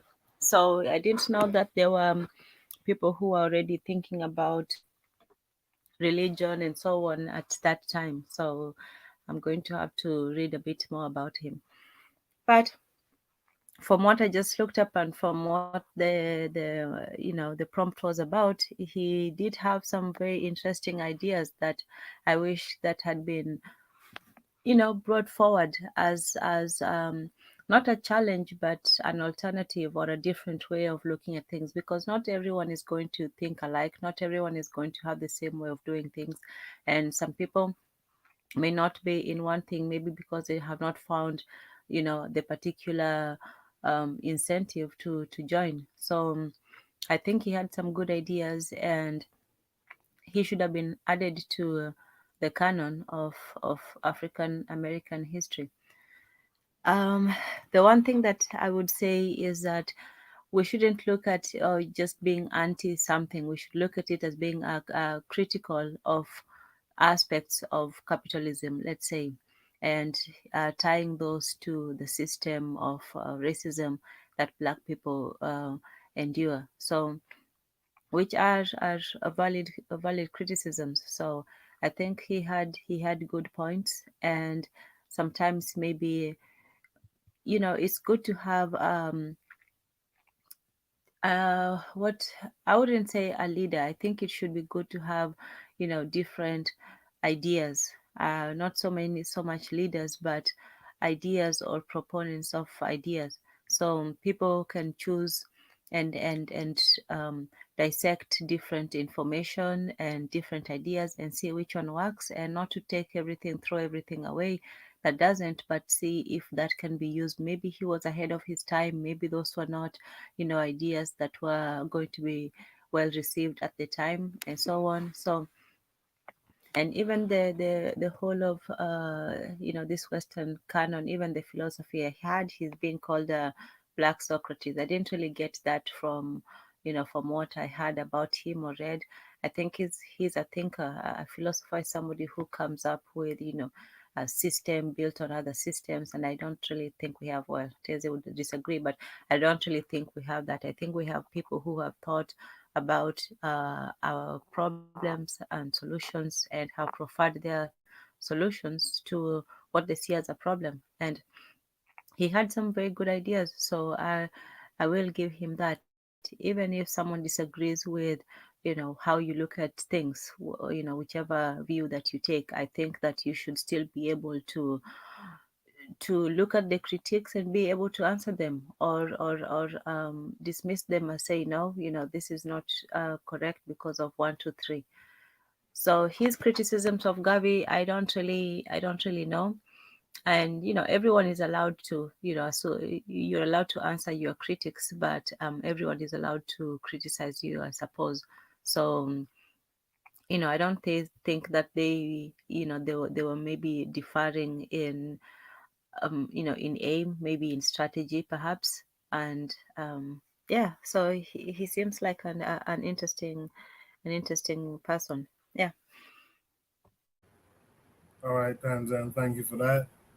Um, let's hear from Buana. Yes, sir. So there's a few things that I want to mention. First, if we don't like to call him Black Socrates because he's coming, history calls him the Black Socrates, but that's neither here nor there. But if we want to get out of that Western paradigm, we shouldn't call him Hubert Harrison either, because that's also a European name, and and he should maybe be called, and that's not an African name. So if we're gonna not call him Black Socrates, maybe we can call him Hubert Harrison. That's neither here nor there. In terms of organization, I have found in listening to this that a lot of the our early leaders and thinkers was big on organizations. They was very, very big on organizations. And I think that currently, we have this idea of rugged individualism. We have a whole bunch of Indians and not necessarily no chiefs right now. And we could take a page, because I'm guilty of rugged individualism and having those ideas as well. But I think that we should take a page from history in understanding that these brothers was very, very steeped in organization. But I think the problem becomes that uh, everybody wants to be the man up front. In our community, we say that they call it the head nigga in charge. Head nigga in charge, and everybody wants to be up front.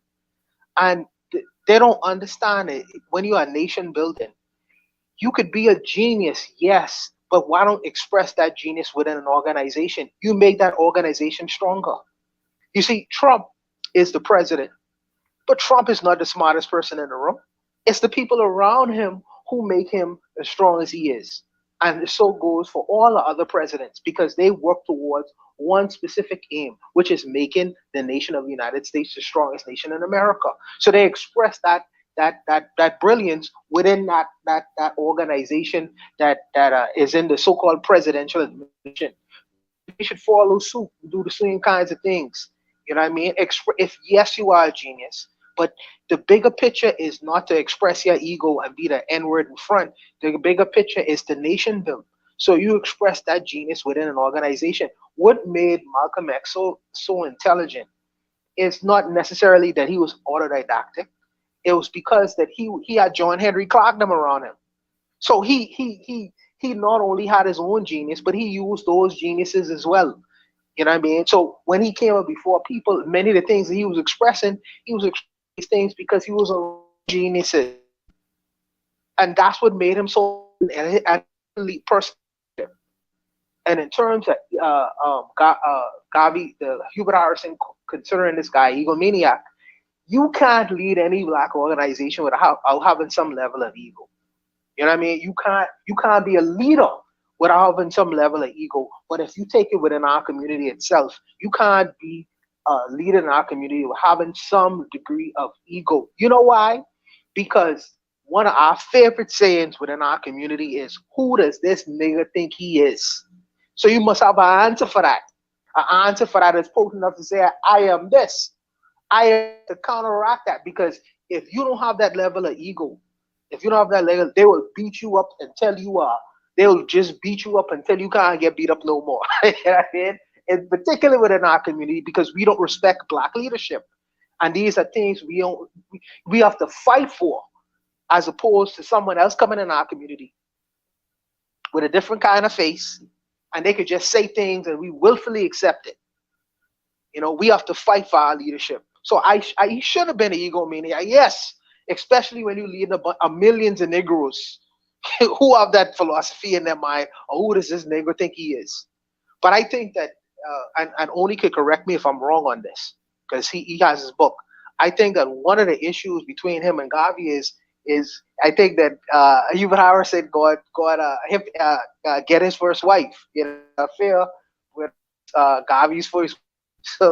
So I think that was one of the biggest issues between them two. That was the falling out, and history doesn't necessarily say that, but I think that was really one of the underlying issues between Harrison and Gavi. But both of them was as men, but ultimately at the end of the day, Gavi had the show.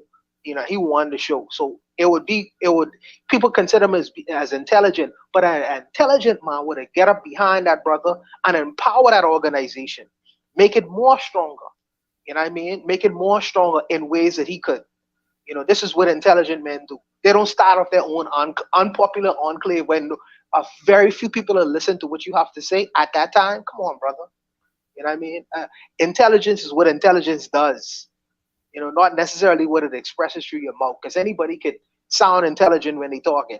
Or and paper is a thing, because you say, well, this guy wrote a lot of books. Paper and pen is a thing. Is paper lay down on the table and let you write all over it. That don't necessarily make you intelligent. Intelligent is what you do. But I'll stop there and let the brothers them go. Wait, sorry. What'd you say about him and Garvey's wife? What did you say? I read somewhere that I think that Hubert Harrison had an affair with his first wife. Now you could correct me if I'm wrong on that, but I think I read that somewhere. I might It might be the wrong particular gentleman, but I think it was Harrison. Dang. No. I just downloaded the book. I ain't read it yet. But Yeah, dang. yeah. Okay, bro. You know, he all right in my book.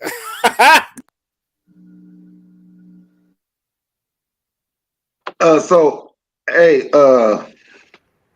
let me say, so Go ahead. it's hard to have, and I don't know who said this. I think I was about putting in the chat, but I agree. It's hard to have racial pride and be a socialist, because when you're a socialist, you're actually for everybody, right? And you can't just focus on you. Even now, as I was reading a little bit about Hubert Harrison, skimming through, his thing was he wanted the socialist workers people of the world or something like that. But it was clearly for everybody. And my thing is, right, when you can't feed yourself, but you trying to make sure everybody else eat, I think that's a problem, because at the end of the day, we are the ones that end up getting eaten. Like when Carl mentioned the Black Panthers earlier, it was talking about them carrying weapons, right? But what happened?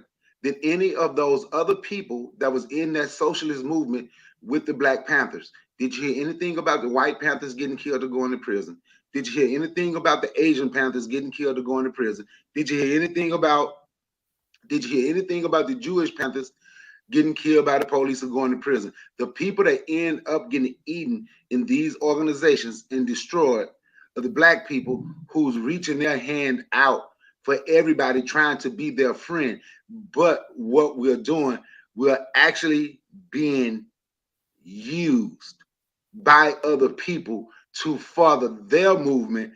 And for some strange reason, I understand why Black people here would say they're against capitalism. Whether I agree with it or not, I don't have to agree with it or disagree with it to understand it.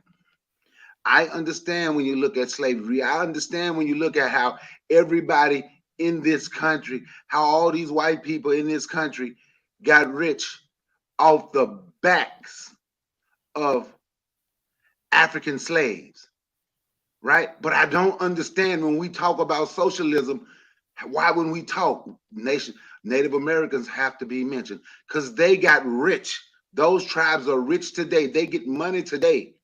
But this country is able to give them off the backs of African slaves. They were slave owners. They were slave catchers.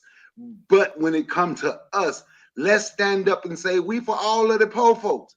But when you look at them poor white folks, it was the poor white folks. I'm going to say it one more again for you. It was them poor white folks that was coming in lynching. It was the poor white folks that was burning stuff down. But then we gonna turn and say, but we got to be for all poor folks. No. And until I hear a socialist, and I don't care who it is, say I'm for Black people, I'm fighting for Black people, I can't ever rock with that movement, because I have never heard one said, and one would never say it. And it was actually brought here to go against. It was actually brought here to go against what Marcus Garvey and the UNIA was doing. It was I like Kwame Ture. I respect Kwame Ture, but I would tell you this. He left Oakland not because other people was involved in the socialist movement. So once again, this is something else that happened with Black people because of our inferiority complex, because we like to scream white supremacy and don't think words have meaning.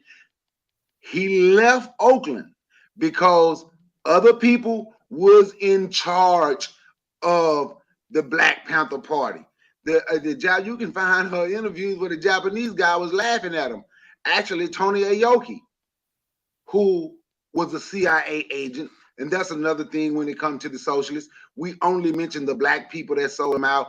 Everybody know William O'Neill, but they don't never mention the other people who was in the organization who was selling them out. Tony Aoki was a CIA agent, but he was actually like giggling when he was talking about, yeah, we gave them guns, and yeah, they would come and ask me what they needed to do, and they wanted me to lead the organization. And that's what happened when Black people team up with other Black people. I learned, like Carl said, his parents taught him My parents taught me, and I learned a long time ago from the time when I was a little boy.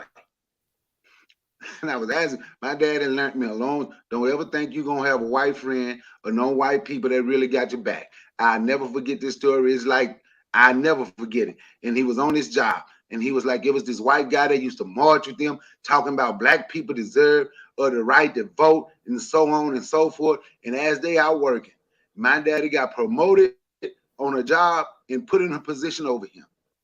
Those same white people y'all think got y'all back.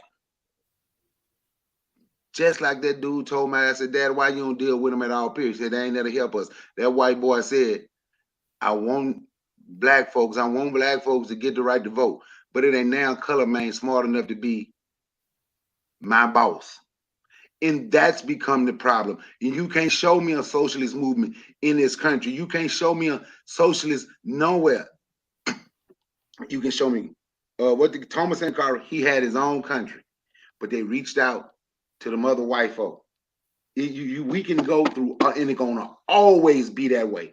And you sure can't show me nothing in this country what the so-called socialist movement has done for their people here, or trying to build toward Africa and build toward the Caribbean greater. And Carl, I have called you out on my channel a couple of times, not in a negative way. I say it in a friendly way, and you probably didn't even know I had a channel, but I don't call your name a couple of times. But you can't show me what it ever did anything for the masses of black people, like Marcus Garvey in the UNIA. Never, not here. You cannot show it. And on that, I yield the mic. I want to say this. Check out the other shows on KWAZ Radio. I'm sure everyone would appreciate you dropping by during their shows too. Only wanted to add something.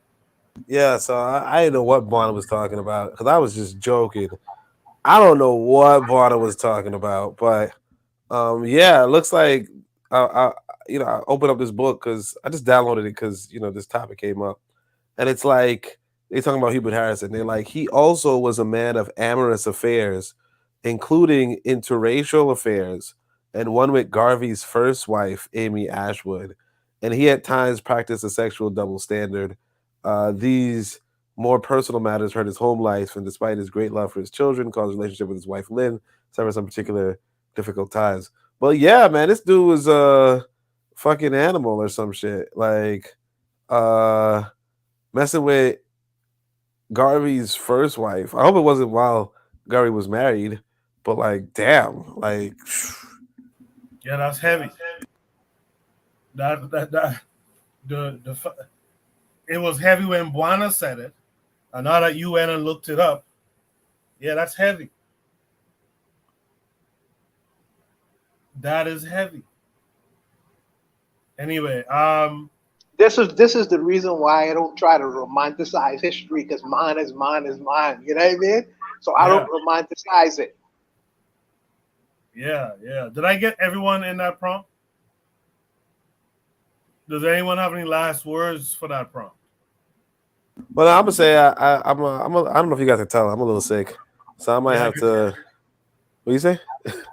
I can tell. You guys can tell. Yeah, so I guess I'm gonna dip and go get some whatever. And I think tomorrow I might, Brother McCarthy's not gonna like it, but I might be talking about China. So it is what it is. I gotta explain my yellow tint, I guess. I don't know. Anyway, yeah, man. Hey, let me say this right quick before I go. Hey, Carl, like I said, because I'm gonna get up, because I got to get up early in the morning, man. But Carl, when I said your name on my channel, like I said, I never said it in a disrespectful way. I'm like, I wish Carl was here so we could have this discussion. Of course, your show on Friday, right?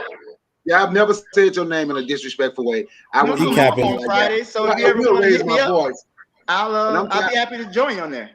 Hey, give your email and I'll give you my. I'll just send you my thing, and you can subscribe, and yeah, you can come through something. Because I'm gonna be honest, in all honesty, when I say what I say about socialists, I can, like I say, I can use ideas from other aspects. Like I said, I agree with parts of socialism, not with all of it. I agree with parts of capitalism. because we need capital. Not all of it. I agree with Garveyism. That's my stick, and I'm gonna stick to that. About that's what I think. Black people. That's what black people should be doing. Hey, but Koku, thank you for letting me speak. I'm gonna stop raising my voice on your panel at people with my passion. I believe they think about when I come, they run. It's Zuli. I thought Yeah, he you, was you need to stop raising your voice. he put in the chat, oh shit, Bakari, him out. And he literally bounced. Like, damn, guys, they done all ran from me. And I ain't trying to make nobody run. It's just passion. They talk loud. I guess I can talk a little louder. I'm from the country. I talk loud anyway. So when Intwa de Mela, this when they hear the lion roar, they run. But I'm gonna stop doing that because I don't want nobody to think I ever disliked anybody that was on the panel. Guys or Izuli, actually the loud conversations with passion, shit, that's good to me. I like them, but but I think they took it the wrong way as if it was some type of beef, and I don't have no beef with nobody. I disagree with some things that they say, but other than that, Azuli say too much passion for him. Hey, let me say, Azuli, I'm glad you finally said something. Azuli, you got passion too. My voice is deeper than yours, and you run. But I'm gonna say this: I went to the baseball game the other night, Azuli. Not only was I the best second baseman in the stadium, I realized I'm literally the best baseball player in the state of Georgia after watching the Padres versus the Braves. I'm just that damn at 51, man. I can still do it. On that note, I'm gonna listen till I fall asleep because I got to get up early in the morning, man. Peace and one love. Yes, thank you for coming through, Bakari. One love, Bakari. Yes, sir. Thanks for coming through, Oni. You guys check out Oni in the morning. That's You know what I'm one going to love, do? one love. I'm going to drop Shoot the Breeze topic number 6. But what I want to do, take a minute for station ID break. So what we'll do that real quick. And on the other side, we'll be discussing Shoot the Breeze topic number 6. The FBI watches music videos too. You guys stay tuned. You are listening to the Bitter Medicine Podcast on KWAZ Radio. This is D Webb with the Harsh Reality Podcast, asking you to tune in where we tackle the news of the day that affects our community, only on KWAZ Radio. Peace, family. This is Oni, inviting you to listen to the Pro-Black Perspective, where black problems are addressed with black solutions. Greetings, fam. Tune in to The Learning Curve with me, the Revolutionary Matron on KWAZ Radio. You are listening to the Bitter Medicine Podcast on KWAZ Radio. Also, make sure you check it out. Tanzan African Mind, the Brother Bakari podcast. Bakari was just with us. Check out Consider Cheek Show and the Forecast Radio. Everyone on KWAZ Radio. Shoot the Breeze topic number 6 tonight. The FBI watches music videos too. Let's watch the attached clip from YouTube. Sorry. Let me share this with you guys. Let me share this with you guys. So we'll do what we always do. We'll watch, and then we'll comment. FBI bus turns up a trove of guns, drugs, and vehicles, along with stacks of cash. Turns out a music video helped the feds figure out what to look for when they raided 2 Albuquerque homes. Guns, cars, expensive jewelry, and cash are among the images front and center in this video titled Heartless, apparently shot in a Mesa del Sol parking lot. Now, many of these items are at the center of a federal gang investigation after they popped up during an FBI raid last Thursday. This distinctive Polaris slingshot, for instance, matches one of the vehicles the feds seized when they searched a home near Rio Bravo and Isleta. Inside that home, they also found $12,000 in cash, drugs, guns, and thousands of dollars worth of jewelry, including this necklace with a pendant in the shape of New Mexico. It matches the one the vocalist is wearing in the video. that can also be seen on top of the stacks of $100 bills, along with a gold-colored counting machine, which also turned up during the search. That's not all the feds and local law enforcement found at the home. That's where they arrested Jerry Bezzi, who's believed to be one of the men in that music video. The feds learned about the video from MDC's gang unit, which is part of the FBI's Violent Gangs Task Force. The FBI says this video even helped them figure out what to look for when they drafted their search warrants for the homes of Bezzi and Julian Leyba. The feds found Leyba at the other home they raided that same day near Wyoming and Copper, finding a stolen AR-style rifle, other guns, and bulletproof vests. It's not clear whether any of the guns are the ones used in the music video, but a number of the production's other props are now in the custody of the FBI, and the two men, both convicted felons, behind bars. Leyba is facing federal charges, including for being a felon with a gun. Bezzi is charged at the state level for drug trafficking and also being a felon with a gun. All right. Should be topic number 6. The FBI watches music videos too. I know Tan stepped away. Let us know when you're back. Let's start with Real Black Gentleman. What say you to this? Well, I mean, shoot, if you're gonna be blatant with it, I mean, like this is again, so black people don't get the memo. Like you really, this times have changed and people are looking at you. You act like if you're just gonna. This is just like the counterintuitiveness of like of trying to be bold and have bravado and letting everyone know, you know what I'm saying? Because you're young, this is socialism, right? You know what I'm saying? You're trying to connect with people and try to let everyone know your status and everything. That's what socialism is all about. You know what I'm saying? Laying all your cards on the table, basically, right? And so when you get caught up, I mean, you try to be like, that's not mine, and you know what I'm saying? You look goofy because it's like you doing the most out here. You know what I'm saying? High signing and signifying, and then it's like it's difficult for me to sit here and try to put a defense on you when it's like, man, I can't sit here and defend all that. I can't. You know what I'm saying? It's like, ow, you got all the goods. It's like, look, you got the piece. You got the little piece. You got the New Mexico piece. Look at it. Come on now. It's like you doing the most. You gotta. This is you know what I'm saying? I don't mean this to lambast it. It's like I want people to have initiative, you know what I'm saying? But we go out there and get caught up. I mean, this ain't you know what I'm saying? Like I didn't see no black folks in there, you know what I'm saying? But like you know how it do. I mean, it's like you see it happen. It's like it's like this is I'm rambling at this point because it's like I'm like, really?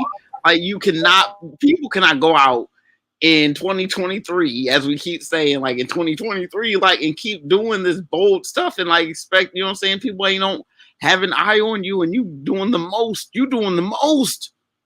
Man, let me pass the mic, man. Thank you for that, Real Black Gentleman. Carl, what say you to this? So there was recently a court case where they were using people's lyrics against them in the trial. And it was a white woman. She wrote a book about how to murder your husband, and she actually got convicted of murdering her husband. So these guys got to know anything you say can and will be used against you in a court of law. Now there are some people, especially like some artists, I think Jay-Z mentioned about having song lyrics excluded from court on grounds of this First Amendment, freedom of speech type behavior. But if you're doing stuff and you got it on camera, I don't know what to say. I mean, it reminds me of it was an episode of Boondocks where the rapper was talking about how he hit somebody with a bottle on stage and they arrested him. But it's just I don't know. These young people, I don't understand what's wrong with their minds. Like you're doing stuff. What do you think is going to happen? But also too, there's a level of street cred they're trying to get that appeals to this type of behavior. So maybe in their mind, they feel like they're getting street cred and they're keeping it real. I don't know what he thought was going to happen, but the feds are always watching. It's funny. how many times we see how deep the infiltration is in these organized criminal syndicates. Like with black. I think it was some mafioso organization. They always got rats and snitches, and they're paying people off. So I'm not surprised that this is happening. I'm just the audacity of it to be on camera making a music video is just, I don't know, it's almost comical in a way. But yeah, he of course the FBI watches. They watch tweets. I mean, the Patriot Act is still in effect, so of course they're still watching. Uh, this is probably small change. This dude, he's probably gonna do some time. Uh, and he might get out. He might make another album, but we'll see what happens. But this was just dumb on his part. Some people need to go to jail. he seems like he's one of the people that just need to go to jail. That he's not gonna do right. There's a place for people like that. All right, thanks. Thanks for that, Carl. Tanzania's back. Let's hear from Tanzania. Yeah, like I said, it's not a surprise. It's just at this time, I don't know why anybody would be surprised. Like when people start recording out in public, but this time they're not just recording, they're putting it out there. So there's no more, escape clause. There's no more just doing things for the sake of it. And it's funny that they actually have a whole task force for this when on the whole of things, I mean, I don't know how big the operations are, but you would think that there would be more serious and heinous crimes that would be committed that they would put their resources to. But, at the same time, by now, especially all these musicians who are caught up and be, self-snitching in their lyrics, by now they should know better, but apparently they don't. How do they not expect to be? People have put the stuff on on Facebook, on social media, so it is not really a surprise anymore. It's what is surprising is that they are still just doing it so brazenly. Yeah. All right, Tan, I appreciate that. Let's welcome Razuli back to the panel. Razuli, I noticed you came back when Bakari stepped away. By the way, Kibwe was backstage at the end of the last prompt. I guess he wanted to speak about that prompt because he left when I moved on. So my apologies about that, Kibwe. I thought you would have stuck around for this prompt here. But Razuli, what say you? No, thank God you got rid of that second baseman off the show. So much passion for me. But I'm saying this. They're always listening. They're listening. They're listening to us right now. They're always listening. So what's the difference between what we're doing and what they're doing? And number two, I don't understand what makes you get a warrant for a video. That could just be props. How do they know? This is the thing that's funny style to me. How do you know that all these things are not props?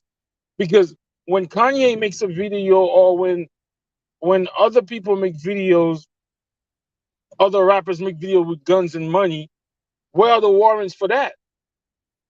There's somebody. How do you get a warrant based on just on a video? Like, how is that probable cause? How is that? I don't understand how does that work unless they are informing snitches in the clique that are part of the video acting like they're gang members, then they are actually informants. I don't understand this. And number three, these boys are crazy. Everybody's looking for fame, fame, fame, fame. You're doing the dirt and then you're recording it. That makes no sense to me. But hey, it is what it is. It is what it is. I yield the mic. I appreciate that. I guess that leaves us to Buana. Buana, the FBI watches music videos too. What say you to all this? They absolutely do. And Azuli is right. They not only watch music videos, they watch shows like these as well. They watch political shows. They watch many different kinds of things because of the Patriot Act. Because and with the Patriot Act, they are able to do phenomenal things like illegal season searches, against the Constitution. These people they really will try to take a go at you because there are jealous people in the FBI too, and they watching young men get exorbitant amount and nice cars, and they some of them get jealous of it, so they look for things to hook these guys up, and unfortunately, these guys are former felons. You can't be associating with other felons in a music video. The world is gonna see. Come on, brother. Didn't that young man, Bobby Schmurder, get locked up like 7 years out of his life because of a music video that he made? I mean, this ain't the time to do that, And I guys are what Indians, Native Americans or whatever you want to call them, but we are guilty of these crimes as well. You can't indict yourself, man. You can't indict yourself. I mean, someone in that crew had to say, "Hey, bro, this gonna go out to the world, right? Maybe we shouldn't do this. Maybe this ain't the smartest thing in the world." But I think that the ignorance superseded the intelligence within their crew, and this is what the result is. And this is unfortunate thing that we usually do too as well. We engage in these kinds of things, and what I would suggest is we need to think twice when we take certain action. We need to think twice. That's what I would suggest, and I'll stop there. Does anyone else want to comment to what Buana had to say just now? Okay, looks like not. So that was Shoot the Breeze, topic number 6. Let me pull up Shoot the Breeze, topic number 7 for you guys. Shoot the Breeze, topic number 7. Make sure you guys hit the like button. Don't let that pass you by either. This prompt is a little bit long. Let's try to keep the prompts a little bit shorter. Hold on a second. I'm kind of messing up here. All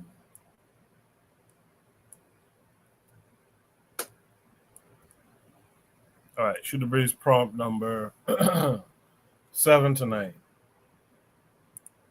So keep them a little, keep them shorter because then they break up and it's a little difficult to manage.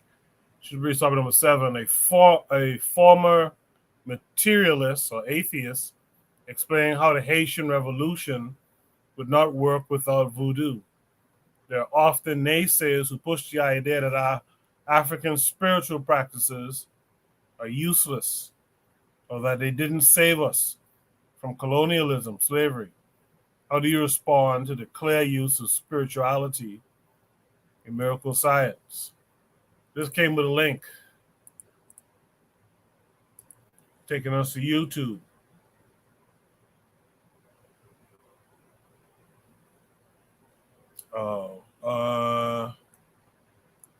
Let me see something.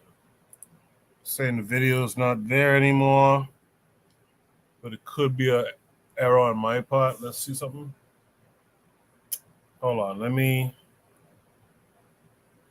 Sorry about this. Let me try to copy that again. I think I might have copied it wrong. Let me copy it again. Okay, and now let me try to share it with you guys one more time. All right, here we go.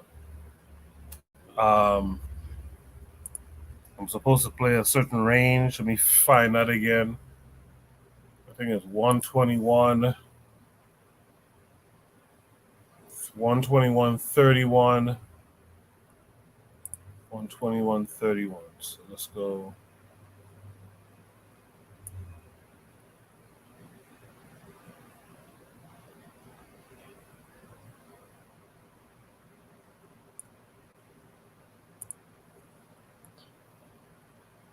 Yourself anymore. Right. So even in terms of personal development, my problem that I had with along the lines of what you're saying, which would be a very interesting part of the conversation too, is that when you do an analysis of Christianity, one of my critiques of Christianity is that it does not teach personal responsibility because it's based on third-party reconciliation, right? And third-party reconciliation is simply, I offend you, but I go and apologize to Jesus. Yes. Right? The Jesus Right. is here to absolve your sins. So instead of me going to seek forgiveness from you, I actually go and I beg forgiveness from a third party, right? It's a third party reconciliation, which is also the metaphor of the story of Jesus, which is basically third party reconciliation. Jesus died for your sins, not his. He died for your sins. So he took responsibility for your sins. So how does that teach responsibility when you can rely on someone to actually serve your sentence for you? I love how you break And stuff serve down, your you know. punishment for you. Yeah. Right? It doesn't teach responsibility. No. It doesn't, because you can just put it on Jesus. And then the other side of it too, from a practical colonial administration point of view, Catholicism is actually very important because it's part of the military wing of every colonial administration, because it's literally a spy operation, right? Once you can get people to report their quote unquote sins to a priest who is associated with the colonial administration, if the people who are so-called slaves are planning a revolt and they hear thou shalt not kill, the slave or the person who's been enslaved who feels guilty will now go and confess on a Friday to the priest who literally is the officer, the MI5 or CIA officer who gets a confession without having to torture.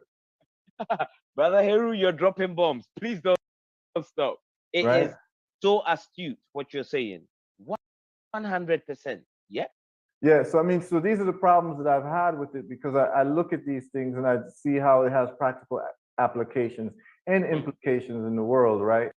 So I couldn't participate in those things because I could see very clearly, I mean, what other system could you get people who you are oppressing to literally tell you what they're planning without you having to capture them and put them through a torture process or interrogation?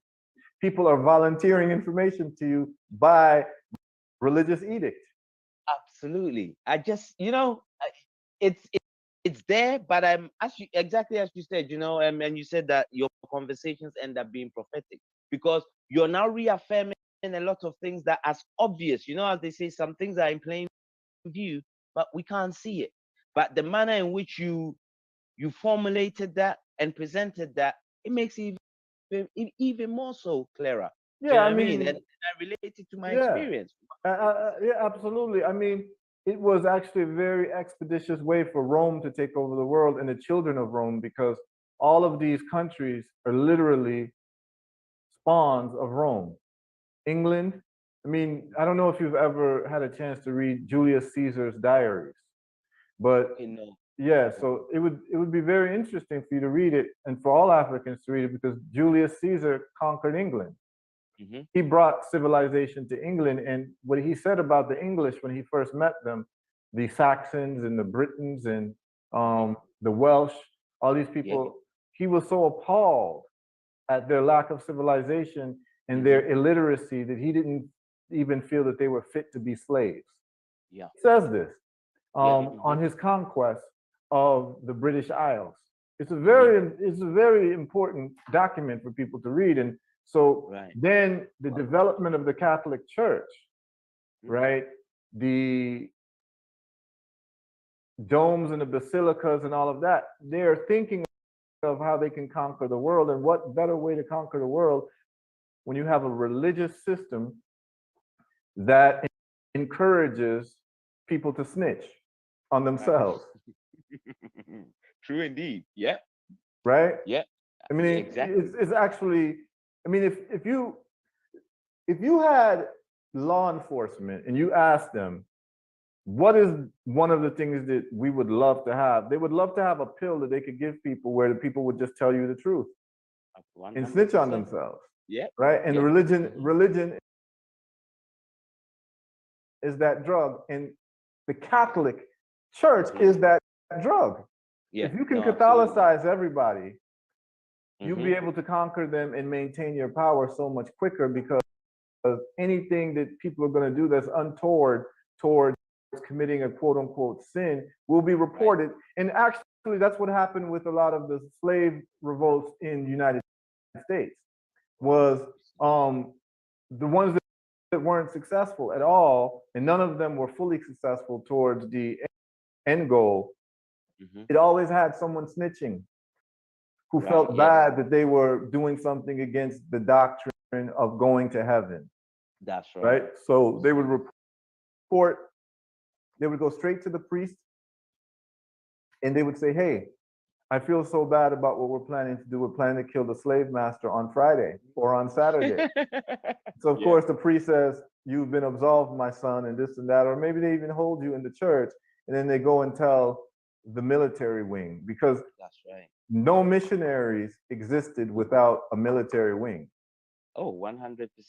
They had to be supported by the military of the country that they were coming with. So we understand that this was all, it helps people in land grabs, right? And those of us who can see it, we can see it. And that's why having your own understanding of spirituality, or that which is unseen, which is all human beings have that question, where did we come from? And where do we go after we die? That is the main philosophical questions that all human beings ask themselves in all cultures and all walks of life. But if you have something that does not serve your liberation, you will always be a snitch against yourself and your people. 100%. Right? Shade to that. That's Right? a beautiful exposition. So, and that brings us to voodoo, which voodoo literally was a liberation tool and what I call an anti-snitch tool. Why do I call it an anti-snitch tool? It takes you away from Catholicism. You are no longer confessing to the priest. And the way we know that voodoo was an anti-snitch tool is the declaration by Boukman Duty at Bwakaiman. That we must absolve and we must erase the gods of Europeans from our minds. That's right. Right? Absolutely. Because he understood that there can be no revolt if your people are programmed to snitch according to religious edict. So you got to get rid of that first. 100%. Yep. You got to get rid of that first, and you have to replace it with something else. So you're able to now worship, because African people, we love to worship. There's something about us. It just is. You're not going to get rid of it. Brother, it's a shay. It's a shay. It's our energy. Yeah. Yeah. Absolutely. Yeah. Right. So they say, okay, you have a European saint that we have, but we're going to use that saint as camouflage for our own Luas, which is the African spirits, the African deities that represent certain principles and will guide us and what have you. So the slave master thinks that we're praying to the saint, but we're actually praying to an African deity. We will never go now to this priest to reveal what it is that we're doing, because our religion is actually a religion of subterfuge. That's right. Absolutely. Yes. Right? Which is necessary for a liberation theology. 100%. 100%. Yes. So a lot of people think that voodoo is about having a doll and sticking a pin in a doll and making someone and controlling someone, but they don't understand, particularly in the Haitian context, its importance in breaking literally lines of espionage. 100%. Yeah, no, it's as I said, the manner in which you've explained that, it's 100% beautiful, brother. I just love it. Yeah, no, 100. And the fact that you even see that the ceremony at Bwakaiman had to have an oath. Yeah, there was something that bonded everyone. That again includes ashe. In this case, the ashe from the blood of a pig, whereby everyone knows they've now bought into that unity. That no one then you've actually now put this idea of confessions into a totally different light, because I only saw it mainly as that expression of religiosity, but where you've extended it to now, it's everything an intelligence service needs, because again, we know the Catholic Church still to today has a Yeah. paramilitary wing, Of you know, course. and it funds it just as any country funds its military budgets, you know. So yeah, thank you for that. I love it. I Of love your course. exposition. And the thing is that even the languages of Western Europe are referred to as Romance languages, Hey. which comes from Rome. Yes, Romance absolutely. languages, they were Right. all conquered by Rome. They Mhm. would not have stuck if they did not accept Catholicism. The reason is that Catholicism makes it easier for you to manage a police state, Right. Yes. right? Absolutely. So we have what we Absolutely. have today. Of course. You could not have a police state of slavery in Haiti coexisting with sincere Catholicism, because every plan that you make will be reported by the people who were supposed to actually get their liberation. You could not have 1804 happen where a bunch of people who were enslaved declare their liberation and actually win a military campaign if they are sincere Catholics. Right. Because every move that they're making would have been reported to a Catholic priest who is on the 100%. side of the enslavers, Mhm. right? So the development of voodoo was actually necessary. And so imagine that you are someone, imagine me and you say, we don't like this slavery thing, we need to get out of it. What are the things that are necessary for us to do militarily to get out of it? Well, we're going to have some type of weapons, we're going to have military training, but we have to deal with the intelligence gathering problem. Mhm. Which means that we have to deal with the question of Catholicism and this question of voluntary, happy confessions. Mhm. Mhm. Right? Most confessions are done under duress. In Yeah. Catholicism, people are trained to happily confess. You say anything and everything, you know. My own experience, I'm going off Of with now. course. Yeah. Of course. Yes. Uh-huh. So you could not have had the Haitian Revolution in a land of sincere African Catholics, Right. because the military campaign would have never worked. Yes.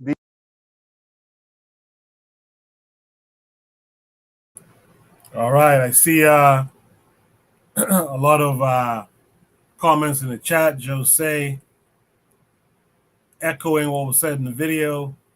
He says you can Catholicize anybody, and he says how though.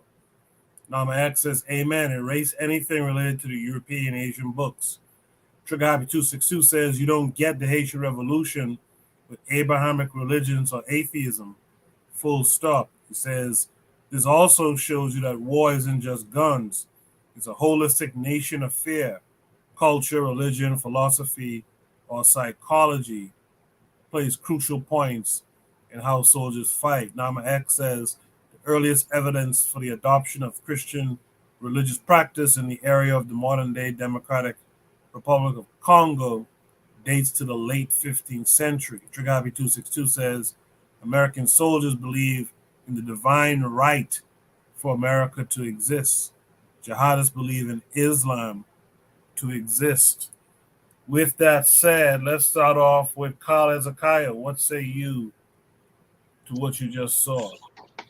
So I'm not an atheist. I definitely I'm agnostic, but I'm not an atheist. But with that said, I agree that the Haitian Revolution wouldn't have happened without those African spiritual beliefs that pushed them to want to rebel.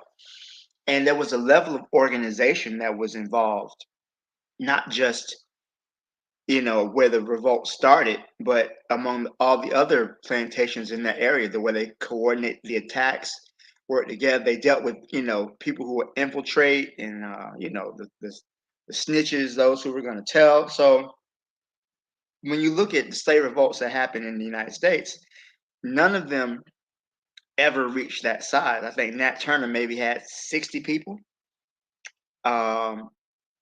The German Coast Rebellion in Louisiana had a couple hundred. So I don't think any slave revolt that happened in the United States, within the borders of the United States, that is, was successful. But plus they had first there was numerical disadvantage whereas in Haiti, the Africans were the majority, whereas in the U.S. that wasn't the case. But also too, they kept their culture intact in a way that African people in the U.S. just were not able to do. They couldn't beat drums. They couldn't celebrate their festivals or their gods. You could have your tongue torn out for praying to your deity in America. So I think that does have a large part to play in why the Haitian Revolution, well, the initial revolution was successful. Now, the only thing is that the French come back in 1825 and they force Haiti to pay for the cost of their freedom. So while the revolution itself was successful, just kind of wondering how come the spiritual systems weren't in place to kind of counteract them being almost, I won't say re-enslaved, but forcing them to pay reparations to France. Just a question on that, but good topic though, and I agree that without those Vodun, it would have never occurred. Thank you for that, Carl. Let's hear from Real Black Gentleman. To the best of my knowledge, like, I mean, Vodou isn't like pure African, but it's what wound up happening is that they hacked the Catholicism that they put in us, and basically like added in as much of the African in it, and they just like took the theology and just they hacked it, and that's what you know what I'm saying? That's basically what black people did in this country. You know what I'm saying? That's what Nat Turner did. Nat Turner was like basically, he took the Bible. He was a preacher. He was like, what was the saying? He who saveth a man, and he who has that man in his hand shall surely be put to death. I mean, that's what Nat Turner was on. He was a preacher. You know what I'm saying? And he took the Bible. That's real liberation theology. That's real. That's like, well, you know good and well, we don't deserve to be in this situation. And your book is saying what it is. It's like, that's why they didn't want black people to read. Because like, they're going to use, the word, spitting on them. I mean, they're going to see, that's my thing. It's like, I get it. It's like, it's all, and then how do I say it? It's just liberation theology. It's just, you can call it, you can give it a name, but it worked. It's like they won the war, which was essential. I mean, they didn't quite win the peace. That's that put Haiti in a situation and winding up having to pay. You know what I'm saying? And then just the whole the Dominican Republic issue. We're talking about Haiti being free. It's only free on part of the island. What about the rest of the island? You know what I'm saying? I think that gets lost in lost in the whole Haiti independence thing, because it's like, I mean, there's a whole other side of the island. It's like, why didn't Haiti get the whole island? That's part of why Haiti wasn't as free as it could be, because there's pressures from within and from without, and let alone a naval, blockade. You know what I'm saying? They're on the island. How are they going to get off? You know what I'm saying? Like, build a boat. You know what I'm saying? It's like it's things like that where, saying it's like you always give the Haitians their ups for organizing. Is understanding why that they were made. You know what I'm saying? That's that whole, again, like I said again, that whole, why is the Dominican Republic not in Haiti, two different countries? Why have they not? Because, I mean, you know what I'm saying? Yeah, you have to like use the religion as far as, what I'm saying, what dude said as far as like Catholicism making you like, what I'm saying, go to the confessions, like that's the whole thing. It's like, it's all spookism. It's like, man, you afraid of something, and you have to tell someone like what you're seeing, and because it's like, it's funny how like God is like invisible and all seeing and all knowing and is invisible, but then it's like you have to talk about, what I'm saying, everything and describe it. It's stupid. I don't know. I'm a pass. Thank you for that, RBG. Let's hear from Tanzan. Tan, what say you? I would say that yes, there was definitely a spiritual component, even if whether one believes in it or not, or one is agnostic about it, but the mentality aspect of it is important in the morale of people who are going against any kind of, whether it's a sports match, war or any kind of competition or confrontation. So even in terms of lifting the spirits, metaphorically, of the men or the people who are going into, such situation, altercation, it's going to be a positive one way or another. So I think that yes, you need something that unified the people, that gave them a sense of purpose and dignity, and more importantly, that was their own. I think that was the most important part, that it was their own, creation. It was not something that they took from somebody else, and that gave them that push, to see things through. I know that afterwards, yes, as someone said, they didn't keep the peace, but for that time, it worked in rallying them together towards a common goal. So yes, it was definitely a morale booster. It was something that it was a big component, I would think, of why the reasons why they were. Not that other people did not believe in themselves. I'm sure that there have been many revolts and rebellions, otherwise, but I think it just gave them this fearlessness and this courage to go into war and actually, show a certain kind of fearful courage to their opponents. The other thing I would say is that you need to maintain that kind of spirit. You cannot just have it, as a spark, and then you go back to normal. It's something that has to be maintained, and maybe that is one of the reasons why it did not spread as much. And I know there were outside forces, so I'm not all the way knowledgeable on it. I only have an idea. As for atheism, that's not going to work either, because it's really like a negative idea, and people don't really they don't really unify, or they don't get behind rally behind something that is a non-entity. So that may be a personal choice that someone makes, but it's not really grounds for creating this general feeling and inspiration.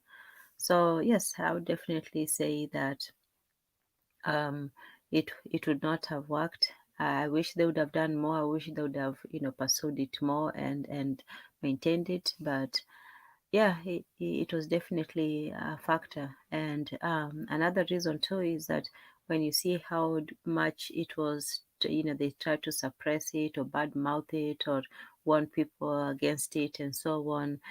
Even if we're not fully aware of the power, there's something there that they were afraid of the people knowing or practicing. So yes, I'll end there.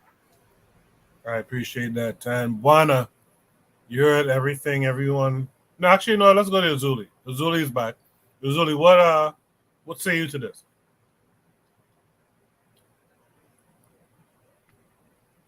I don't know what to say about this.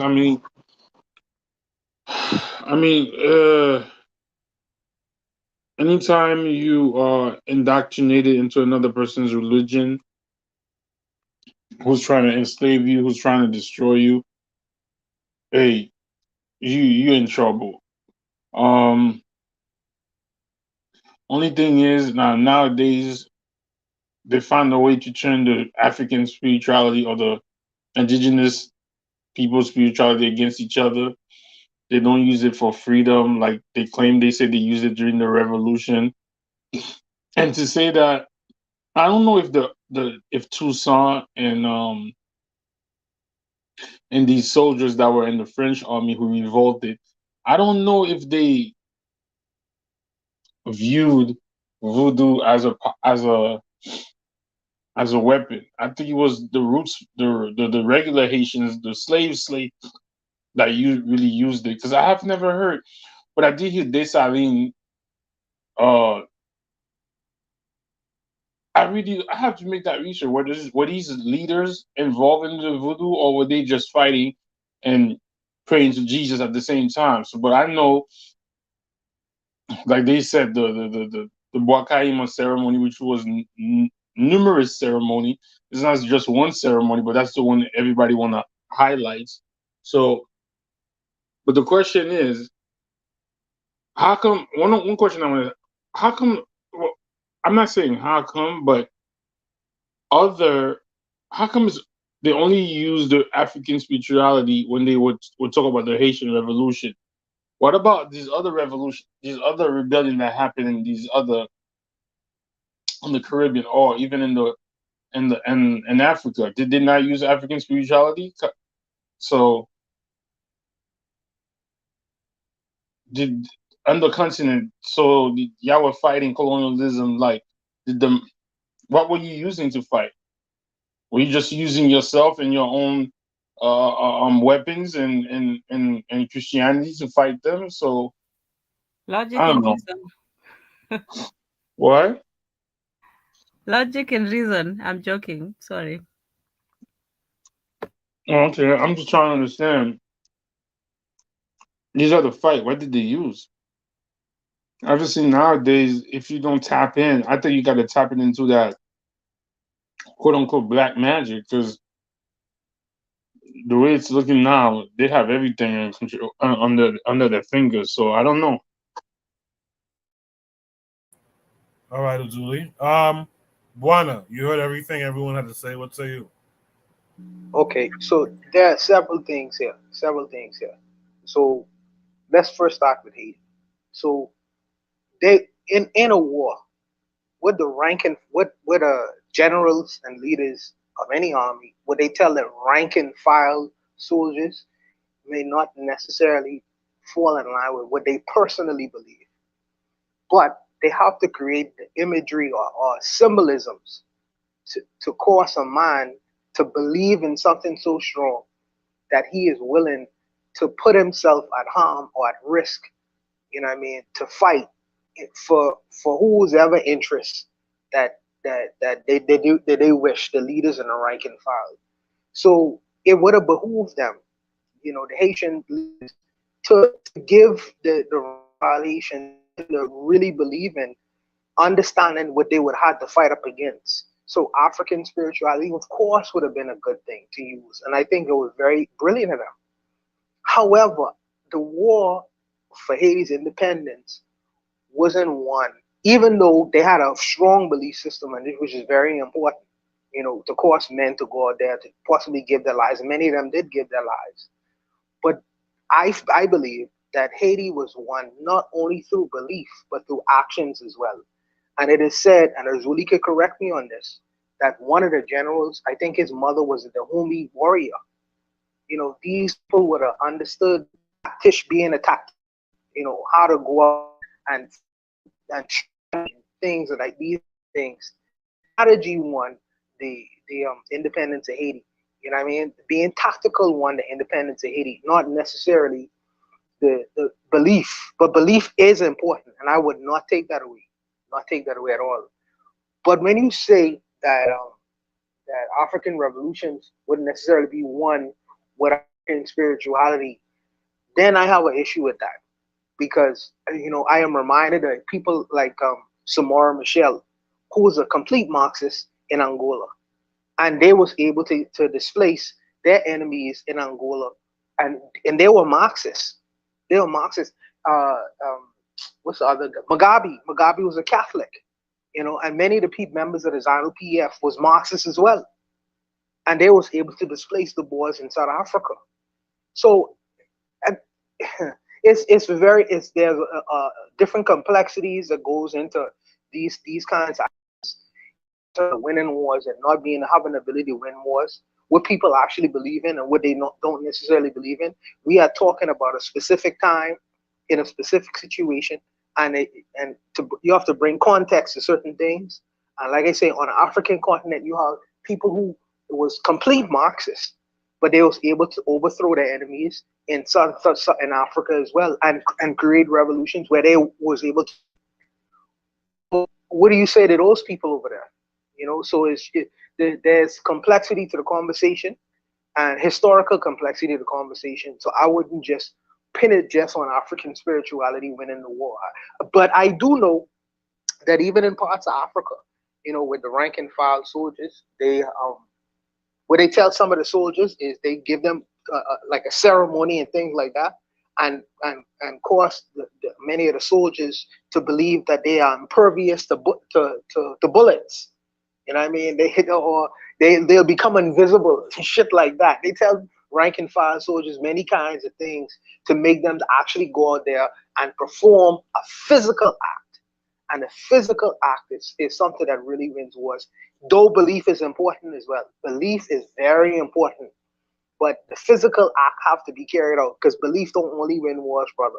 The physical act as well is win wars. So I'll leave it there. I think you got it confused. I think you got it confused. You don't understand voodoo, or you don't understand tapping into the energy. When you tap in, according to voodooists, when you tap in the energy, you call the energy upon your body, and your body does the work. We are not saying it's not. What are you talking about? Belief. When the soldiers, I don't know if anybody has ever been to a ceremony or whatnot. If you call on to certain spirit and they enter your body, of course, your body's gonna be doing the action. But I don't understand what you mean by belief. These African, I mean, I'm going by what they say about the revolution. And these people call these ancestors to get into them. It was helping them. It was like tapping into a different energy to do the fight. But they did the fighting. We're not talking about no spookyism there. So, and again, you're talking about Marxism. First of all, let's stop lying saying talk about these people overthrew. They were given their independence. All these African countries. Stop saying that. I'm not saying that there was not any fighting, any this and that. Yes, they fought, but at the end of the day, those colonial powers gave them their independence, as opposed to what they say happened in Haiti. So, for people who keep saying it's a belief or whatever, it's just like when you see Christian people speaking tongues. In their mind, when you ask them, they don't know what happened. It's a spirit that you call into the body to help the body complete the task. It's not that they believe and then the spirit do the task for them.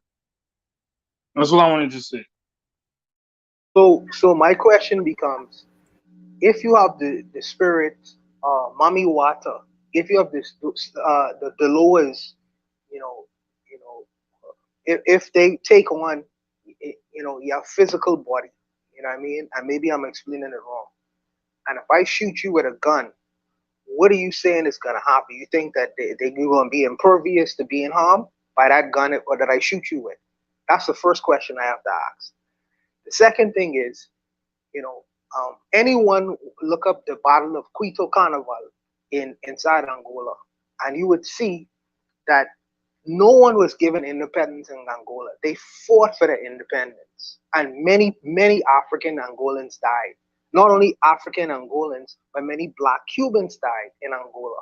Nobody gave them their independence. They actually fought for their independence. This is a historical fact. But that's the question I have for you in terms of the spirit, being imparted, being one with the body, and then being impervious to any kind of harm. Is that what you're suggesting to me?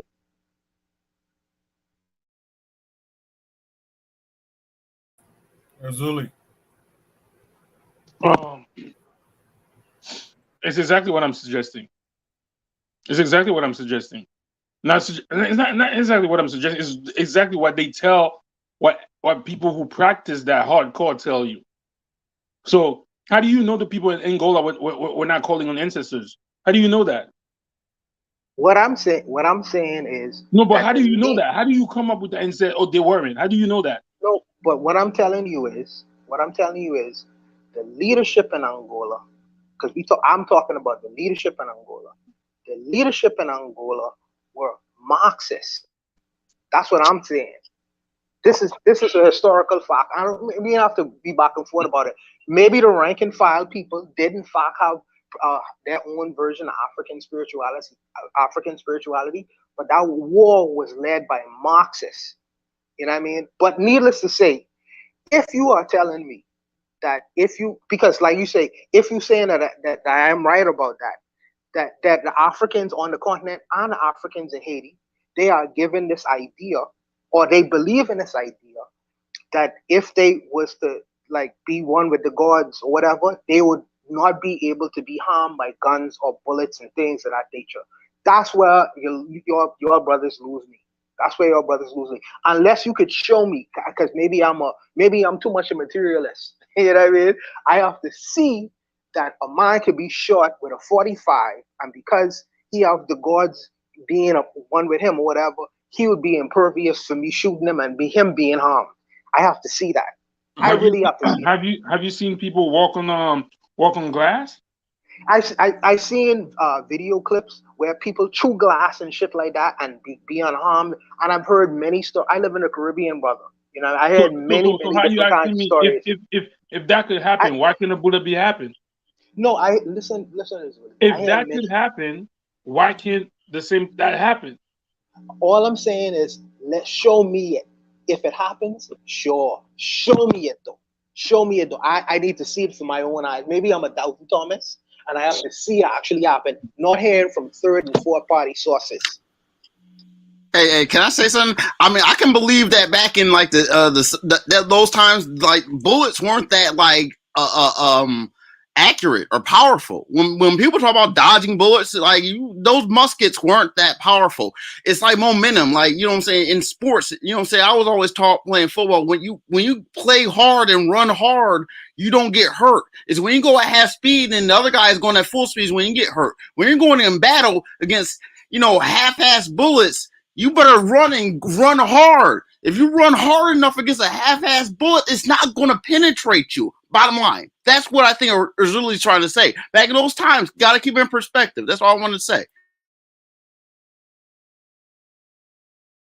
So even though that they a bullet, a musket at the time, even though I could buy the argument that the musket bullets wasn't as powerful. But we ain't all only dealing with muskets. We dealing with swords as well. So if I try to run you through with one of the swords that I would have, because you had the spirit inside you, you would be impervious from your stab wounds as well. These are the kinds of the conversations on where the conversation goes when we have these kinds of discussions. So now I'm asking, me personally, maybe y'all could say I'm atheistic. I'm not, but I have to. Maybe I'm a doubting Thomas. And like I say, I live in the Caribbean. I hear many kinds of stories, but I have to be a witness to what's actually happening, and not just hearing some third party evidence. They see these kinds of things happening or whatever. Because we in the Caribbean, there are many kinds of stories, brother.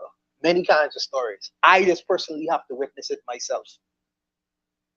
I want to add that one of the things I was toying with at the top of the show, I was telling you guys I want to do something a little shorter, a much shorter form during the week. What should I do? And actually, one of the thoughts that's been in the back of my mind is doing a ceremony or doing several types of ceremonies. Haitian voodoo, hoodoo, and others from the continent, right?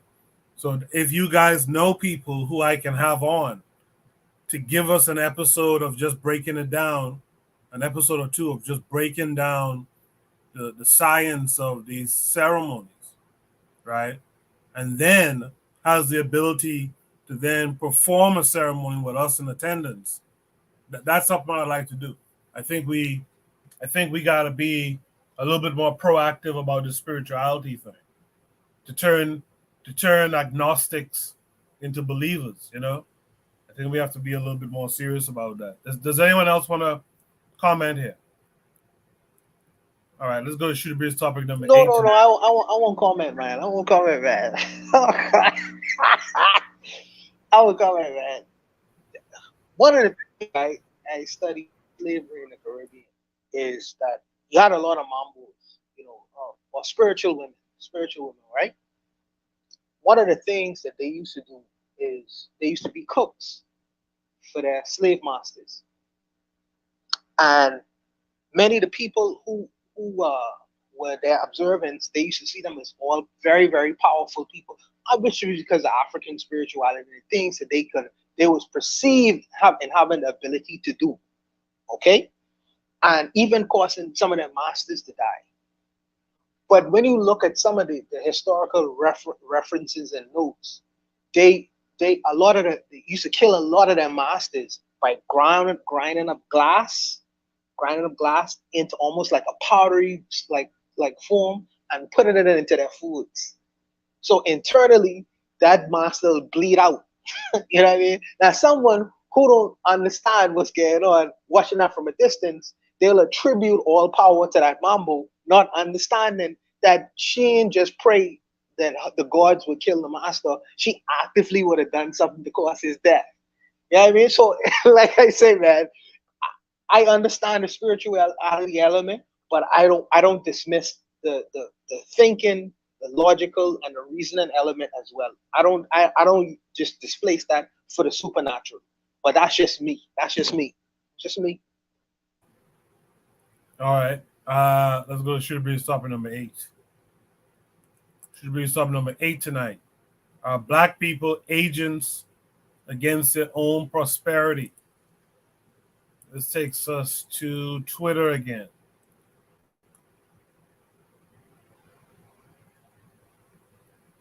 Takes us to a tweet. Hold on a second. Takes us to a tweet from Combate. Maduro, China is giving strong signals that it is possible to be a great power without being an imperialistic power, while extending hands of cooperation. The 21st century is witnessing one of the greatest civilizational transformations in 7,000 years. This came with a video. It's a 2-minute video. Let's watch it, then we'll discuss it. Señales contundentes de que se puede ser una gran potencia sin ser una potencia imperialista. De que se puede ser una gran potencia extendiendo las manos para la cooperación, para la solidaridad, para el trabajo compartido a todos los pueblos del mundo sin importar su tamaño, su color. El siglo XXI está siendo testigo de una de las transformaciones civilizatorias más grandes en 7.000 años. Si revisamos la historia de la humanidad en 7.000 años, es la historia de un imperio sustituyendo a otro imperio. Es la historia de la conquista, de la dominación. Es la historia del colonialismo en sus distintas expresiones. Es la historia del esclavismo en sus distintas expresiones, que ha visto a la humanidad por lo menos en los últimos 7.000 años. Imperialismo, colonialismo, esclavismo, y que cada potencia que así surgió, excepto la Unión Soviética, cada potencia en 7.000 años quiso sustituir los espacios y los territorios para dominar a los pueblos, para someter y esclavizar a los pueblos. Y el siglo XXI está siendo testigo de uno de los cambios civilizatorios más contundentes, más auspiciosos y más importantes, con el surgimiento de la China milenaria como gran potencia política, militar, diplomática y económica del siglo XXI que apenas está despuntando.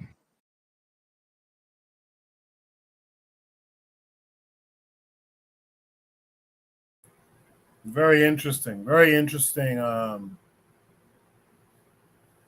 Very interesting. These conversations different people are having, right? And the question is, who's tuning into these conversations? Because I'm sure that we have similar conversations in so-called black countries, but who's tuning into those conversations? That's something that the average one of us needs to want to resolve too. This idea that you don't even take this stuff in yourself personally. Like, that's an interesting setup right there. That guy is talking some shit, and you have to wonder who's really the audience for what he's talking about. It is very interesting. Tanzan, black people agents against their own prosperity. Well, sometimes knowingly, sometimes not. Um, but I did miss a bit of what he was saying. I know Nama tried to translate a bit, but we might have missed the translation at the bottom. So I didn't get everything that he was saying. I think Nama said it's something to do with extending your arms of cooperation. So if it's in those terms, then I would say, seek all your opportunity, don't turn anything down, especially if you have a bargaining power. And if somebody brings you a different alternative, then use that to bargain, use that as a chip and as a leverage. But if someone knows more about what they were saying, maybe they can also inform us. But yeah, I think that was the question. But yeah, I'm not sure if that was how it was framed. Yeah, when that happens, you guys should speak up. I was looking at the video from the YouTube page. So I didn't notice. I saw the closed captioning. It was in red and white. It was in red and white letters. But when that happens, you guys got to say something. If you can't see. Sorry about that. Yeah. But basically, he was kind of blowing China, kind of like, one of those. To me, it's kind of like a puff piece, I guess, to get his people ingratiated with them. Mm-hmm. But he's basically saying how they are the next power, they're the next empire, and they did it not using the same ways that others have done in the past. And I guess that's what the prompt is tying into, is that you can ally with China, right? Mm-hmm. Get the benefits of what they're doing for soft power, and benefit for your people off of it, and not worry about them doing the same thing to you that previous folks did when they had those alliances. Mm-hmm. IMF fund and World Bank and all this old shit. So that's what I think the person is getting at with the prompt. And that's what the guy was talking about. The guy was really talking about the virtues of the next empire, China. Okay. Yeah, so I think it's just a matter of positioning, leverage, negotiation, and understanding, the new rules to the game, being ahead of it instead of being caught, by surprise. So if we really learn how to play the game, know what our strengths, weaknesses, what we can actually provide, what we can demand, also negotiating as a team instead of individual countries. So yeah. I'll end with that. I appreciate that, Tan. Let's hear from Mazuli. Mazuli, what say you? I don't know, because I couldn't read the stuff no more. All I heard was Spanish. But at the end of the day, this man, I don't know if he means it. I know when people do that, it's usually their family and their friends who's going to benefit, and the people are still going to suffer. So all these men are cowards, man. Cowards, just trading. They don't even know what China's going to do. They don't even know if it's going to be. It might be pleasant now. Well, let's see 50 years from now. So I don't know, man. These men, a bunch of these men are weak, man. We are weak, man. So I don't really have anything to say.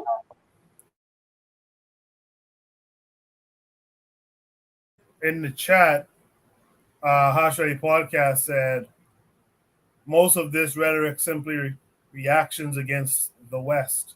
U.S. is done. You're seeing a shift in power. You can position yourself to gain power after the smoke clears, or you can be a victim. Now, my ex agrees with that. Trigger Happy wants to know what we think of multi polarity. Before that, though, Nama X said something I want to read. Yeah, he said, "Oh, trust me, I'm consuming this information." For some reason I missed it. He says he's consuming this information, this news weekly. So that's good to hear, because I wonder. Now that's good to hear from Nama X, but I wonder, what's the demographics of the people who are really paying attention? Who that guy's audience is, who he's being transmitted to directly. Like I wonder how much are in that at all. Yeah. So who did I hear from this? Now that was Azuli. Let me hear from Carl next. So this is a reaction to the United States losing its dominance in the world. So now China is stepping in to become the world's new leader. That's what it appears to me. And there was a humanitarian crisis in Yemen that was resolved by the Chinese. So the United States, with Saudi Arabia, with the help of United States weaponry, was basically funding a humanitarian crisis in Yemen, and the Chinese helped negotiate a peace. So the United States doesn't like that. So China is taking steps on the world stage to become the new global leader. Its economy is due to surpass the United States soon. That's why there's a lot of saber rattling and talks of war with China. That's why there's a lot of fear mongering towards China, because China is going to be the next global leader, and the U.S. does not want to lose its position. So, since the fall of the Soviet Union in the 1990s, the United States has been the world's only superpower, and that is a situation they want to continue for all eternity. That's not going to happen.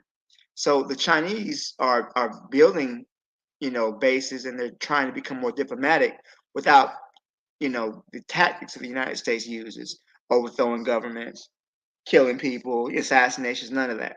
Not to say the Chinese are necessarily the good guys in this, but they're even the deals the Chinese are making with African nations, they tend to be more, I don't know, fair. They're not taking advantage of them the way the Europeans are. So the United States is undergoing a change. They're no longer going to be the world's only superpower, and we have a world where there's multiple superpowers, and that is not going over well. And they recently did a article I read that the United States is missed its recruiting goals for the U.S. military. So a lot of young people who are leaving high school aren't fit for military service. So it's a mess right now. I personally, I don't see a problem with that. I believe that a multipolarity world is better for everybody. We don't need one country ruling and dominating everybody. But I think African people need to organize ourselves, because we don't want to be the continual underdogs. Whether the Chinese are better than the Westerners isn't really the point. We need to be able to determine our own actions and determine our own political goals and where our resources are going to be used for the betterment of our people. All right. So thank you so much, Kuka. I appreciate that, Carl. Did I hear from Real Black Gentleman on this one yet? No, I haven't spoken yet. Go ahead, Real Black Gentleman. Let's see. I mean, as far as the answer to the question, it's a mixed bag. I don't think that, there are some black people, some black leaders who have no sense of innovation, from an outside perspective. It's like Their countries aren't known for like really doing big things. I mean, as far as like against our own prosperity, again, I'm not saying it's the people. I would never say it's like the masses, just because there's too much innovation that goes on just on a day-to-day basis, just trying to like get ahead, and just trying to, build a better plow, just trying to get better yield, just trying to get something better. I mean, Dan Goatee's, he's trying to bubble up and do what he's doing for better or worse. In Nigeria, people's trying to be industrious. So it's like, it's just a matter of true. I mean, I think that, it's difficult because if I'm thinking about the world, I think that you have to, you really want to make sure that you have a strong like base. I think Africa can't do it in its fractured like state. I mean, China is a very large country geographically. I mean, Russia the biggest country. United States is the third biggest. You know what I'm saying? These are big countries. You know what I'm saying? Even Brazil's the fourth biggest country in the world, I think. Maybe it's the fifth. It's like the fifth biggest country in the world. Brazil's the fifth biggest country in the world. You know what I'm saying? Like, these are huge countries with huge resources. You know what I'm saying? The gather and the do stuff. Africa doesn't have that. And until Africa, nuts up and says like, I want to be a part of a huge landmass on its face, with no bones about that, and get all the internal contradictions apart. We're always going to be looking at, other countries to try to facilitate that. If you have a big country, you don't have to worry about taxations and borders and red tape between countries and all that. That's part of, the whole colonial thing is just like, it's sad because if there's, if you want to build a car, you need rubber, you need steel, you need oil. And if one country has all the rubber and one country has all the iron, come on, why can't it just be one country between those two so you can actually make a car, a really important thing? You know what I'm saying? At this point, like, whatever, that's just where I'm at.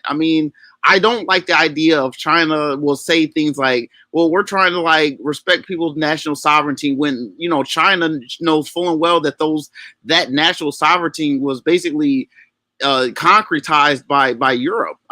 Even China sends all it, China learned from the Europeans. All the peoples around the world send all the people the best schools in the United States and in Europe. They did that. That's the whole playbook. That's what African students do. That the rich Africans send their students all across the world to learn from white folks. And until, African leaders, can have some pride and actually like have education, like just not really like not trying to have money for the sake of having more money than the next guy, and have a, really, truly have a culture of like making sure that, if you truly like invest your money into active things, you will get your returns on your investment. You might not have actual cash, which I think, a lot of African nations have.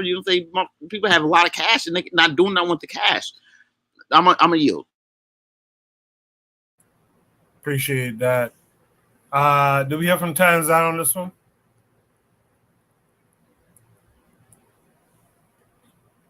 Maybe Tan stepped away. Yes, I did earlier.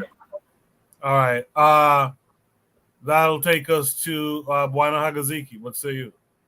Yeah, so from what I could tell from this video and what's going on in global and international politics is that the world is shifting.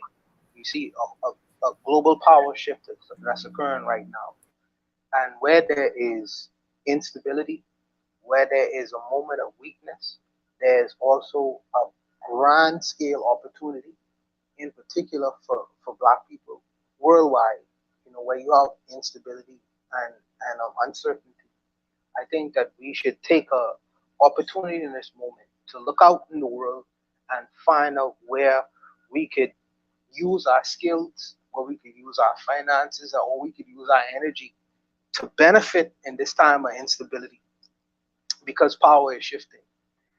In terms of China is going to gather a lot of their power and resources from Africa. They're not going to get it from China. They're going to get it from Africa. This is the reason why they're going into Africa. So if they are going to become the superpower, one of the superpowers in this world, by getting the minerals and resources out of Africa, so should we. We should stake our claim while it's early. And if anyone think that we're going to replace white imperialism with yellow, and I'm good with that. Listen to the speeches from Dr. Amos Wilson, and when he Asian imperialism in the 21st century, spoke about it extensively, I believe. And I think that we should be abreast to these kinds of things, because it's not going to look nice in terms of what's going to happen to black people, because the Chinese ain't too nice with their own people. Ain't too nice with their own people. So what do you think they're going to be with our people on this planet? So I think that we should look around the world and take our own opportunities where we can find these kinds of things right now in the world. Since there's an opportunity that is availing itself, we can't just sit back and predict. Okay, well, the yellow peril is going to come over and just take over, and we just sit back and just watch this happen while we stand to the sidelines and not participate and try to stake our own claim.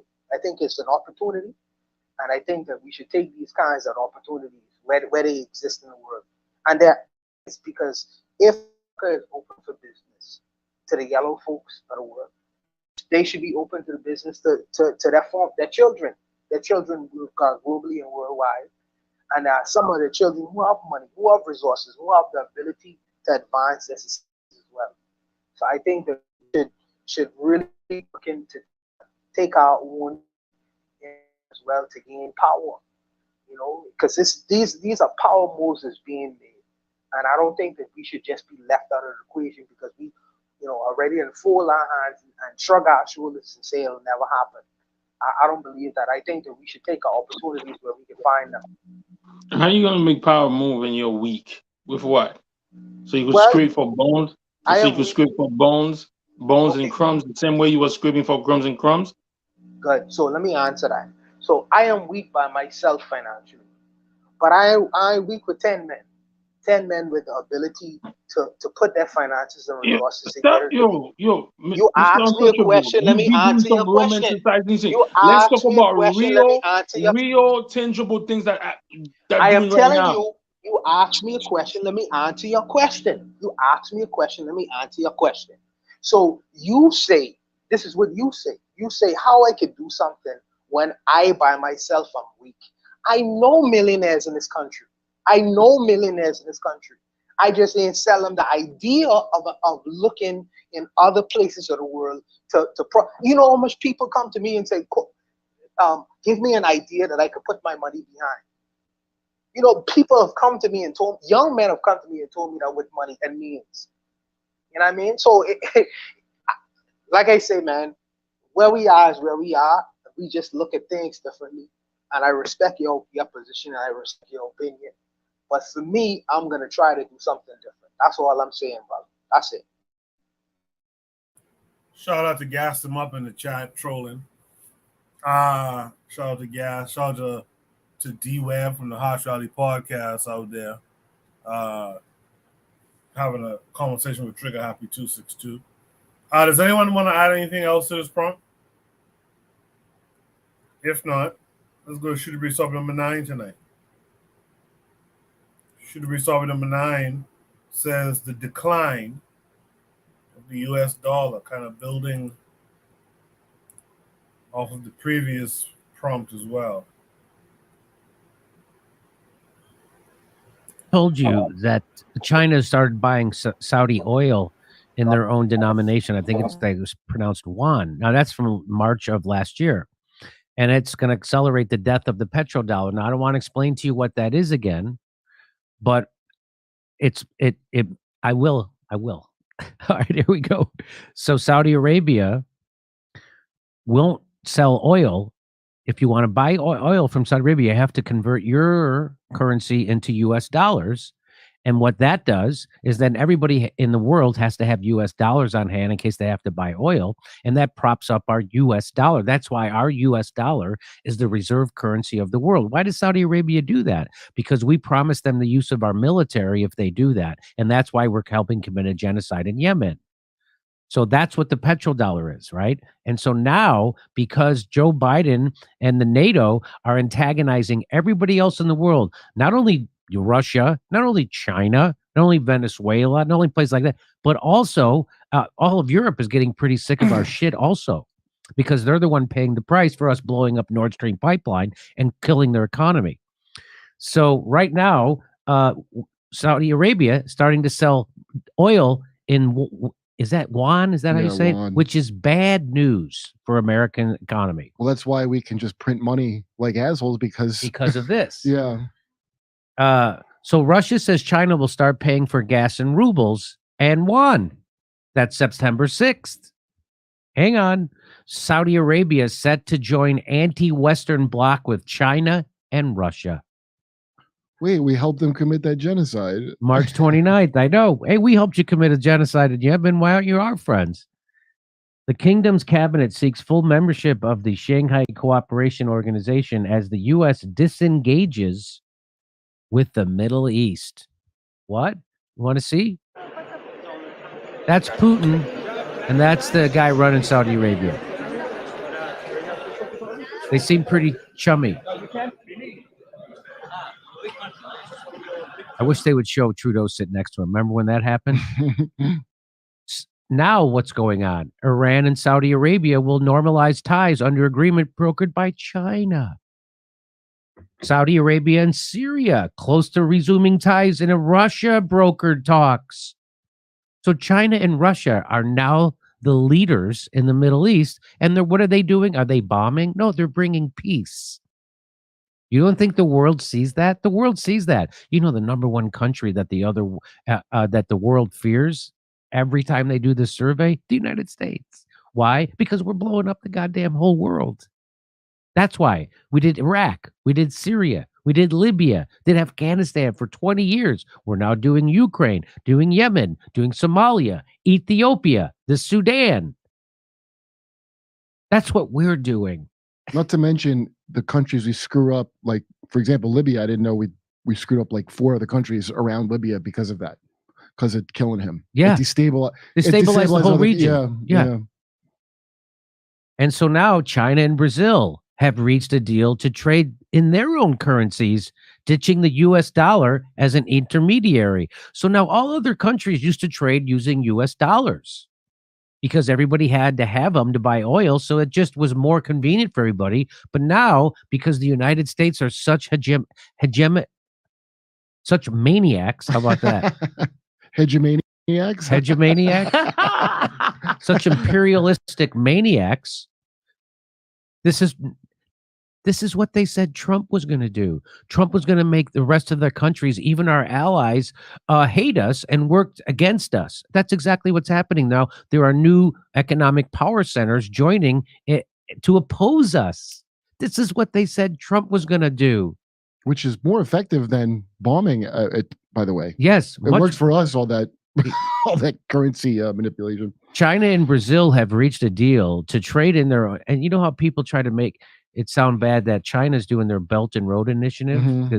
Oh, in Africa? Yeah, how terrible that is. Why don't they just bomb them? Why would they give them money for stuff? They're just doing the thing we do with the IMF, those monsters. China and Brazil have reached a deal to trade in their own currencies, ditching the U.S. dollar. The expectation is that this will reduce costs, promote even greater bilateral trade, and facilitate investment. China is Brazil's biggest trading partner with a record $150.5 billion in bilateral trade last year. Really?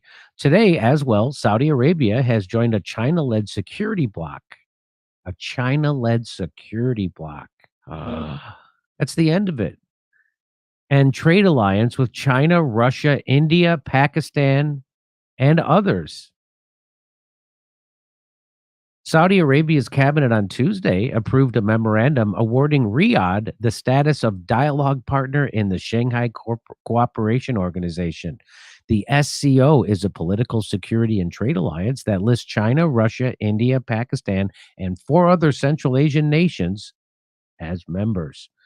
Beijing is Riyadh's largest trading partner, with bilateral trade worth $87.3 billion in 2021. Okay. And I think it's safe and impartial to say at this point that Biden and his team are being significantly outmaneuvered in their foreign policy. Boy, is that the understatement of the year so far. So we got Russia right where we want them. Their economy is stronger than ever. Their influence in the world is greater than ever. We're seen as the terrorists, and they're seen as the peacemakers. Holy shit. This is, again, if every nightmare you had about Trump's foreign policy were to come true, it would be now. Except it's all being done by Biden and the neocons running his administration. And also, Biden did most of the Trump things. Of course. None of the, like, any of the good ones, any of them promised. All the stuff that you said you hated and more. Go to jimmydore.com to see my new stand-up special, COVID Lies Are Funny. For only $10, you get to become a premium member too. And come see us do our... All right, Jimmy Dore. I see you guys really like your Jimmy Dore. I have a cousin who listens to Jimmy Dore. I find that so kind of strange. Real Black Gentleman, the decline of the U.S. dollar. What did you see in that Jimmy Dore video? I wasn't really paying attention. I was thinking about the Gucci lyrics for Bricks, right?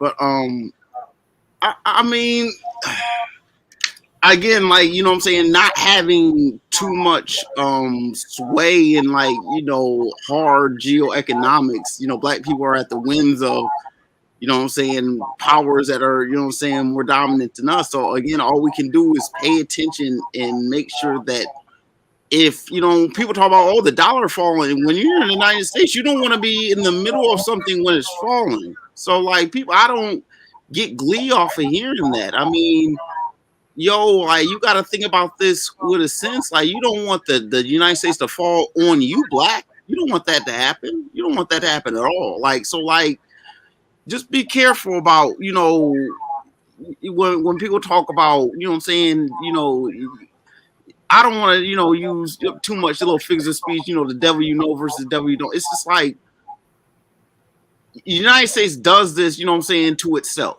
So knowing that, just make sure that, you know what I'm saying, if things go left, just that's all I can say is that, you know what I'm saying, make sure the United States ain't falling right on you. You know what I'm saying?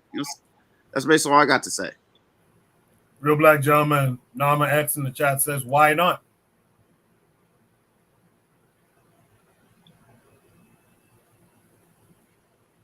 Real Black Gentleman, are you going to respond or no? All right. I guess not. Who do I need to go to next? Tan. What say you? The decline of the U.S. dollar.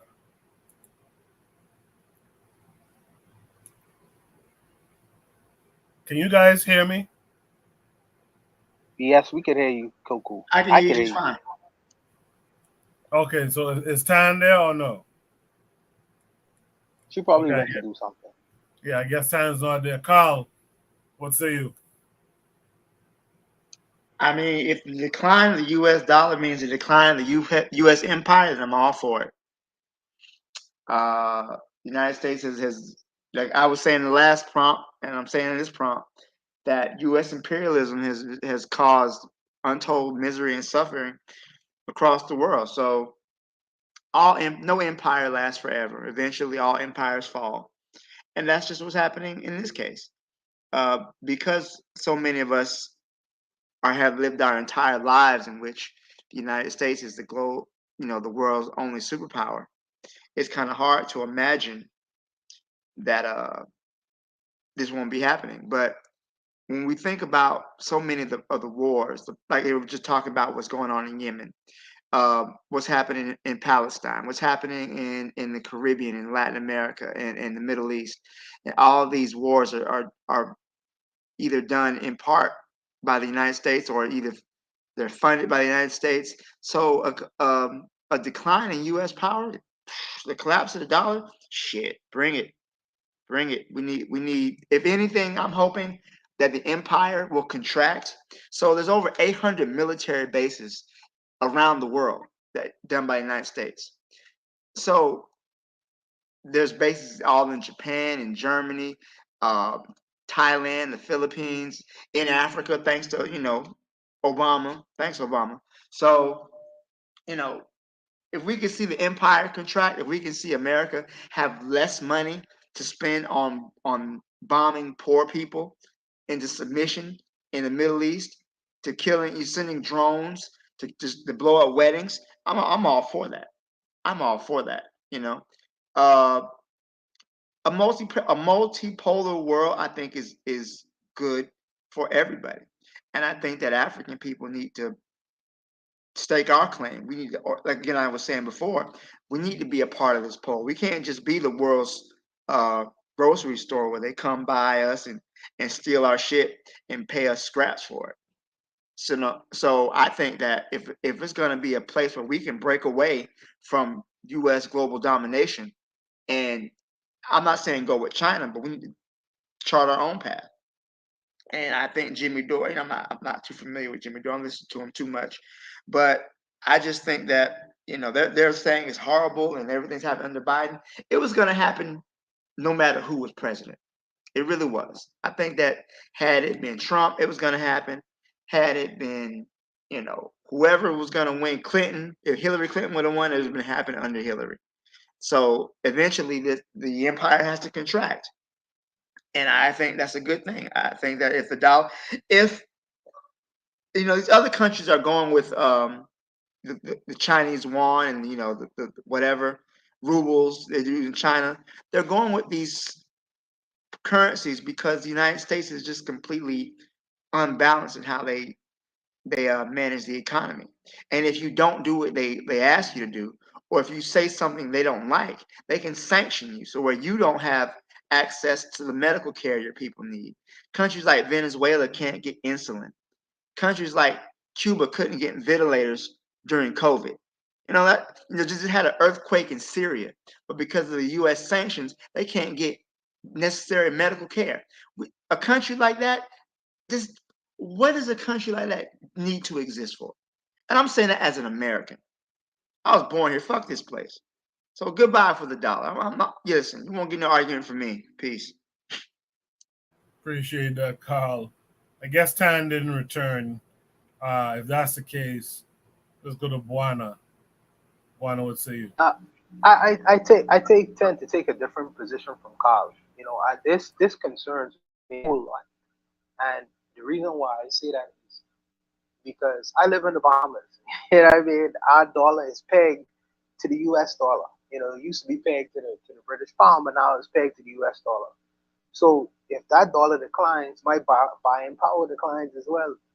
You know what I mean? It's like, I don't want my nieces to have to buy soap from the grocery store for $11. They have to be able to afford that shit. Right now, gas is what, $6 a gallon? You know what I mean? Our buying, there's some Jesus unintended. Christ, are you serious? $6 a gallon? Absolutely, brother. Absolutely. Bro. So there's gonna be some unintended consequences to the fall and the decline of the U.S. dollar. I would advise my brothers if they can. Sure, I'd advise them to buy some Chinese yen. I would tell them to buy some Chinese yen and put that in the bank somewhere. You know what I mean? If they can, I would tell them to do that. Considering the fact that now since it's still strong, you at least you'll get more bang for your buck.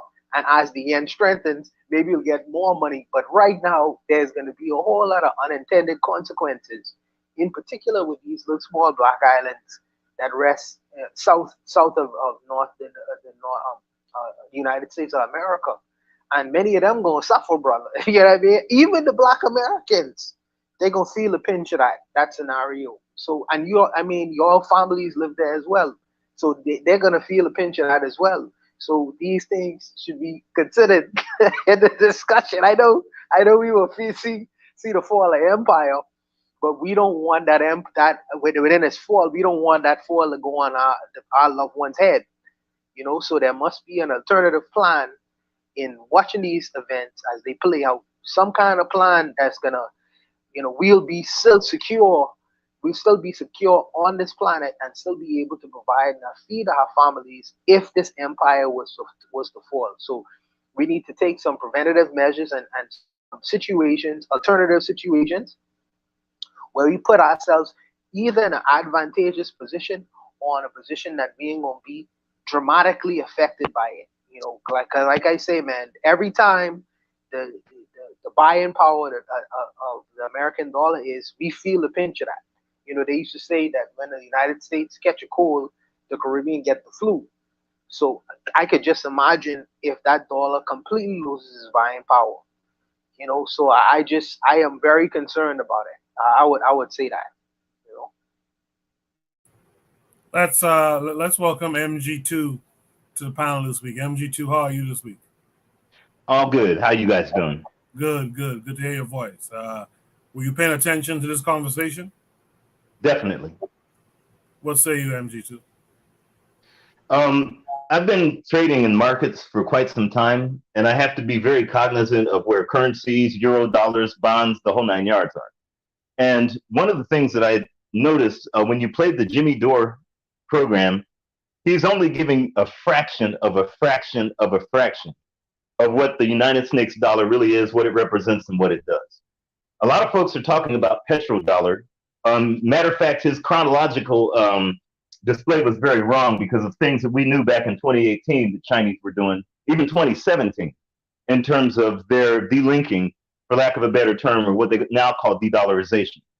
The thing is I'm not sure if you guys are familiar with the term seigniorage. And this was even before Bretton Woods. But seigniorage is basically it's like the gold rule. Whoever has all the gold makes the rules. Well, when you're talking about United States dollars, it's not whoever has the gold makes the rules. It's whoever has the gold breaks the rules, enforces the rules, manages and manipulates the rules only for others because those rules don't apply to them. And that's what seigniorage basically is. We have a thing called price percentage parity, is what you use, like if I buy a Big Mac in Chicago and I buy one in Switzerland or I buy one in Japan, I use the price percentage parity to see how strong that economy is, as in terms of how much of my currency in dollar units does it take to buy that particular product. What Jimmy Dore got wrong, first off, is when they were talking about the petro yuan. Back in 2018 and 2017, we were monitoring the futures markets because that's what we do, we trade them. And China was talking about, of course, delinking from dollar seigniorage. Even though every economy, every currency, and every individual on this planet is a derivative of U.S. economy, i.e. U.S. treasuries, i.e. U.S. dollars, i.e. U.S. seigniorage, because everything is based upon dollars, even Bitcoin. Because if somebody asks you, hey, how much is Bitcoin? Well, it's up at $28,000. Well, there you have it, dollars. So therefore, you're a derivative of that value. In other words, they get their intrinsic value from U.S.'s extrinsic value from their economy. But what Jimmy Dore got wrong was what China did, and we noticed this because the futures traders I was with said this is a game changer, because it's not only a game changer for China, but it's a game changer for Africa, in particular Africa. Yet African nations are usually late to the table and don't necessarily are not very cognizant of the depth of what China was doing. What they did is they used gold as a proxy. In order to trade, you use that gold as a proxy in order to, before it was like, okay, dollars for oil. But if you go gold as a proxy and then use that and base your yuan upon the Chinese yuan or renminbi or whatever it is upon that gold, then therefore you have the ability to, literally, and it's a quasi, almost, I wouldn't say a de facto, it's almost like a proxy for quote unquote de-dollarization, because still yet gold determines its value from dollars. And that was, of course, post Bretton Woods, post Nixon on the gold standard, because they said, we're going to use this as a foundation, as a frame of reference to base every other currency on the planet with. And it's undeniable fact that every currency, every economy, anything that anyone does in terms of banking, payment, credit, insurance, investment, and publishing is a derivative of U.S. Treasury. So the thing is when China did that, what they did is that was a game changer for Africa, because Africa has enormous amount of resources that they could peg in terms of being able to do, whether it's CDs, whether it's Naira, it doesn't matter what it is. They could use that as a proxy, and that's the game changer that these traders were talking about, what China did. Unfortunately, African nations didn't take that as a clue. And the thing is when you see, again, it's all about seigniorage and frame of reference. What you have now is not a delinking because of petrodollar. It's a delinking because of seigniorage. What this does is you have a very connected world, informed world, finance world, militaristic, demanding, sectarian, cronyistic, protectionist, the whole 9 yards. The world has basically become quote unquote flat in terms of axis of liquidity. And the only reason why a lot of these nations had to delink, or what they're talking de-dollarization, is because liquidity is centralized. And I'm not just talking money liquidity. I'm talking liquidity of access, information, connectivity. It's all centralized in the European or the Eurosphere. if you seek real true value of a nation state, you have to gauge it by not only its finance, even if it comes from a fiat, but the connectivity, the protection, i.e., militarism, the access, the information that nation state gets. And Western so-called powers have the most liquidity. So what these other folks are doing in terms of de-dollarization, which is a program that I'm working on in order to go ahead and go to these nations, is to decentralize liquidity. Something that they were thinking about in terms of Bitcoin, yet they turned Bitcoin into mood rings and beanie babies. Because that's all, that's all cryptos is now. It's just a modern form of beanie baby. But the thing is, it's more of a way of saying if we can decentralize this liquidity and in a financial way, i.e., depegging from a petrodollar to whatever else, then we can start to decentralize the liquidity of access, information, whether it's low Earth satellites, whether it's medical, whatever it is. Because when you have all the quote unquote the golden rule, you could tell other folks to take your certain type of medicine. If there's a major disease, you can say take that medicine and deny everything else. Why? Because that financial mechanism, military mechanism, media, international trade, all of it is based upon whoever has the centralized liquidity. So what Jimmy Dore says is what media wants black folks to hear, and that's what he doesn't know. It's not just about petrodollars. It's petrodollars or petroleum or energy is just 1/8 of what a nation state does, and that's energy. But you have all the other 7 factors of what every nation has, and that's something that that hopefully a lot of our folks will gravitate away from what quote unquote their so-called alternative media and mainstream does, because all these folks, and we traders talk about it all the time. We laugh at these guys because they're these so-called pseudo economists. We say at the end of the day, it's not about this. Nobody knows exactly what's going to happen. And these folks are saying this is why, and it's really funny, but it's entertaining, but it's really, I won't say deceptive, it's just very naive. On the other aspect, when I heard good brother RBG talking in terms of be careful about wanting the end of a dollar, it reminds me of what Malcolm X said when he was talking about House Negro, Field Negro. And here's what I mean: when your frame of reference is somebody else, and you're afraid to walk away from that because it'll crush you, then clearly whatever you're afraid that might hurt you is definitely not in your good interest in the first place. That's what China, Saudi Arabia, and all these other countries are doing. Outside of what black folks, we have a tendency to have fear or trepidation about getting away from the thing that not only hurts us, but hurts entire, like I said, it centralizes liquidity, so where we don't take advantage. Our proximity as African people to European economies it's like Ukraine could get in the front of the line of a concert and we're 3 miles away, even though we have 10 times the amount of resource. It's the proximity to that liquidity, whether it's money, access, information, or whatever else. But the fact is that we're so beholden to it, almost like a Stockholm syndrome, that the best thing that could ever happen is for United States economy to crash and dollar-based systems to decentralize that liquidity to crash. In other words, they're talking about it crashing. It will not quote unquote crash. It'll just be more liquidity going around the world. And that's what has hurt African people, African countries, African everywhere, is because we've let someone else centralize our information, military, access, agriculture, medicine, connectivity, whatever it is, and money. And therefore, that's why Somalia is going through what it is. That's why, Cote d'Ivoire or Ivory Coast or whoever else, that's why folks in Chicago go through what they do. The thing is, the best thing that ever happened is to listen to Malcolm X very well, but not necessarily for emotive or entertainment purpose. Listen as if you know that you're in Jeffrey Dahmer's house. I don't care how much food he gives you. You know it's all going to be bad. The best thing Africans could work, not only just hope for, wish for, but to actually work for, is to de-dollarize. It will develop our own mechanisms of banking, payment, credit, insurance, investment, and publishing. And therefore, we'll have no other choice because other nations are doing that right now, irrespective of what they feel about dollars. They're getting away from Jeffrey Dahmer's house. I just hope we do. Sorry for being too loquacious, but I just wanted to put that out there for you guys. MG2, you mentioned that energy is 1/8 of the things nations do. Do you mind obliging me and telling me what the other seven things are?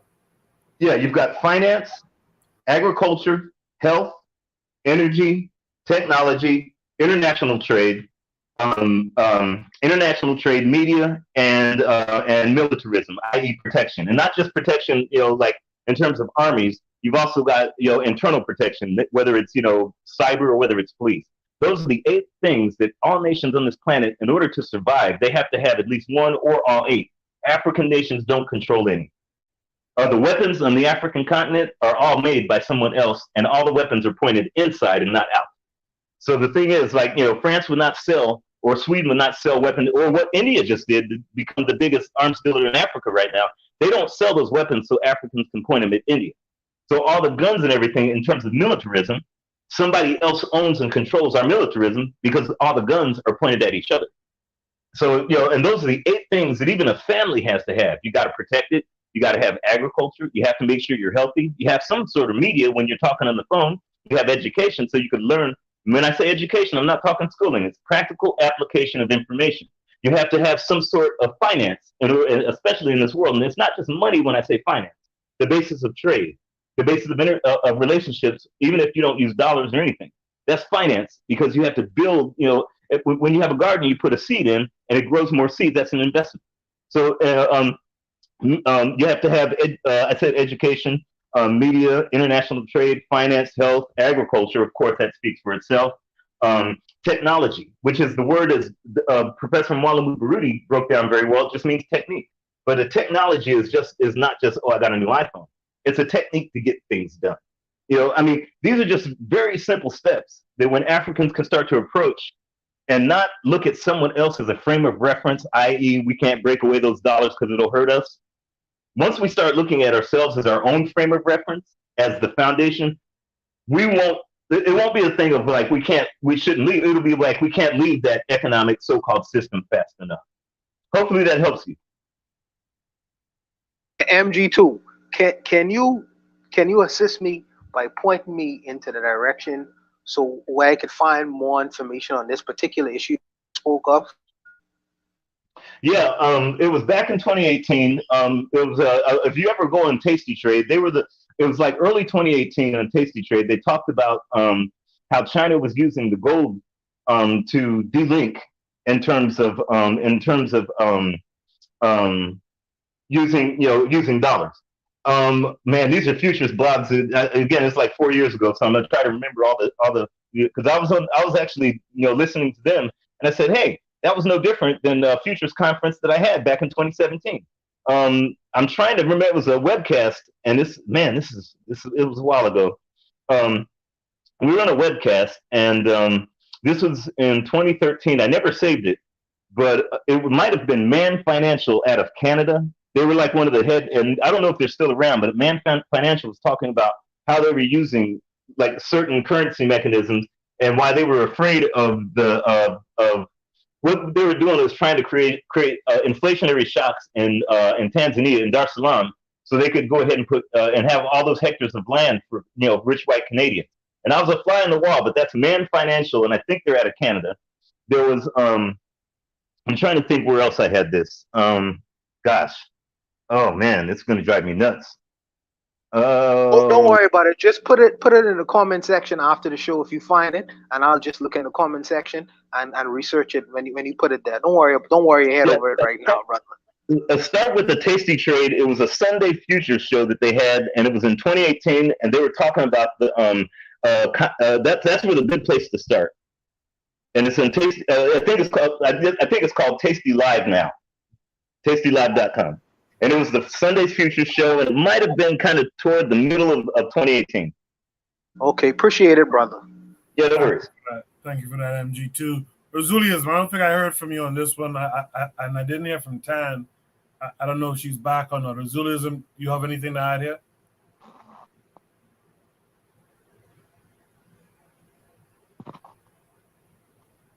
Rosulius, be muted if you're talking. Oh, okay. I mean, I understand what the brother is saying. I understand what RBG was saying. What I'm saying, I hear a lot of black people, a lot of these people talking, oh, let's the US dollar fall, break, all of that, oh, let's break it. You know that all that shit is attached to your 401k, to your child's thing. All that shit is attached to that. So we're saying, oh, let the dollar break down. I mean, I hear what this guy is saying. Yo, like the brother just said, there's more to it than the petrodollar. So whatever's gonna happen is gonna happen. I'm just a dumb man. I don't know anything about that. All I could do, and that's why I don't like letting these things penetrate my mind, because at the end of the day, I can't do shit about that. So I hear it on every YouTube channel. The US dollar's voting, the US dollar's voting. What you gonna do? And what pissed me off is these people that talk about, oh, what did you do? Did you have savings? Did you shut up? All of this fear mongering, creating all this shit amongst people. If it's gonna happen, it's gonna happen. I don't know. I can't do nothing about it. I'm not a financial person. I'm not a big head in the economy. My parents don't. My parents or my family don't own nothing in either country or whatever. So to me, that, like the brother just said about this guy, he's talking about this, making it over simplifying it, and then making everybody scared, this and that and the third. Like, what can I do about this but just listen to it? Like Buana was saying, oh, that thing is going to increase, this and that and the third. Okay, if that happens, do we have an African country that's going to be like, hey, I know y'all shit is fucking up in the America, come over here? Do black people have a safety net? Everybody, all the black nations want the crumbs from the table. They wasn't building shit from the beginning. They wasn't preparing for this fall of the dollar to take advantage. They wasn't doing none of that. Just taking the money, sending their kids to European school and American school. So all of y'all, all people want to talk about, oh yeah, the dollar's falling. Yes. Okay, I want to see y'all say yes. When your 401k that you thought was gonna save you at 60 is gone. And to me, I'm not saying I understand what the people are saying. Oh, let it crash, or let it burn. Okay. At the end of the day, we all know right now, black people are at the bottom of all economic levels. So when it breaks, y'all gonna be down. But at the end of the day, is there a black country that's gonna be like, hey, come over here? Any of these African countries were building up their economy to no. So I don't know what to say about this. I'm just watching. So I'll pass the mic. I appreciate it, Razuli. Does anyone have any last words? Can I? I'm sorry. I just wanted to answer his question before I leave. Think of a dollar or a U.S. or a European economy like a seesaw. That's all it is. And the thing is other folks, through their resources and everything else, are at the bottom of that seesaw holding up U.S. dollars or U.S. hegemony. Now, the thing is Africa is always on the bottom of that seesaw. They'll never be able to enjoy the sky and everything up there. The only way that can happen is if whatever's on the other side of that seesaw has to go down. And the thing is a lot of us, I know, and I really dig the brother's passion talking about it. One of the things that I say is Africans, not only in America, but Africans globally, have multitudes, over $1 trillion of velocity, not the amount of money, but the velocity of capital of US dollars that goes through our hands yearly. With that, it reminds me of a movie I saw back in 1975 called Man Friday. In other words, other nation states have used this. They use that as a tool to delink themselves and create their own economy. In other words, they're trying to make sure that they're on the best side of the seesaw. And if someone else can do it, I know that we could do it in a heartbeat. The thing is do we have the will to do it? Are we going to continually be subjected to someone else? So therefore, it's like this Thucydides trap we can never get out. It's more important for every African. It's not a thing of should you or could you. It's a thing of you have no other choice but to see United States economy fall. Otherwise, Africa will always be at the bottom. I'll go ahead and pass the mic. I appreciate that. If there's no last words. Yeah, I need to say something, yo. I'm not a house nigga. Like, I understand the whole idea that America is doing terrible things, that the West is doing terrible things. But a lot of these people who's trying to delineate is doing horrible things to black people. We're talking about Saudi Arabia, yo. This ain't the 60s and it ain't the right context, yo. And as far as, you know what I'm saying, worry about America, you know what I'm saying, a lot of people in this country, you know what I'm saying, picked up arms with this country in the 18, you know what I'm saying, 60s on they trying to do something about, you know what I'm saying, their situation. So, you know, I'm saying it's not all bad. Foreign policy ain't black folks' fault in this country. Except you, unless you a black person that, you know what I'm saying, dibble dabbles overseas on some extra shit, you know what I'm saying, for Uncle Sam. If anyone got anything to say to me, you know what I'm saying, you hear my voice, I want to hear your voice. I'm a yield. There is in listening to MG2 speak, I'm recognizing that for me personally, let me speak about me.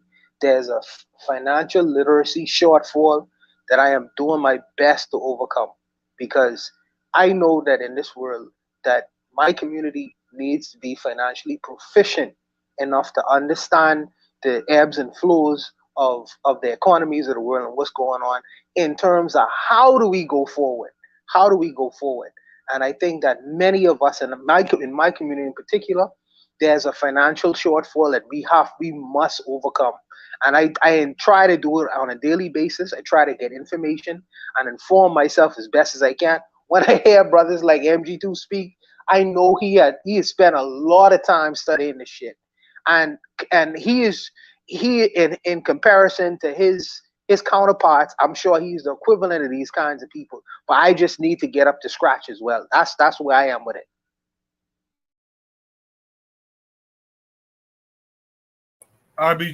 RBG, before I shut it down tonight, because it's 2 a.m., it's after 2 a.m., D Web from the House Shotty podcast. As far as, you know, anyone, I mean, this character who I have blocked, but you know what I'm saying, addressing me, this person ingratiating themselves, I don't like it. I don't like it at all. You know what I'm saying, like I don't have time. I'm not on that time of the sideness of this character. That's not a D Web, that's not this person. I'm talking, you know what I'm saying? But I'm just gonna keep it at that, you know what I'm saying? Okay. Who make this brother vex that I buy? Somebody make him vex.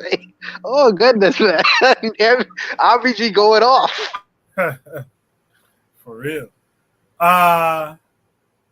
First super chat, KW Don 7 says black people globally are already at the bottom of the current Western hegemonic order. What do you have to lose if it fails? Thank you for that super chat. First one I ever got. Appreciate it. Yeah, I mean, what do you have to lose if it fails? This fear of how hard it's going to fall on you, it done falling on you. It done squeezing you. You know, if the slogan is when these people cough, we sneeze, yeah, it already fallen on you. You know, you might as well ride it out. Now, the thing that Trigger Happy 262 was saying in the chat, you don't want to be a sitting duck either. You know, let's try to get organized and ride this thing out proper. But yeah, what do you have to lose? 401k, what does it matter? I just think that listen. Go ahead, MG. Go ahead, RB. Go ahead. My bad. It's just that, man, I just feel like it's like what it turns into is like, well, these white folks is doing this stuff. Well, all these non-white people is just, you know what I'm saying, it's just gonna be good. It's just gonna be good. I mean the analysis, you know what I'm saying? I'm not China, I see China, yo. It's like, yo, I see it. I see the socialism. I see it. I know I feel like, how do I say? I just think that a lot of the figures of speeches and a lot of the sensibilities that we have in this isn't as nuanced as it could be. I understand that if the dollar falls, but yeah, everyone has his rise and fall. But what I'm saying is that black people is not going to be ahead because of it. Everything's just going to transfer slowly, and we won't get we won't have any lead. So it's like, I'm not caping for America. I get it, but I'm not caping for anyone else either. Right. I'm certainly not going to. I'm certainly not going to sit here and I mean, I know I'm talking. You know what I'm saying? It's like, look, I mean, I see, I find it reflexive. A lot of the international, the workers of the world isms and the socialisms and stuff. Look, I'm not an anti-social person, but I understand capital and how you make wealth and how you get it. Even though I don't have much, I can still see it in perspective. I get it. It's not that, you know what I'm saying? It's like we cannot be reflective. We cannot be so, I don't know. It's like, you know what I'm saying? Like, we have to be tactful about how we feel about this stuff. Do not replace one colonizer with another. That's all I'm saying. If anyone needs to take down America, it's the people within it. You know what I'm saying? Why are we going to like outsource that? That's foolishness. I'm sorry, you guys. I'm sorry for cutting in. My bad.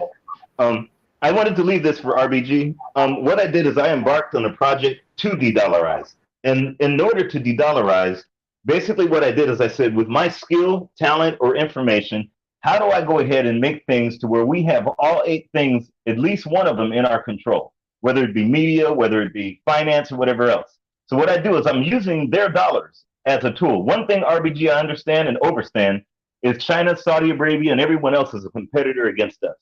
I mean, the day I wake up, every morning I wake up, I say, those are my enemies, no matter who it is. If they're not African, I have an enemy. But the thing that I have to say is, wait a minute, how can I use that dollar tool to create or instill or inspire an entire new economy that others have to be subjected to that we create? So we're the ones in charge of a reserve and not waiting for, America or anyone else to do it.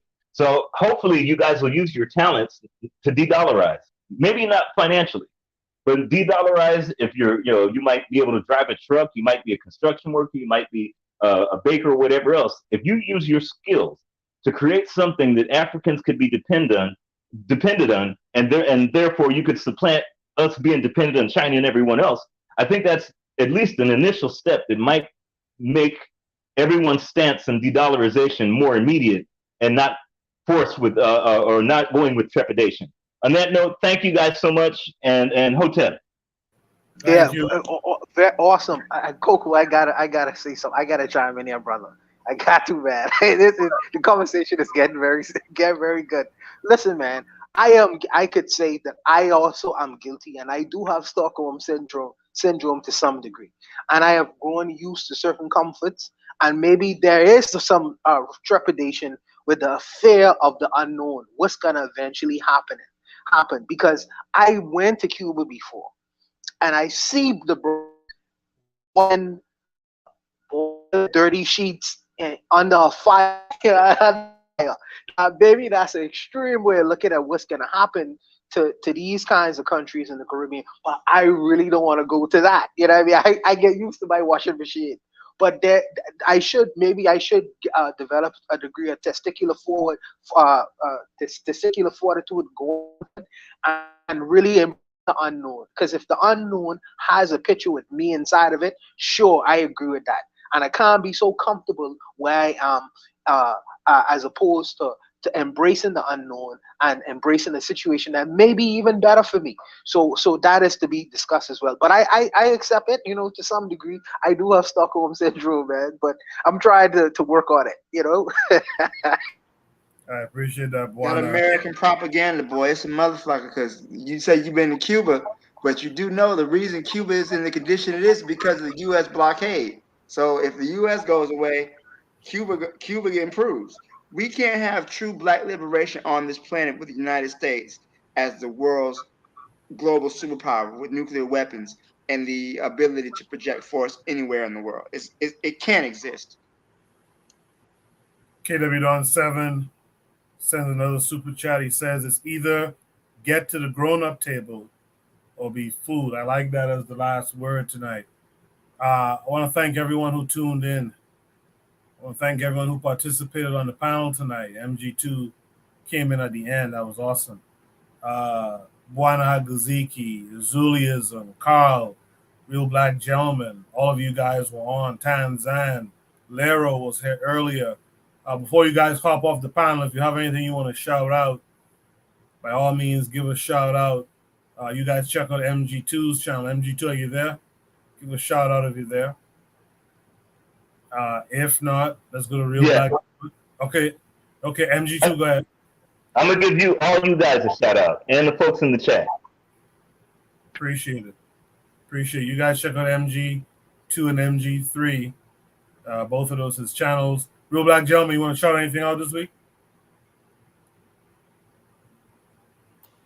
What was I thinking about? I don't shout out my dude. You know what I'm saying? He I had a friend who you know what I'm saying, he had a bad accident, and you know what I'm saying, I learned that, you know what I'm saying, he was doing well. So I'm gonna give a shout out to my man Spoonie.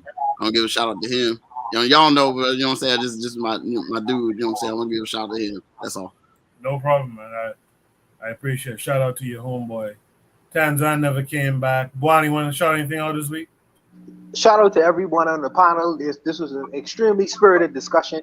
Y'all brothers in the chat, leave RBG alone, man, because RBG, he's a stalwart person. He's been coming to the Bitter Meds. He supports the Bitter Meds very much. So y'all go easy on RBG, man. You know, y'all point that energy in my direction. I can take the bullets there.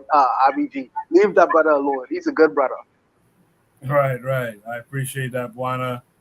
All right, that's a wrap. That's another show. I imagine Hot Shorty Podcast, you guys will be live later tonight. Oni will be on at 11 a.m. Eastern Standard Time. Probably Bakari, probably Casidra, maybe even Forecast, who knows.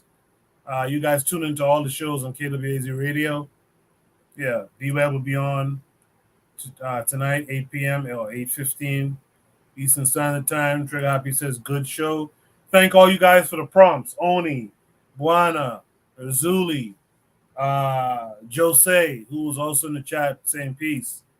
Thank you guys for all the prompts. Trigger Happy 262. I hope I mentioned your name. Thanks for all the prompts. Join the Discord. I need to revamp the Discord again. Well, not again. I need to revamp it. I started some work and I never finished it.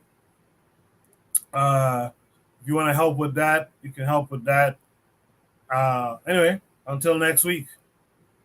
Maybe you'll see me during the week on some other program on KWAZ Radio. But until then, you guys be good. I'll see y'all next week. Peace.